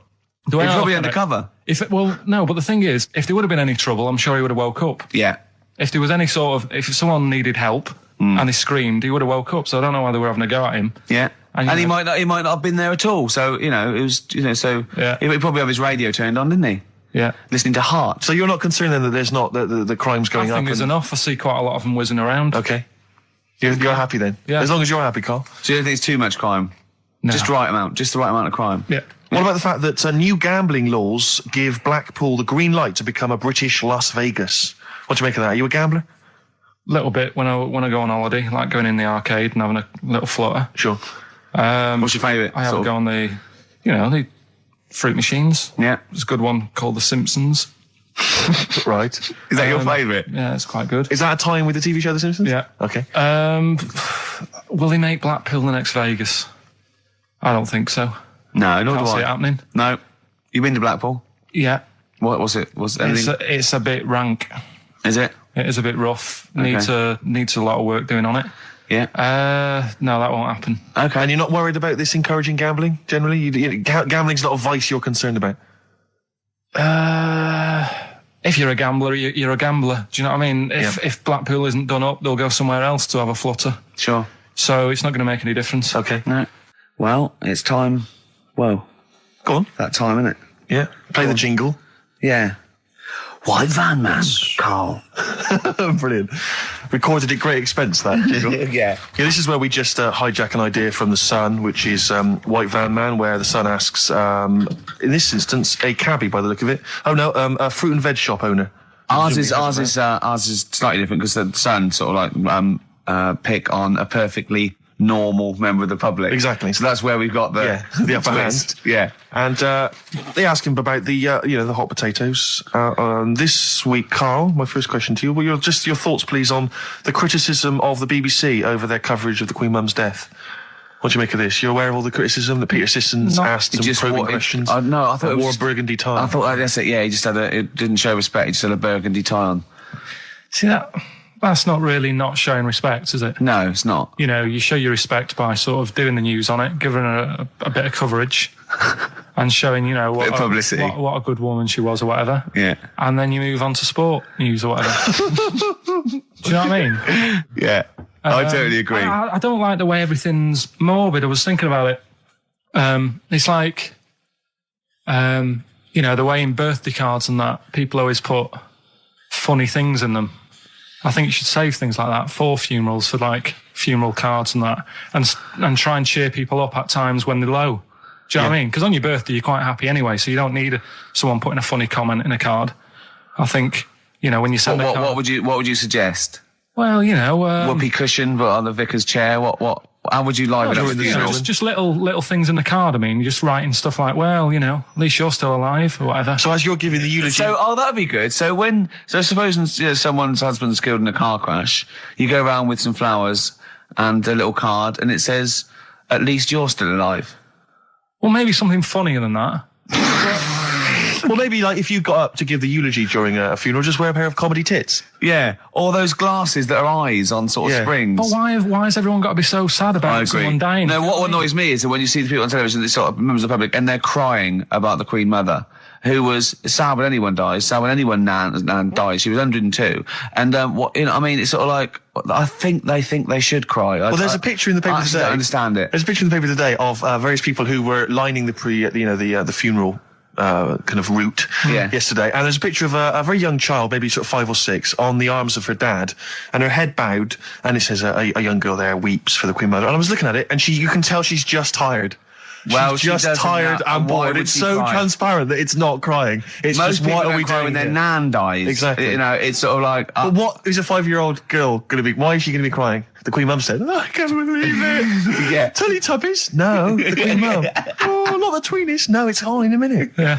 It's just like, oh dear. I mean, I know. I'm sure, I don't know much about her. I don't know if she was a great woman. And obviously, it's always sad when someone dies. But it's interesting that there was a lot of tourists in that long line of people that are now queuing for hours upon hours to see her dying in state. Because it's clearly just people who want to be a part of history. Must be gutting if you're over from Sweden and you find out that, the Queen Mum's died. Oh, you must be devastated. You probably don't want to carry on with your visit. Exactly. Really. Okay, listen, Carl. I think we've covered that. What do you make of the... what do you make of the first genetically modified baby? Oh. Are you worried about this? Do you know what did they do? What?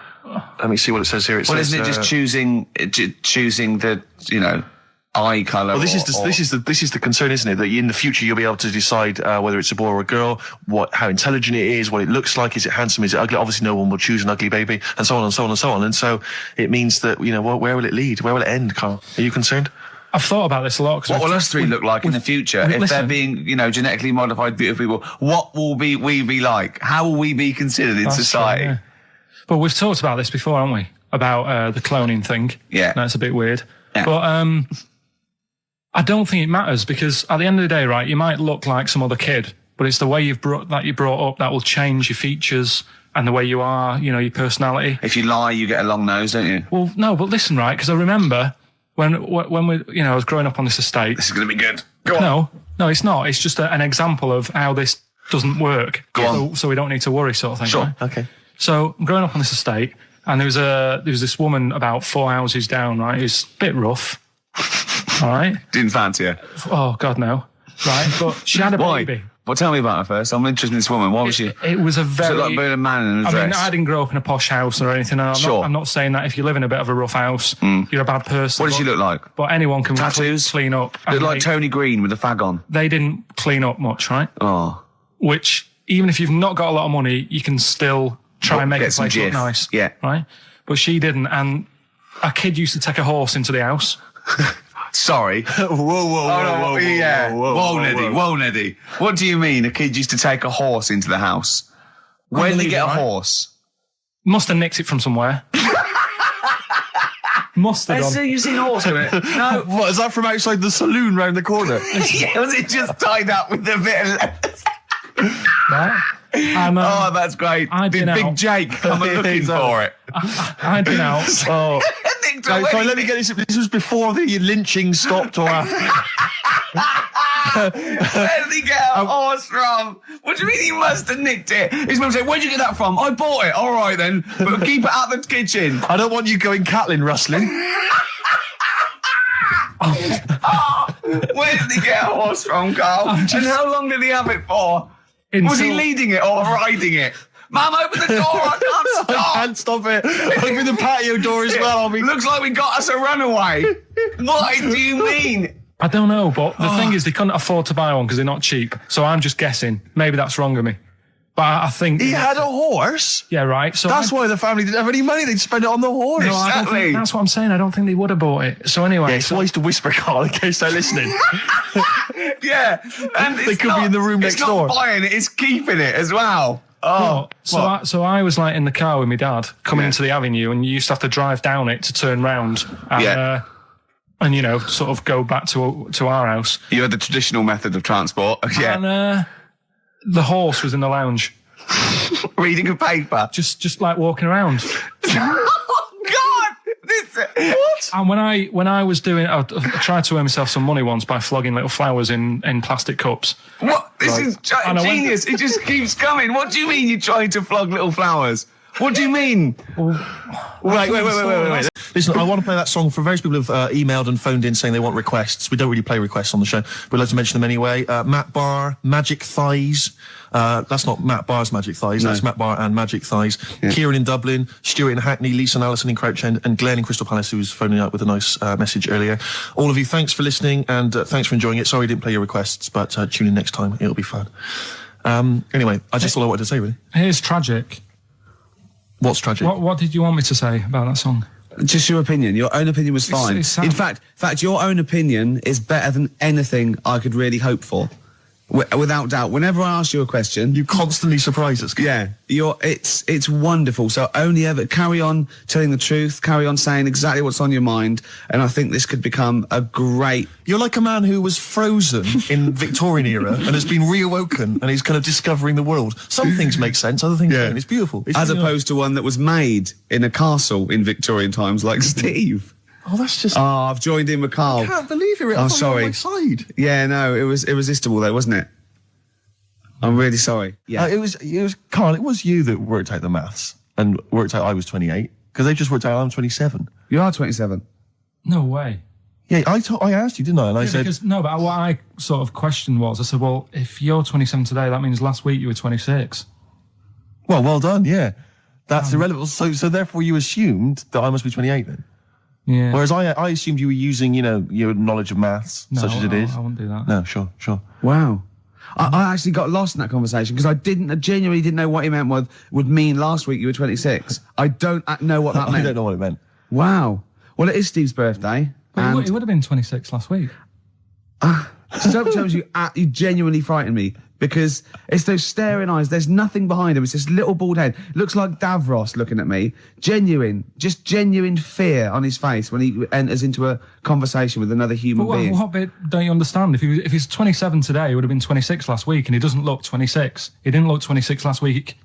He looks older than 28 today. You've started on his birthday. You're still having a go at him. Carl, I don't look like the kind of hot stud that I actually am, but face facts, that's the truth, mate. Yeah, live with it. Get with Live the with it. programme, jeez. Well, let's have a little bit of cake. Okay. Oh, that's appropriate. See the what I did? birthday. But you mean the band, don't Yeah. you? Not the cake. You haven't actually bought a cake, have you? Got anything at all? Anyway, the winners, Carl. I think you took some answers. Tim and Neil. Well done, Tim and Neil. Are they going together or are they No. No, two separate. lucky people? Lucky people. Yeah. I don't think your heart's in it anymore either, Carl. I was all right today, but Steve's really dragged me down. Well, let's... Wait a minute, I just need to know why. No, do you know, like, Yeah. people are being miserable around you? Yep. I was full Yep. of beans when I came in. Yep, Yeah. yep, yep, Yeah, yep. but you got to remember last week you were really miserable and that really wound me up. Yeah, because he was devil it's to do moving stuff. around, Because, you know, he'd been let down and they were worried about Yeah, the last next week you show. were in a terrible mood. Yeah. Don't look at me like you were. songs. I wasn't like going off and lying on the settee looking ill, talking in that voice. Oh, he's done you again. I said, just now, being quite friendly. Yeah, Carl, Steve. Carl, have you ever tried to get into the Monarch for free? Because I'll be honest, mate, it's not going to happen for you. Come out with me, mate. You got a quid off. All right. When you can get in places in Camden for free. Yeah, I'm all right. Yeah. Oh, yeah, he's done you. Right, now it's time for Song for the Lovers. Now, this is one of my favourite songs of all time. You'll know this song better done by... That was nearly a sentence. Oh, come on, that was nearly a sentence. What's his name? Glenn Campbell. It's Galveston. Oh, yeah. This is the man who wrote it. This is the original. This is Jimmy Webb. Oh, yeah. With Galveston. From what I can work out, I think it's about a bloke who goes off to the Vietnam War and he's missing his bird. And I've brought it down, haven't I? I've brought it down a tone by saying bird. It's a beautiful song. It was irony. Just play it. Galveston. It's beautiful. All right, look, yeah. This is the reason, because actors are often very... Johnny, I don't think he's mine. So he did all this. I don't even know why I'm telling you about tattoos. No, nor do I, Carl. Hey, to be honest. Donald Blitzen from the About a Boy soundtrack by Badly Drawn Boys. Christmas theme there. Christmas theme there. You spotted the Christmas theme. Yeah. Carl's not really in a festive mood, but... I can't imagine Christmas is your time of year, is it, Carl? Well, I'm not sure any time of the year is, really. I liked it when I was about... I think when I was about 7, I enjoyed it. Was that the one? Was that the year, the big year for You you? get loads of stuff, you don't have to worry about anyone else, but once you've, like, got a job... What did you get when you... When were you doing your paper round? How old were you then? I was about 13, 14. Well, that was then you were a man, weren't I you? had to buy stuff. Oh. But you're still not You're quite a having a good selfish time. man, aren't you? I didn't realise this. No, it's just that And Christmas... that's coming from him, Carl. My dad always said... All right, steady on. Dad said Christmas morning was for, like, you know, for me. So he used to stay in bed.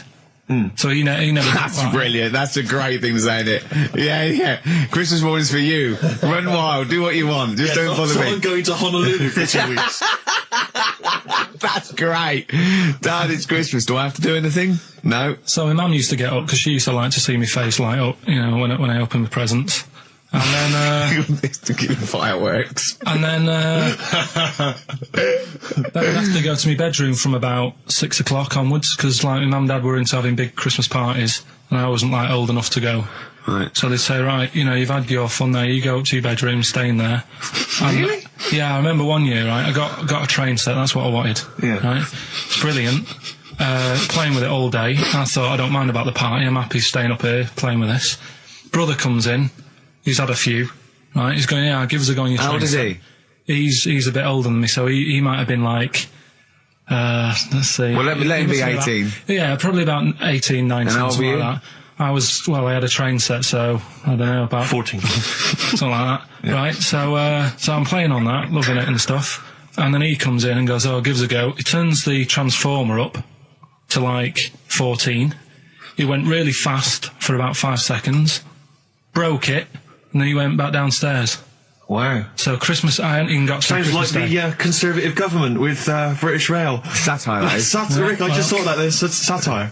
If there's any satirical shows listening or it doesn't work in any way because there's the analogy falls down apart from there being a train. Think it through though. British Rail was trains, Yeah. and the government broke the trains in many. Well, they didn't break them, like not officially breaking them, but they kind of. Yeah, it does work. It's perfect.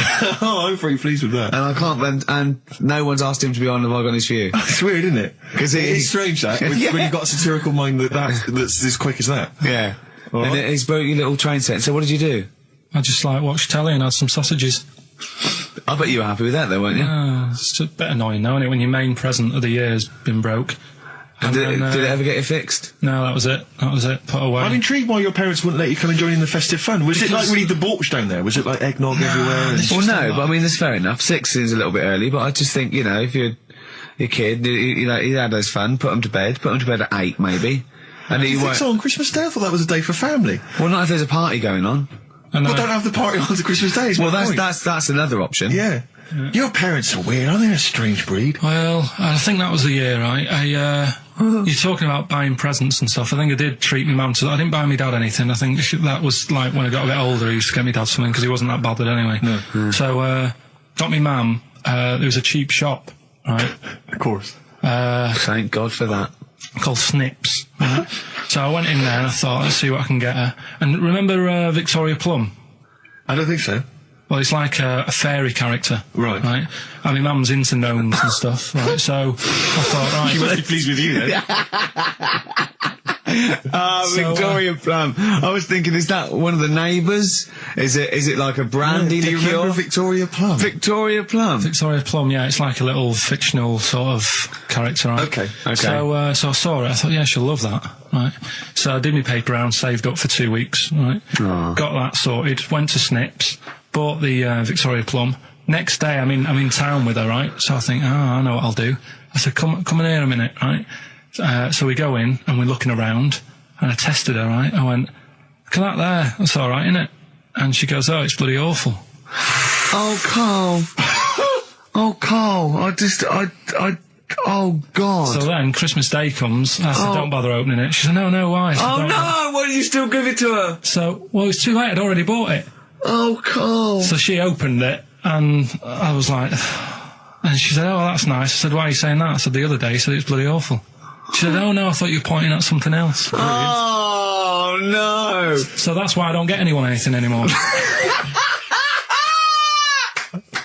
Oh, God. Play record. Oh, God. Oh. That's good, isn't it? Not bad. Gold Rush. Let you down. I'm actually quite affected by Carl's Victoria Plum scenario. Just the fact that, like, that eagerness. He wants to make sure it's a great present. He's saved up his paper round. He thinks it's like a gnome, but modern. I'm worried that you're using it as an excuse now, and that's why you're not buying anyone any gifts, because you had your fingers burned once. I mean, you were 6, 7 years old. To be fair. No, you weren't. You were about 13, weren't you, if you're doing your paper round? Yeah, I must have been, 11 or 12 then. All right. Yeah, so I'd saved up. Oh, no, I'm not using it as a thing. It's just that. What did you get your mum this year? I've sent them some money so they can get a passport. So they can get a passport? What do you mean, where are they? Immigrants? Are they trapped No, somewhere? Well, they're in a holding bay somewhere in Dover. Yeah, I got What a do you friend mean? who's a truck driver who's going to sneak them across. What do you mean? So they can buy a passport. What do they do? Sell it when they're No, a bit down in their luck? No, they haven't got that much money, right? They've never been abroad, and the mate said they might take them next year, and they said, oh, we haven't got a passport, so You've I got to thought... buy a passport, have you? Because you know your God-given right as an Englishman. No, you've got to pay for them. They're 30 quid each, so you better had to, otherwise they're conning me. Right. They So said you it's sent them 30 quid. 60 You don't quid. get born with a passport, of course You you sent them don't. 60 quid in an envelope, have you? Well, check. Right. I love that. He'll be watching telly and France will come on and he'll go, oh, what do you think of that? She goes, it looks bloody awful. Yeah, Oh, you don't go, open it. no. Don't open it. Don't open it. So you've not paid for a holiday for them. You've No, I've you've just given sorted them- out the... Well, it's the better prize, isn't it? Because they can't go anywhere without it. Well, the passport keeps on giving. Yeah, It's perfect. so- 10 years. That is, yeah. So, but no, I never used to. I mean, I can't think of other things. I used to get me dad once I started getting him stuff. It used to be a dressing gown, and then. But as an extra surprise, he used to put like a cigar in the pocket, so he'd think that was it. Yeah. Then he'd put it on and put his hand in the pocket. Right. And then he what's just this? hit you because he thought you'd nicked it.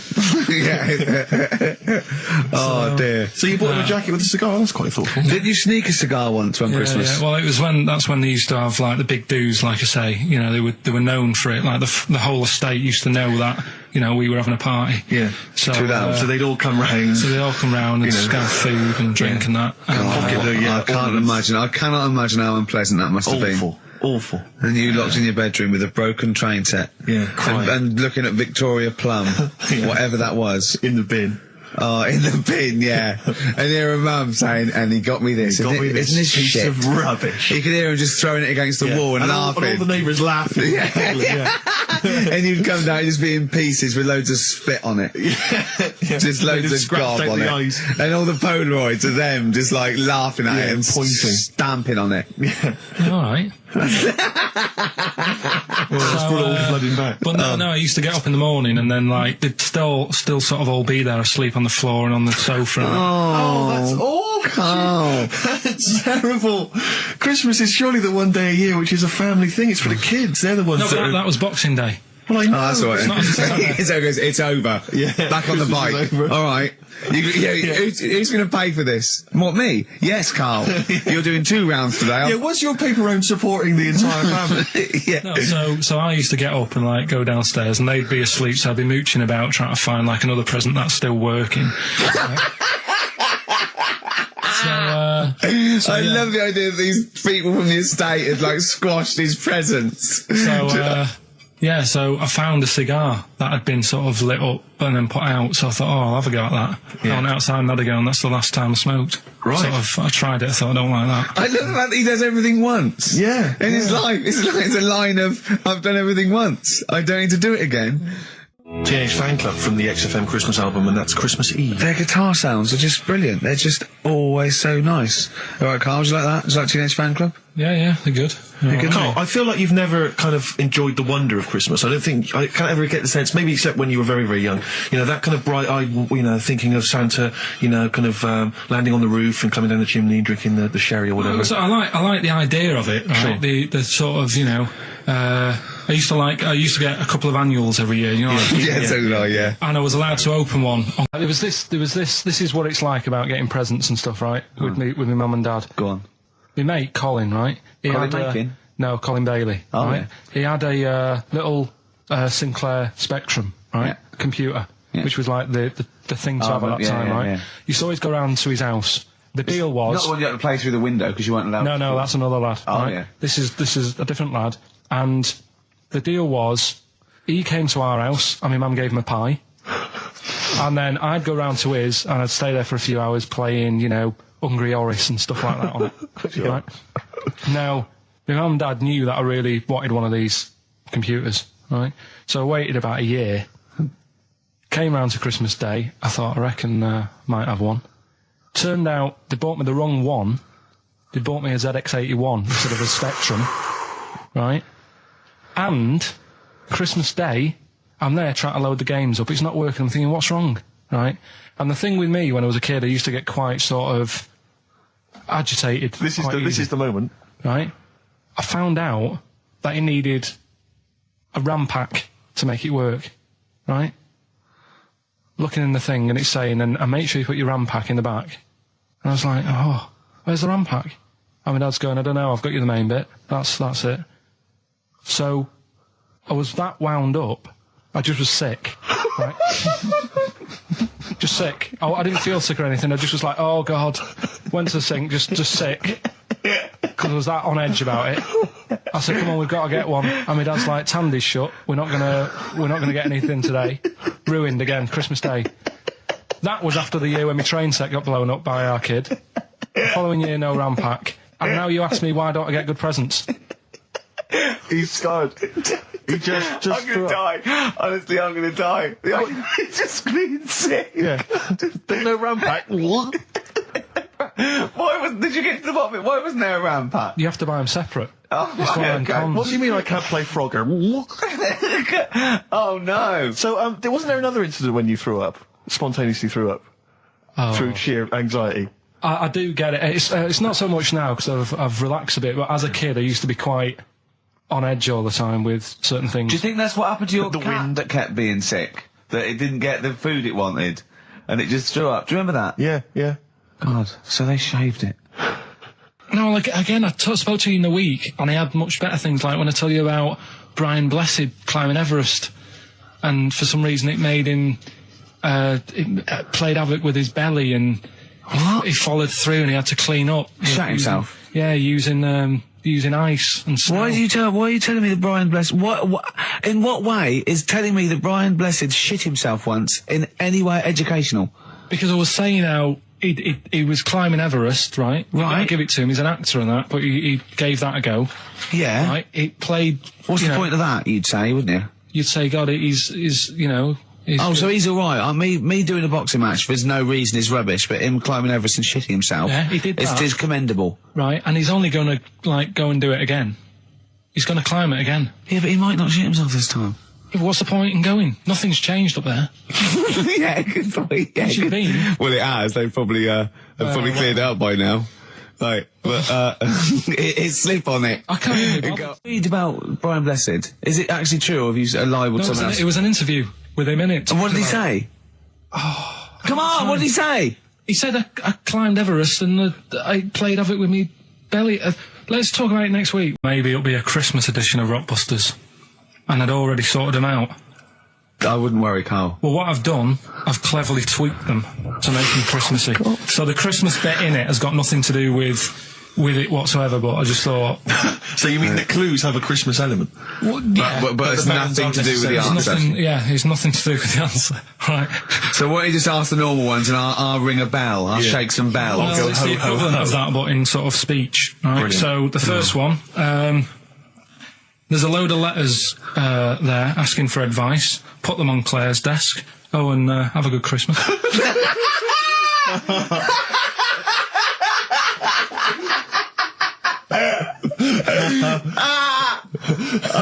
Give it to us again. Oh, God. Right, so there's a load of letters asking for advice. Put them on Claire's desk. Oh, and have a good Christmas. Right, but bear in mind, people, that the Christmas element may not be relevant to these. No, that's got nothing to do with it. I don't want to, okay. You know. And the initial there is F, right? That's F. All right. Right, the second one. Ask your mum if you should, after you've wrapped the presents. Right, so ask your mum if you should. Ask your mum if you should, after you've wrapped the presents. That's S. S. All right. Okay. And the last one, a couple of people were arguing in the supermarket at the fruit and veg counter, but it's busy in there because it's Christmas. That's probably what brought it on. So that's B. Right? B. Oh, God. So they're the three. Will I just recap? Yes, please. Yeah. I have no idea. So I can't even. I don't know what to start thinking. Right, there's a load of letters there asking for advice. Put them on Claire's desk. Have a good Christmas. Have a good Christmas. Second one, ask your mum if you should. After you're at the prison. S.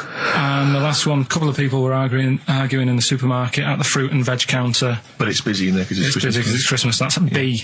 So they're the three things. It's email only, this one. Please remember that. ricky.gervais@xfm.co.uk. ricky.gervais@xfm.co.uk. Yeah. Brilliant. Carl looks happy with them. He looks really happy with them. Rightly so. They're cracking. They're good. Yeah. They're good. Pleased with those. All right. Is there going to be more Rockbusters in the new year? We're not sure. I'm still, thinking about new ideas that we can do. Okay. Are we starting Ridiculous today? Have you done? Couldn't be bothered. Couldn't be bothered. Right, couldn't be out. Look forward to Ridiculous. He's worried about. He nearly said asked, and he just stopped because he's worried because he's the producer. Yeah, well, I've got to set a standard. Oh dear. Carl, you have, mate. You have.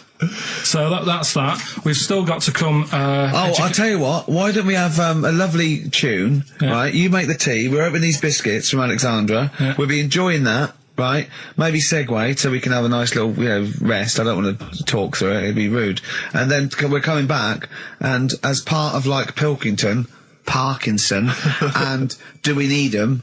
Do We Need Them? Yeah. Carl has interviewed an expert on jellyfish. Brilliant. So we've got that. Plus, of course, we've got a two-part Educating Ricky. You've got Educating Ricky still to come. With a Christmas theme or not? And we've still got things like the Pogues, John Lennon, Joni Mitchell, just David Bowie. Are you suggesting there's going to be some great music and some great fun music chat? and some fun chat? Lovely. Let's do a classic. Let's do a big stomp in one of the best Christmas songs of all time, shall we? What are you thinking? Fairy Tale in New York. Excellent. Fairy Tale in New York. Oh, it's always amazing. Pogues featuring Christian McCall on XFM 104.9, the Christmas edition. Indeed. David Bowie, everyone says hi. It's quite a melancholy feeling about today's show, isn't it, that Christmas? I think there's often... Carl with his Victoria Plum. I want to see a Victoria Plum. I want to know what it is. Does it look like a little gnome? It's a woman gnome. A female gnome? Yeah. A little gnome. Did your mum collect gnomes? She likes anything gnomes. She likes fairies. She likes Indians. She collects all that stuff, and it doesn't matter what it is. What do you mean? You know, like a proper Indian with all the headgear on. Or a Native American. American. She likes anything with them on. Like, you know, it can be a fridge magnet. It can be just anything. A lot of Native American wisdom is around the fridge magnet because they think it has special powers of adhesion. Yeah. Yeah, that's you read some of their writings, the great works. Snowbird from Mark Ikes are part of his covers album. He's so happy that the XFM listeners understand his stupid clues, and he knows it annoys me. We've got some right answers We'll be for giving out the Rockbusters. answers just quickly, just in case someone sort of missed one of them. I'll just quickly do them, yeah? Yeah, go on. First one, there's a load Short of letters. show. There's a load of letters there asking for advice. Put them on Claire's desk. Oh, and Merry Christmas. Ask your mum if you should. Oh, and Merry Christmas. And a couple of people were arguing in the supermarket. It was at the fruit Christmas, and that's veg why. counter. And that's B. Okay, we'll give those answers out shortly. Yeah. I just have to show you something, Rick, before we move on. I know we've got another Educating Ricky, but someone just sent this in. We have got Cheeky Freak of the Week. coming Oh, up. right. There's Let's been get a the subject off, lot yeah. of stuff going on this week. In the freak world. Yeah. Is it really? Yeah, there's loads. I mean, stuff that we can... The one that hasn't made it. God, this is what it hasn't made it, so we'll judge it on that. Go on. There's a woman, right? Do you know how, I mean, in a way I thought Elephant Man, it was a bit tight because, you know, they sort of took him on a freak show, did a bit of a road show with him and stuff. Yeah. There's some woman, I think she's in India, like now, who, makes a lot of money because she's got 3 legs and like 7 toes, stuff. And she was saying, people pay quite a lot of money. Not Squiddy Patel. It's not that much money, like, compared to here, but over there, it's like loads of money. Sure. And all you do is, you go around to her house and you pay this lot of money, and people just go, oh, look at that. Extra leg. The leg. Right. It's quite a lot of money in that. So she hasn't even got to go out on the road anymore, like in the old days. No, People that's come to what her. annoyed me. It's like, well, you could get to them faster. You go and see them if they're paying the money. Sure. But yeah, there's... What she could do is go in and buy a pair of shoes, right, and then nick one on the way out, because they only put one out, don't they? Good idea. So she could get, you know, 2, 3 for the price of 2. Just one of the many perks of having Just 3 one legs. of the perks of having 3 legs. The other one is, I mean, keepy uppy. But she'd be good at that. Shouldn't do wouldn't that. She just stays at home, puts the feet up.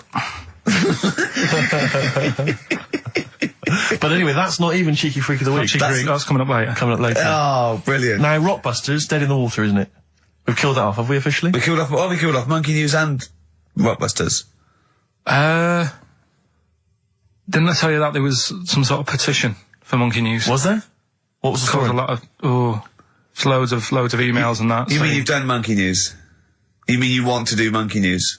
No, but seriously, there's uproar.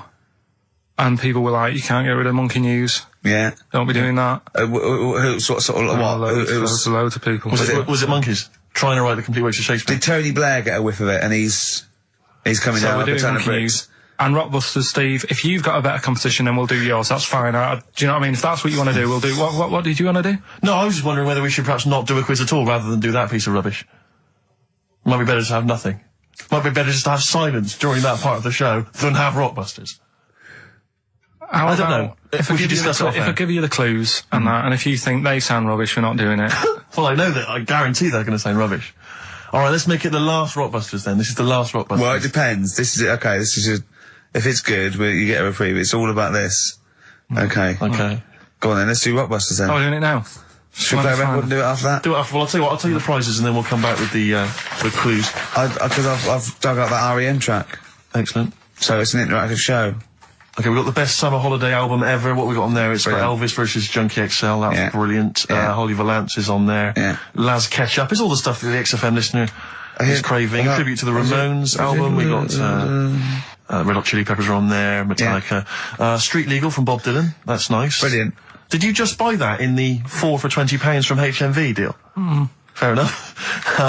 Once That's a again, good album. The Talons of Weng Chiang, a Doctor Who classic. Yeah. And there's something for the XFM listener. 8 Mile on DVD. I as thought well. that was nice. That film. The last bit was funny. It's a good film. And some good rap-offs in that as well. Yeah. So let's play a tune and then we'll come back with the Rockbusters clues. REM, go on, give it to him. REM, Electrolyte on XFM 104.9. Ricky Gervais, Steve Merchant, Karl Pilkington. I walk down Oxford Street every day to go to the office, and it is like running the gauntlet in Gladiator. It's not only is it just like, you know, you have to dodge people and they're dawdling or rushing or, you know, keeping into the road to get past some people but avoiding taxis, but it's like hands everywhere, like leaflets. I don't know, there must be 1 million leaflets given out. It's all mobile phones, sandwich shops. Teach yourself English. Yeah. Teach other people English. I know, and those charity people, something for Alzheimer's, and I've been caught about 6 times where I couldn't say no. I've got about 8 standing orders now because I just couldn't say no when they confront you. Yeah. Which is, you know, it's amazing how often I'm on the way to a meeting. I'm always on the way to a meeting, and then I always feel guilty if I walk past them again 2 minutes later with a HMV bag. Yeah, full. Yeah, exactly, crammed with bargains. I know, yeah. No, but, it's actually weird. They're like zombies. It's like you're just fighting them off. You need a flaming torch. To get past them. Or if it's not them, it's tourists. Just constantly, you know, excuse me, can you take my photo outside HMV? Or outside Topshop? That doesn't happen to me. I always seem to have tourists. Just in the way, just kind of dawdling, you know, looking at the buildings. I walk so fast. I put my head down and I just try and walk so fast everywhere now, because it's, But Oxford Street is just, it's unbelievable now. And I think it's age that I've started noticing. Even if the window's open and I hear just like cars and they're on the mobile phone, it's the loudest place in the world. Yeah. I don't know what we can do. But isn't it one of the busiest streets in, is it either the world? The universe? It is mental. I think if we carpeted it, that would and help, put some curtains up, it would just deaden. It's like pubs with those polished floors and metal tables, and everyone's having to talk like that to be heard. The jukebox is quite loud, and I want to go just turn everything down. Yeah. Let's put some carpet down. Just talk quietly like this. Yeah. Let's put the music down a little bit. We'll have a good time. I've never quite understood that impulse. I don't again if it's age where you go in a club or a pub, as you say, and the music's just slightly too loud, so it just makes everything slightly tricky. It's slightly tricky to have a conversation. But what annoys me is when it's for the amusement of the barman or barmaid. If they're bored, they're in a pub, they've got the music up, their music up, right, techno blaring, right, they've got a telly on watching a soap opera, and I want to go, choose one or the other. I mean, what are you watching? I got a minicab last night. I imagine you don't travel in minicabs, but the guy driving, one of those guys, I know he's driving a cab on a Friday night. Okay, no one wants to be doing that. And he had one of those phone, you know, the little earpieces that you put in, so it looks like they're talking to themselves. And he's there, and he goes, where are you going? I went, crouching. He went, yeah, yeah. Well, and he's chatting on his mobile phone the whole time. His voice was so loud, he had the radio on as well, and he wasn't concentrating on the road. I just thought, look, I'm paying you £10 here to take me somewhere. Please, just stop chatting or arranging your social life for 2 minutes. Get me to my destination safely, and then you can resume your conversation. My favourite one is I'm going to so and so terrace, please. Where's that? I want to go right. You're not taking me then. I mean, I don't know. I don't know. Exactly. I don't drive. I'm paying you. That's why I'm paying you. That's got to be part of the service. But I mean, I know people who've been in many cabs, didn't know where I was, and didn't have an A to Z. No, I was in East London once. I said to him, I'm going to North London. He went, where specifically? I went, Swiss Cottage. He went, sure. I said, do you know the way? He went, yeah. Set off. Along the way, he went, do you know the way? I said, I thought you knew. I said, have you not got an A to Z? He went, no. He was one of those guys who'd just taken his car out middle of the night. That was all he had. All he had, all his credentials were he had a car. No map, no torch. The 2 other things I bring with me. And he said, so we're driving along. He went, I could probably get you to Camden. I was like, okay. He went, it's a start. I mean, that is the start. Exactly. He went, do you know the way to Camden? I thought, pull over. It's not worth it. I'd rather hitchhike. I'd rather walk. Ludicrous. Those people who just go out. Yeah, they just take a car out to earn a fiver. I bought a car. Oh, have you ever done that? No, well, I'm sick of living here. And you say about people hassling you. When you say here, you mean the world, don't you? No, just in London is doing me head in now. The other week, actually, walking home from here, and like you say, there's always someone hassling you, saying, do you want to buy this? Do you want one of these? Going down Carnaby Street, right? There's your first mistake. He said, into meditation. So I was like, and I had a bit of time to kill, so I thought I'll have a chat. Right? Have you got time? Oh, we've never got time. We're too busy. Yeah, I thought you were too busy before. Well, I said, what's all that then? What do you do? And he said, we teach you how to breathe. I was like, well, I'm 30. I think I've done all right. And he sort of said, forget it. Forget it. I'm 30. And in Selfridges, they do, like Evian or whatever, that water company are there. And they've got like little glasses of water, and you walk past and go, have you ever tried this? It's water. Yeah. Oh, here you go. We'll try it. You go, Jesus Christ, is that what water is? What have I been drinking then? You've been drinking piss and mud. Have I? I'll have a bottle. Anyway, listen, Rockbusters. Oh, come on then. Let's get it done. Really? Yeah. Come on then. Right, so cryptic clues and initials, you work it out, it's a band and stuff. Yeah. Right, Brilliant. first one. Bob Holness. The first clue, the doctor said part of the foot and the leg was no good, so he took him off and he threw him away. That's the clue, the initials TB. TB, right? The doctor said part of the foot and the leg was no good, so he took them off and threw them away. Second one, the Scottish monster has got a bit of a tan, right? The Scottish monster has got a bit of a tan. Okay. That's TD, right? And the last one, well, the 60s singer had a heart attack whilst he was having it away. We won't be seeing him again. Right, and that's FNM. FNM. Well, the 60s singer's had a heart attack. He was having it away. We won't be seeing him again. Email in ricky.gervais@XFM. Remember, this is to save Rockbusters. If people don't get this, right, it's no more. So you better, if you want this feature to stay, you better get the clues. Right? Good work, Carl. Oh, that's brilliant. So they could throw it on the fire. I think it is so Have a quick skim through, do the word search right. Yeah. I think that's to light a cigar off the cooker. Oh. Well, anyway, listen, a good friend of ours, Ross Noble, the comedian, brilliant, he gave me this picture, Carl, which he's got from a magazine. He loves you. He and I have to thinks say, I think this... I just looked at it then.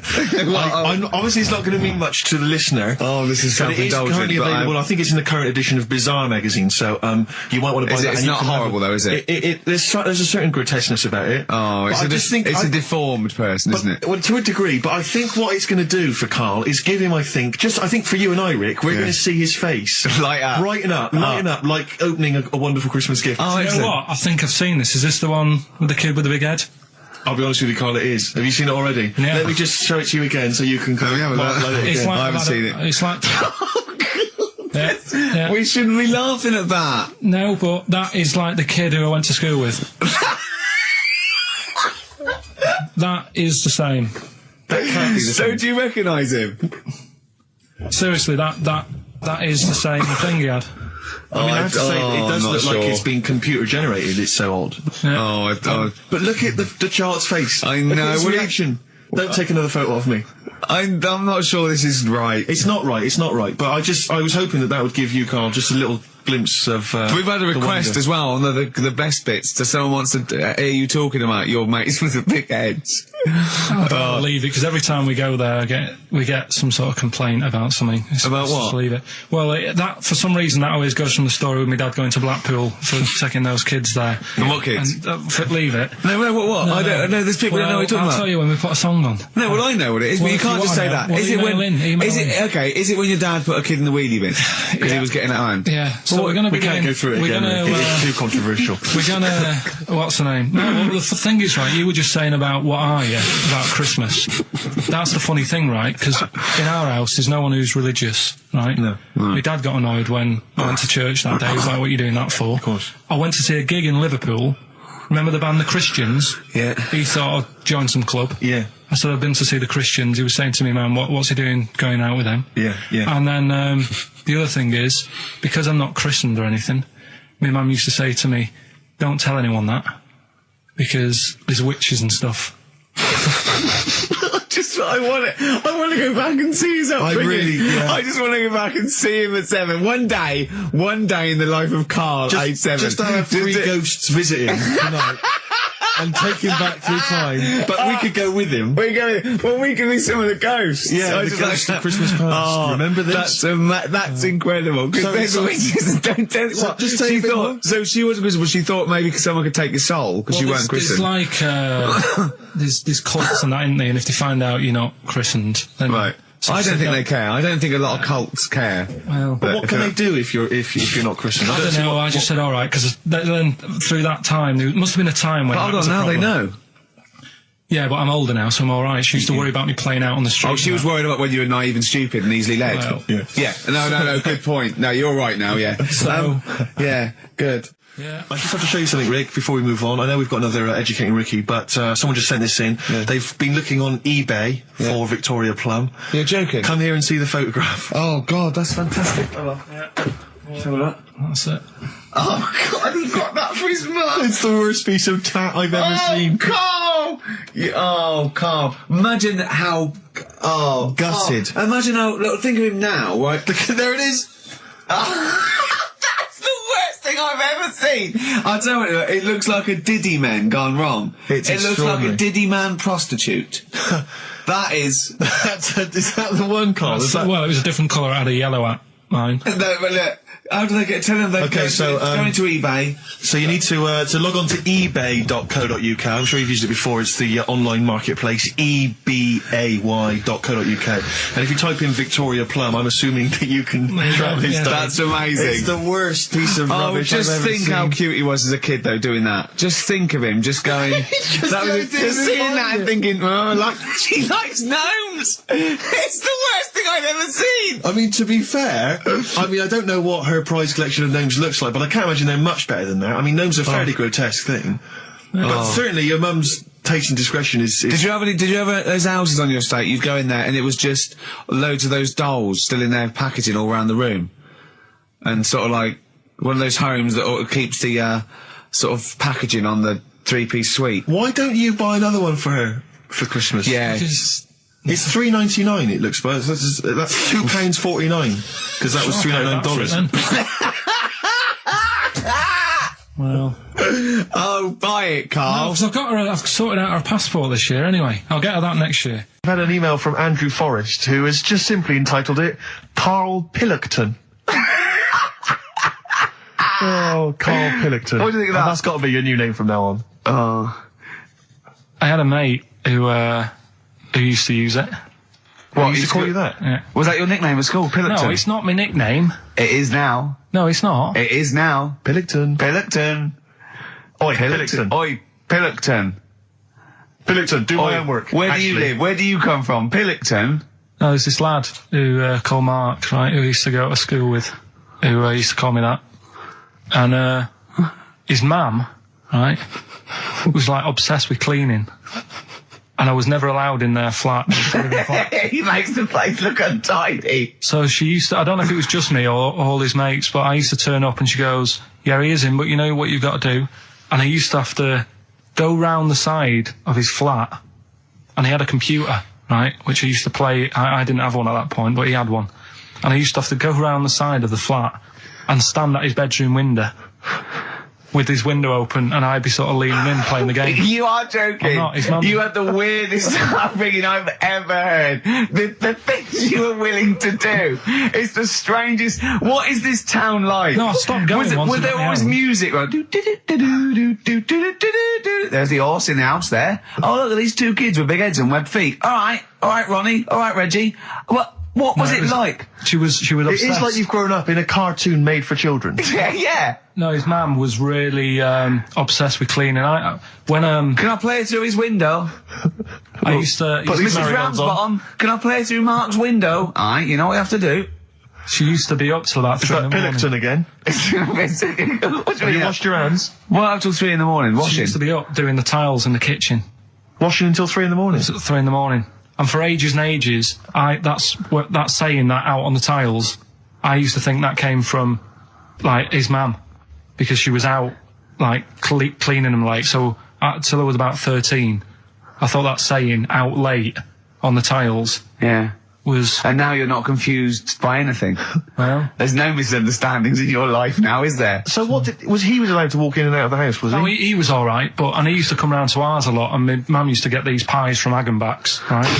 So... I don't know what that is. It's at that bakery where they used to chuck the cakes out the back, I'll tell you about. Yeah. And you at 6, He loved it, but I could never go round to theirs, or if I did, it was like, well, yeah, he is in, and I'd go, alright, and then I'd walk round the side of the flat. stand outside. Why did you ever knock at the door? Why don't you just go around and knock on the window? Just to check he's in, because he wasn't always in his room. If he was in the lounge, he'd have to go to his bedroom and then... You say meet you. This is the strangest... And you'd play a computer game through the window. You say it was a flat. It wasn't like a fifth story one, and you had to get in one of those kind of cleaning contraptions and, like, winch your way up. I love the idea of that. So. Oh, Pilkington. Clocks from The Coldplay on XFM 104.9. I'm Ricky Gervais, with me Steve Merchant, and back, Karl Pilkington. Hey. He's raring to go. It's nice when you have a bit of time off, isn't it? Yeah, how long have you had off now? About 3 weeks. About 3 weeks, yeah. We can't do that because we're sort of self-employed and we'd be letting people down, but it's different when you get paid anyway whether you turn up or not. But good to have you back. I'm never off ill. That's the first time I've ever been off ill. I mean, just you're off 2 weeks and then you're off. No, I just wish I was the kind of person who could let down an audience of regular listeners. Yeah, but like I say... Well, no, we spoke to you, you weren't that bad. A cold, you don't go home for a cold. We were discussing this last night in the pub, and, you don't go home for a cold. Okay, so moving on, what have we got then? We've got some great songs. I've brought in the Smiths, I've brought in Buzz Cox, I've brought in Neil Young. I know Steve's got some hip-hop. Some great hip-hop. I've got some great Elvis Costello. It's going to be great. Carl, come on, concentrate. You've been away for 3 weeks. Just annoyed. No, stop saying that. You're annoying me now. Why? What do you do? Go home ill? Oh, he's annoyed me. Oh, has he? Yeah, I got a bit of headache. I'm a little bit annoyed. Can I have some time off but still get paid? Yes, of course you can, Steve, right, he called me up, winding me up about this. And, right, I'm 30, right? I'm 30 now. I can only remember being off 2 times. Oh, his memory's going as well. You'll have some time off. And both of them were when I was at school. What's school? One when it was windy. Why did you have time off? Because it was windy. But to be honest, Carl, that lasted for... Play a record. No, go on. Go on. Right, it's this woman. I don't even know if it's ghost, really. It's just a bit weird. Sure. Yeah, sure. There's this woman, and she's not a woman, she's a kid. Sure. Okay. Sure. She's walking down, like, a street in her area. It's a nice day and everything. Everything's normal. She's walking down, and a woman comes up, cycling past, right? The woman on the bike looks at the kid, absolutely terrified, right? Got a really scary face on her. Yeah. The kid's thinking, why is she doing that? Yeah. Right? So anyway, she thinks nothing of it, goes, I think she was playing in the park or whatever, goes and has a nice day. About 15 years later... Oh, right, yeah. She's, I don't know, I think she was going to work, right, on a bike. She was riding her own bike? Riding her own bike, cycling down the road. Oh, yeah. Looks at the kid. That's the thing that happened, like, 15, 20 years ago. Right. It's her on the bike looking at her as a kid. Right. Not another child. No. So it's her. She's seen herself. Carl? I mean, I don't know where to start. Firstly, where's this information come from? But I mean, why do you ever... I mean, I don't know what part of that you think can be true. I mean, honest, I'm speechless. I don't know what to say. What are you talking about? Bit weird, though, isn't it? But it's not true. It didn't happen. Nothing happened like that. She said it did. Well, she's wrong. She said she saw herself. She saw herself as a kid, didn't she? Did she carry on riding and as an adult when she was a kid. Did she stop and talk to herself, or did she ride on by and think, that's a bit weird, there's me as an 8-year-old. I won't stop, I'll be late for work. Yeah, if I'm late again, the boss said he'd be in trouble. Yeah. Oh. Well, and where is this information? Did it happen to someone you know? No. You overheard it on the bus? No, it was in the 14 Times. We've had a lot of emails saying, could you bring back White Van Karl? Oh, yeah. Which is that section of the show where we ask the questions that the Sun asks someone else, random punters of Karl. But sadly, recently, they've got very politicised and very kind of, basically a little bit depressing. So there's not really anything appropriate. But I have trawled the papers looking for other questions posed in other sections of the Sun. Good idea. I was just looking here at the Dear Deirdre section, which is the sort of problem page. I don't know what your views are on this. I'd love to see Karl. Oh, God, can we get him a job? Just ask... Oh, my God, that would be amazing. Right? Well, here's one. I'd like to see your view on this, Karl. I'm a happily married 42-year-old woman with 4 kids, yet I've developed a huge crush on pop star Darius Dinesh. Yeah. It sent my hormone levels through the roof, and last night I woke my husband up at 4 a.m. for sex. We've been married for 20 years and he can't believe his luck. Recently I've been having... I want to go to I'll stop you there. Why are you telling me? Right, carry on. Sorry. Recently, I've been having erotic thoughts about Darius morning, noon and night. Yeah. I haven't felt like this since I was a teenager and mad about Donny Osmond. My husband is amazed at the change in me. We had sex twice last night and again this morning. Again, why are you telling me this? Yeah, go on. He's just boasting. This is not a problem. It's not a problem. What's here. the problem? No problem, just wanted to tell someone. Thanks very much. I watched Darius on TV last night, and when my husband came home, I dragged him into the kitchen and we made mad, passionate love. Right, they did it then, twice last night, once this morning. That's 4 times. Five times she's mentioned it so far. Yeah. She's doing all right. My husband, this is a great bit. My husband thinks it might be his new moustache. Or that I'm going through the menopause, but I know You were thinking of growing a moustache? I was Just to thinking think of of growing a changing moustache. luck with the ladies? I love the idea that's what he thinks it is. He's telling his mates in the pub. You should go grow mad with to me. these. Grow The with old these, Tom right? Selleck. 5 times in the last 24 hours. Hooray for sexy Darius. So, what do you make of that then? What are your views on that? Hold on though, if that bloke is reading that paper, that narrows it down It's a gotta bit. be, yeah. Who else did he know? His wife likes Darius, he's had sex 5 times that night, and he grew a new moustache. He's thinking, I wonder if that's me. Maureen. Yeah, go on. But what's your concern? Because I'll tell you what her problem is. She's worried that, the reason that she's now kind of overly excited and she's having this great sex with her husband is because she's actually fantasizing about someone completely different, younger. She's having these wayward thoughts, isn't she? She's a bit concerned about that. What's your concern? What are your thoughts? I reckon she's going to start shoplifting soon and coming out in hot flushes. Go on. Just, they're both happy, aren't they? He's getting what he wants. She's happy. I'd say, yeah, whatever, get on with it. Do you think that she should confess? She wants to be honest with him. I wouldn't, because not that many fellas like Darius. Right. So if you're sort of thinking, oh, she'd rather have him than me, I don't What do you think it's gonna Darius would think of this? work. He'd probably be happy with that. I mean, What would you do if you got loads of phone calls, right, from women going, Carl, whenever you're on the radio, I just have to do it. I just have to do it. Your voice makes me... I'd say, all right, well, it's all right. I'd be happy with that. Would you? Yeah. I mean, just in case anyone is doing that. What would you do to sort of like egg them on a little bit to help them out? What do you think? What sexy things would you say? What do you think is your quality? What do you think people would find, pretty horny about you? Is it your sort of mank wine, do you think, that? It's the best of. You've been voting in all week, sending your emails. So here's the clips that you wanted. Alright, so, here's the first bit. Yeah. Some doctor or something who was into, like, the way bodies work, they got their head cut off. Who did? The doctor? Yeah, he was doing a bit of an experiment. And he cut his own head off? Yeah. Okay. And it was about, he said, when my head's in the basket, I'm going to blink my eyes. Right. Okay, sorry, hang on, let him finish. And, so the doctor has chopped his own head off, and he's told everyone, I'm going to blink my eyes to prove that he's there's in the life after basket, death. and he goes like, right, I'm going to blink my eyes about, as many times as I can. So quick, count them. And they count, and he got to like 15 before he Right, died. now this is how Carl told me that. Till Nick Frost explained that, Carl told he said, right, well, a bloke, right, he had his head cut off, and when his head was in the basket, he went, count how many times I can blink. And I went, well, that's rubbish. He went, no. And Nick went, well, no, he actually said, when my head's in the basket. He went, and Carl went, all right. I said, Carl, do you know the subtle difference? Do you see the subtle difference? I have to say, though, guys, I still don't really understand what went on there. You've both lost me. The story is that a bloke who'd been found doing, You mean that Carl just explained it and that was a clear version? Because I still don't know what you're talking about, Carl. Well, this bloke had his head cut off at experiments against God. He was a doctor in the, in olden times. Yeah. And when they cut his head off...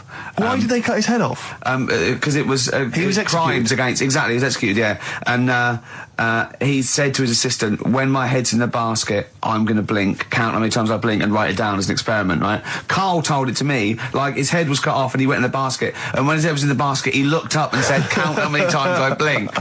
Yeah. I love that. I love the difference in that story. Yeah. Both rubbish, but, one's possible and one isn't. You believe anything that you're told except when we tell you the truth. What?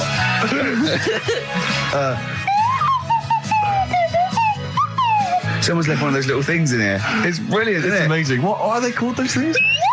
I imagine just there, I was thinking of being in the front row at a Morrissey concert and going, can I just play along? They are brilliant. I don't know what kind of sound that is. I don't know. It's only used for when Kenneth Williams Yeah, exactly. sees someone undressing. Yeah. That's the only time that is used, that noise. Exactly. That is But brilliant. it's like it was specially created for the Carry On films. Yeah, we need, I don't know what it is, but we need something when I walk in and see someone changing. Well, what about this? There is a light that never goes out by the Smiths. I phoned Karl up in the week, yeah, and I said, what are you doing? He went, well, even though it's one of my days off, I'm just doing some research on the web. Found anything that said, yeah, I'm doing science. And then he said, you can get wigs for dogs in Tokyo. That's his scientific fact. And I went, what do you mean? Dogs, if they need a wig? I said, if they need a wig, what? Dogs going bald? And he went, like, this is fine to him. He went, it's a stressful city, Tokyo. The world's all right with Karl. He's always got an explanation. I've only ever seen him confused once. When in Edinburgh, he looked out of his window one day and he saw a bloke putting a parking ticket on some rubbish. Yeah. And that genuinely confused him. Yeah. He couldn't work out, could you? It's a bit weird, isn't it? And the woman breastfeeding her 8-year-old child, you didn't like, did you? I don't like that. But what's the name? Animals with wigs. I kind of thought, after I put the phone down to you, I kind of thought about it, thought, yeah, it's a bit daft, that. Are you sure he's not the ageing pop group? No. The Animals? But when you think, have you ever seen, like, a bald pet? No. It's weird. What do you mean? Because my mum, we had a cat, we used to get through loads of cats because we lived on Oh, God, it started early today, isn't it? What do you mean? It's only 10 past one. What are you doing? No, Running a restaurant? We lived on...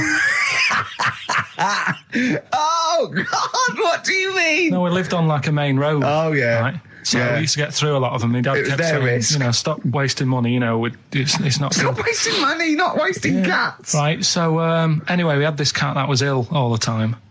And It's just bag of nerves, probably. Yeah, malingerer. Yeah, I'm terrified. I'm going to which house? Rome. Oh, God, bloody hell. Rome. Don't let me go to the Pilkingtons. and it, for some reason, it kept being sick all the time. Right? Yeah, that is nerves. That's definitely nerves. So my mum kind of thought, I've had enough of this, and she shaved it. Whoa. Whoa. Now, I know you're not vets in your family, but what correlation did your mum think there was between you being sick and shaving it? Because it kept being sick, and it was a pain to wash, because it kept getting So caught she up. wanted a dry wipe cat. So Why didn't you just varnish it? What? it's weird. It's weird, though. So now he's cold and sick. No, but not all of it. She left sort of the back half, but sort of from its waist, sort of. I love that. Shave it because it's sick on itself. And That is it was the genius. weirdest looking thing. I mean, normally I like cats. I'm always like giving yours a stroke on the head and that. Yeah. As soon as she did that, it was like, oh, Yeah. can't touch it. And then So now it's sick, cold, and hated. Yeah. Karl. It must have, I mean, the other cats must have been taking the mick out of it constantly. It's just making things worse. I'm hoping that it got run over and was put out of its misery. no, I think it got all right, that one. Or is that the? Yeah, it did get run over. It did. Oh, God. Oh, dear. How many cats do you say you've got through? I'd say whilst I was living at home, I mean, it's still on the increase even though I'm not there. So whilst I was there, probably 5. God. Wow. Oh. Yeah. And were you upset each time, or you just got used to it? It's one of them things, isn't it? Like I've said before, when you first see something, it's a bit of a shock. Do you know what I mean? It's like the Elephant Man or whatever. Yeah. First time you see him, it's that sort of, oh, look at that. Do you remember the first time you saw Steve? No, I'm not being funny. Do you remember the first? Yeah, but I've said this before. It's always, then you get used to how people look and you don't... No. I'm going to burst. You don't talk to anyone, do you, in the week? You just hide in your little sound booth thing and you really don't talk to anyone, do you? Much? Not really. No. I mean, you might call up. Yeah. But no, I keep myself to myself. Yeah. Then you don't get bogged down in the office politics and stuff. Yeah. Is there a lot of office politics here? I don't know. I don't get involved in it.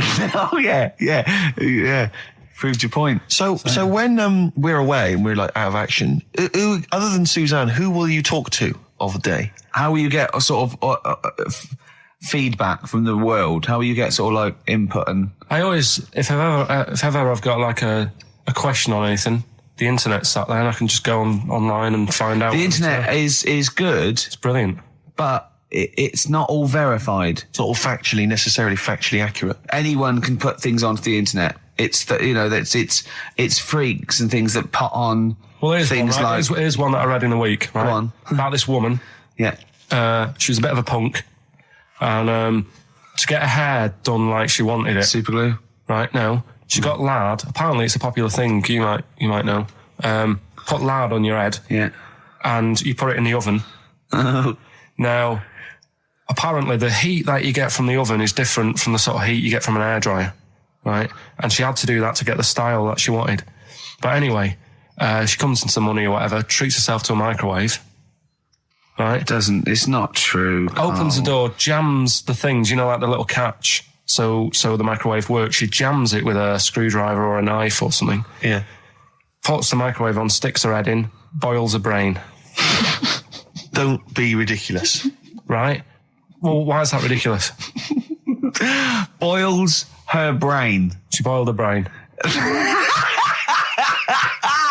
She boiled her brain. And this is what's good about the internet. I went straight from that, and there was a subject about brains. And do you know that Russell Crowe, when he dies, is giving his brain to charity or something, some sort of some people who can do stuff with it. She gave hers to Pot Noodle. Vesta. Yeah. Oh, That's boiling the a sort of skull. Yeah. It's not true. It's not true, Carl. Just urban myths. Someone made it up. Yeah. For a laugh. They're just too convenient urban myths. Everyone's you can tell an urban myth's not true because it's always this happened to a mate of mine, and when you say what happened then, they go, don't know, that was it. Was it? Was that it? Was it? Someone boiled a brain and that was it. There was no more story. Well, were there any dates, locations, times? I think it was in Belgium. There's that one. There's that one that a bloke, right, was going to get a phone call at 4:00 to find out if his business was, okay, right? And if he didn't get the phone call, he knew he was broke, destitute. So dead on 4:00, the phone didn't ring. So he went up to the roof of his office and he jumped off to commit suicide. And as he was passing his window, the phone was ringing. Oh no.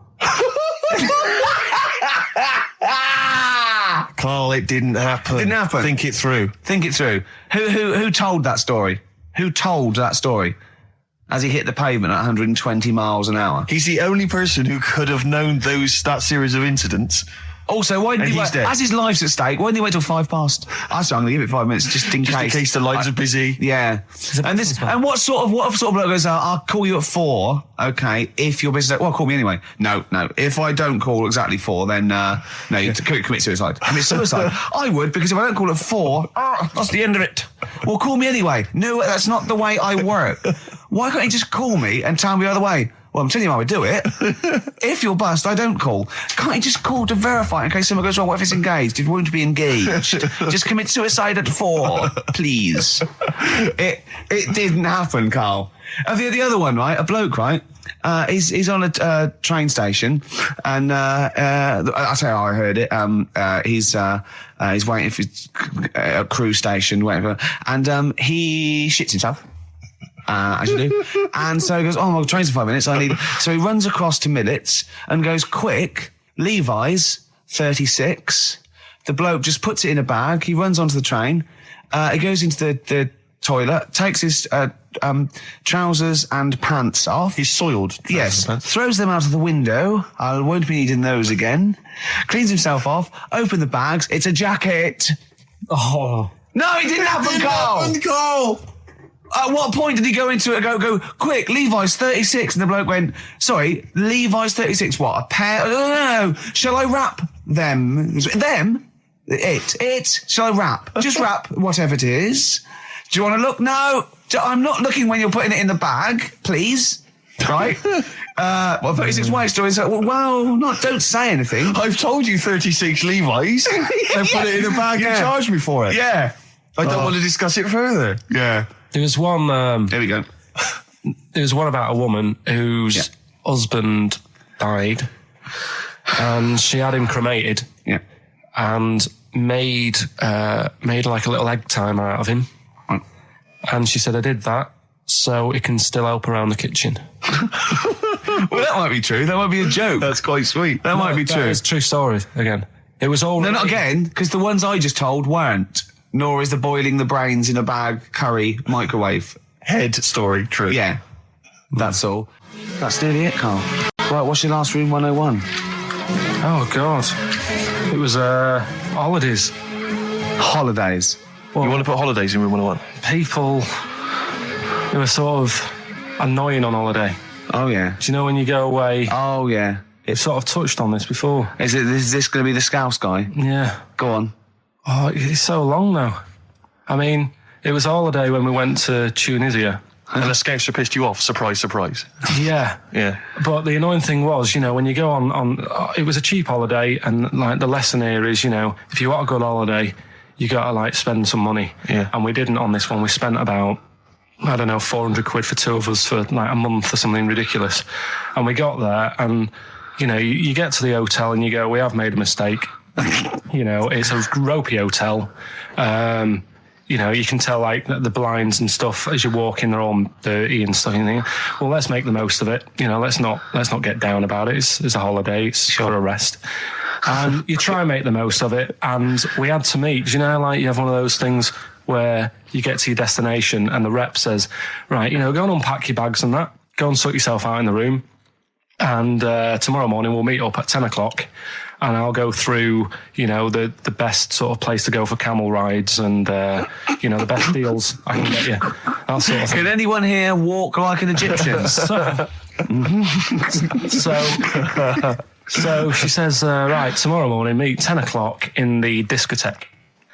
So we get up and we have breakfast, and it wasn't a good breakfast. The kitchen was, like, bit horrible. The food wasn't good, and it was run by sort of midgets. What do you mean it was run? Not there's anything wrong with that. There was little fellas running around, and the annoying thing was one of them sort of started to fancy my girlfriend. How did he manifest his affection for No, you're not saying there's anything wrong with midgets, though, are you? Just saying it was strange that there was... Yeah, but even midgets shouldn't be cutting in on Karl Pilkington's territory. I know. But it's also that thing of, they've got little fingers, and... And it's sort of God, ruined. I'm so sorry. No, I'm not. It is a bit of a phobia of mine. Okay. Do you know what I mean? They are nice people and that. Sure. Oh, God. But the annoying thing is... So what was he doing then? How did he... I don't understand how he was chatting up your girlfriend. Was he crawling under the table so you couldn't see? Just kept... Whispering to her from underneath there. Stop it. Just sort of, Wait, I don't want to get a complaint on our last show. There's not many midgets. What's going to happen? Can we just finish this and start up again in a couple of months? Oh, yeah. So if you want to know more about the midget theme restaurants, then we'll talk you in 3 months. Yeah. It's just... No, that's fair enough, actually. Oh, You're yeah, absolutely right, sorry Karl. about That's this. your producer's Listen, head on. we'll see you in about a really... it's been a pleasure, truly, and thank you for everyone that wrote I've got you a couple letters. presents. Have you really? I've got you both a present, right? Oh. I got Ricky, do you know, like we've done fables and Yeah. stuff? Right? Yeah. This is like Mr. Ben. Oh. This is brilliant. Yeah. Right, and it's like little fables that Mr. Ben goes on. Oh, fantastic. So I want you to learn something from that for when you come back. Okay, brilliant. That's lovely, I'll tell you Karl. one of the stories I read this morning. It's brilliant. In fact, when you've done with it, give it me. Yeah. Because I haven't finished reading that. Okay. Thank you, Karl. And for Steve, a little chat-up lines. A little book of chat-up lines. That's fantastic. That's great, Karl. Well, we'll see you in 3 months. But carry on emailing Karl. Cherish Karl Pilkington. He sits in a little room by himself, so keep him in touch. And we'll see you in August. We're going to leave you with something that we all love. This is There Is a Light That Never Goes Out by the Smiths. Very apt, I think. Goodbye. See you later. Same way every day on XFM 104.9. I'm Ricky Gervais. With him, Steve Merchant. Sure. Rick, I only had one thing I had to do all week. Okay, was that? I was so excited about getting up Friday morning, phoning, getting Bruce Springsteen tickets. Yeah. The Boss is playing in October, and basically got up too late. Well, not sold out already. You just Sold out. It had sold out, but I've started calling about 12:30. It sold out. I trawled the net. I trawled all the phone lines. Some of those buys are bulk buys for selling on, aren't they? They're not all individuals. This is the problem. I mean, I don't know how many people they can fit in Wembley Arena, but sold out by 12:30, and that's popular. Wembley Arena? Yeah. It's about 12,000, isn't it? I was so gutted. It was all I had to do. I was so looking forward to it. I phoned up one of those like quite dodgy ticket agencies. Do you know how much he was offering to? You know, they're 45 quid to buy. He said the starting price is 225 quid. I mean, that to me is like a ticket tout, like a legal ticket tout. Are they allowed to do that? I don't know. It's crazy. I was so angry. They could make they'd have to say their booking fee was £150. Exactly. So but now I'm like desperate. I don't know what to do. I'm just wondering if I can abuse our position on the radio and just try and scrounge them from anyone who's listening. No, I mean anyone who's listening who's got the power to get them, you know, or... This is begging, isn't it? It's exactly what it is, Rick, yeah. Yeah, I was going to try and dress it up. Yeah. But it's just begging. That ticket touts after you as well, for dissing him. Ricky.Gervais... Don't bring me into it. Shut up. Ricky.Gervais@xfm.co.uk. If there's anything you can do to get me a ticket, I'm willing to pay for it. Up to the price of 45 quid. You know. Yeah, wow. No, second hand. Yeah, 30. Yeah. You don't want to throw your money around, I'll give 25 quid, come on. Don't you know who I am? Yeah. But that, I mean, do you know what I mean? Because I'm just, like, I asked Karl if he could sort it out. He's done nothing. He's achieved nothing. I know. So I'm just desperate. I'm in a desperate situation and I don't quite know what to do. I'll tell you this though, Karl. Don't bother doing favours for him because he's not grateful. You give him something and he goes, right, does this mean I have to give you something back? And I go, well, no. He goes, good. Well, I got you Cure tickets and you did nothing. Yeah, but it was about rubbish, that gig. There you go. It was rubbish. I went along to that gig. It was a balmy summer's night. The Cure, as far as I'm concerned, owe me a balmy summer's night because I wasted it. Hour and a half they played for. They played 4 hits. I don't want to hear their dirge from like some dodgy album and from like 1984. I'm not interested. Play the hits. Boys Don't Cry, Love Cats, blah, blah, blah, blah, blah. Instead, I got nothing. I was so angry. I was just, oh man, You were probably angry at Karl, weren't you? I was angry at Karl for wasting my time getting me the tickets for free. If I paid for it, you getting to see what sort of a bloke Steve Merchant is? Doves, Caught by the River on XFM 104.9. I'm Ricky Gervais, Steve Merchant, hello, Karl Pilkington and everything. No, I'm going to be honest with you. Go on. A little bit hungover, don't feel very well. Yeah. I don't know if I'm hungover or still a bit drunk. I don't feel... You sound like you're still a bit drunk. Yeah, so what I'm worried about... You do every week, so... But what I'm worried about is that the standard will slip. Sure. If I'm not right on the ball. And the other thing is I haven't had a lot of time to prepare the show today. Okay. So I don't feel, you know... 100%. Yeah. I haven't done the Karl. Right. Look. Have you finished that sentence? I don't make me laugh because it hurts as well. And there's the other side effect to me being a little bit hungover or drunk or whatever, right, is that I can be annoying. Right, yes. Because just to amuse myself, I sort of like turn my body off a little bit and just poke and like that and annoy people and that. I want to sort of like... Well, you do the physical equivalent of freewheeling. Don't you? You just I sort of want to climb on Karl and go to sleep on him. Yes. Do you know what I mean? Yes. They both annoy him and it'd be comfortable. Yes. Which is... can be annoying. Just a little thing just to make this show a bit easier. If you'd put your hand up when you want one of us to speak, because I'm not quite sure when the sentences are finished. The hands are up. Okay, good. So, the hands are up. Okay. Okay. Good, alright. Okay. Are you gonna just keep them up for the rest of the show, or? No, Karl, do what you... Huh? Good, alright. Do you want to, I mean, is there an excuse as to why you're a bit hungover? Too much wine. Okay. All last night, yeah. Yeah, good. Thanks for that. Because this is the only work you've got to do all week, isn't it? Unless I'm very much mistaken. You don't have to do anything. You just sit at home eating cheese. Yeah. Then occasionally you do a bit of sort of shadow boxing. And that's exercise. And then you sit and watch TV. Yeah. Is that roughly what you did this week? Yeah. Uh-huh. So this is the only 2 hours you had to do anything for all week. This is you had to prepare for this. Yeah, but who can plan a hangover? Right. You know, you'd think, Karl, you said you had some stuff. Yeah.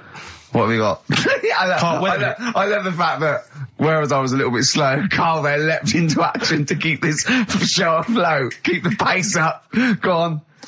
Right, well, Karl, are you hungover as well, or? I'm just a bit annoyed because I'm with you. Do you know what I mean? He Yeah. hasn't got much to do all week. You're having a laugh. What? What angers me is I kind of hope that maybe I could have quite a long career in radio, and I sort of feel like I don't know, the word sinking ship. Those words spring to mind. But... Because it feels like, I mean, Carl, you're just a chancer anyway. You weren't even supposed to be on air, and we've made you into something of a household name, and that's cool. Household name? And Ricky's already a celebrity. He's got it stitched up. He's got corporates. He's got, voiceover work. But I've got nothing. I'm running on empty. I'm not, nothing. I've got nothing. I'm sort of dependent a bit on this. Yeah. Financially. And, go on then. What and you two are sort of bringing it down, really. Right. Do you reckon I can get my own show, Carl? Carl.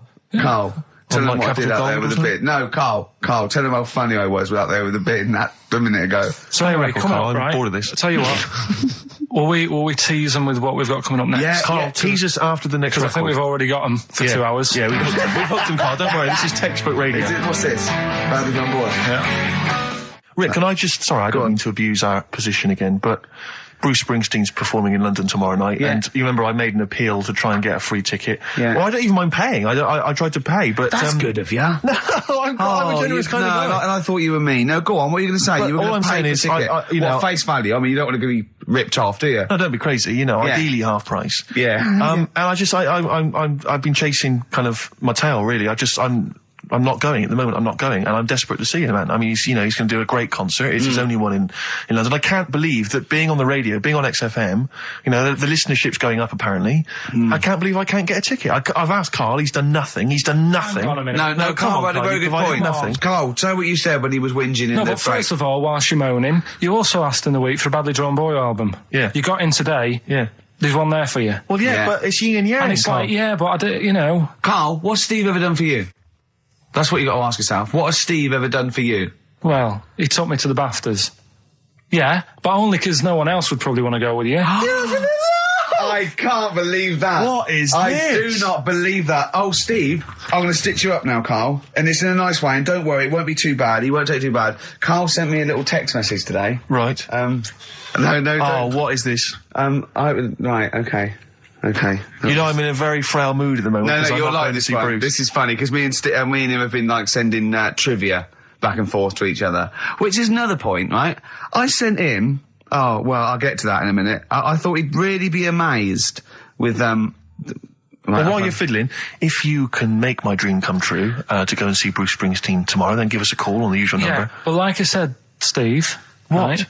It wouldn't be... Right, you just said when the song was on, can't believe it, right? We work at XFM and I can't get tickets for Springsteen, right? Yeah. We work in radio, we should get tickets. Right, now think Which of I'm the willing amount to pay for. Yeah, but think of the... Yeah, but if he's sold out, he's sold out. Yeah. Yeah, right? but that's just something they say. Right, that's just what they say, is it? Right, so everybody on local radio stations say, do you know, I like that Bruce Springsteen, I want a free ticket, right? So another say... I tried to phone, I phoned for an hour and a half, I couldn't get through. Not long enough. I've put the hours in. Not long enough. Not long enough. What are you talking about? I've put the hours in. No. Right, so another 400 people turn up at the gig. They cram them all in. There's people being crushed. They've paid the money early. They were up early that day when the phone lines were open, whilst you were probably sleeping and that. So they're dedicated, and they're the ones at the front getting crushed. What? Would your Why mum and are they dad getting be crushed? happy if you were there getting crushed? I don't mind. I'll sit at the side of the stage and watch him. Yeah, but I don't mind. But everyone will say that then. And then before you know it, no one can see anything because you're all on the right stage. on this one. Leave it. Right, I'm going to give you this here. I'm handing over my mobile phone to Steve to read you can see it's from Carl at the top, but just read it out as you scroll down. Just read it out loud. Is this a text message from... Yeah, this is a text message to me from Carl. Read it out. To see at night as well as an owl, you would need eyes the size of grapefruits. If only Stephen could turn his head right round as well. Carl, I can't believe it.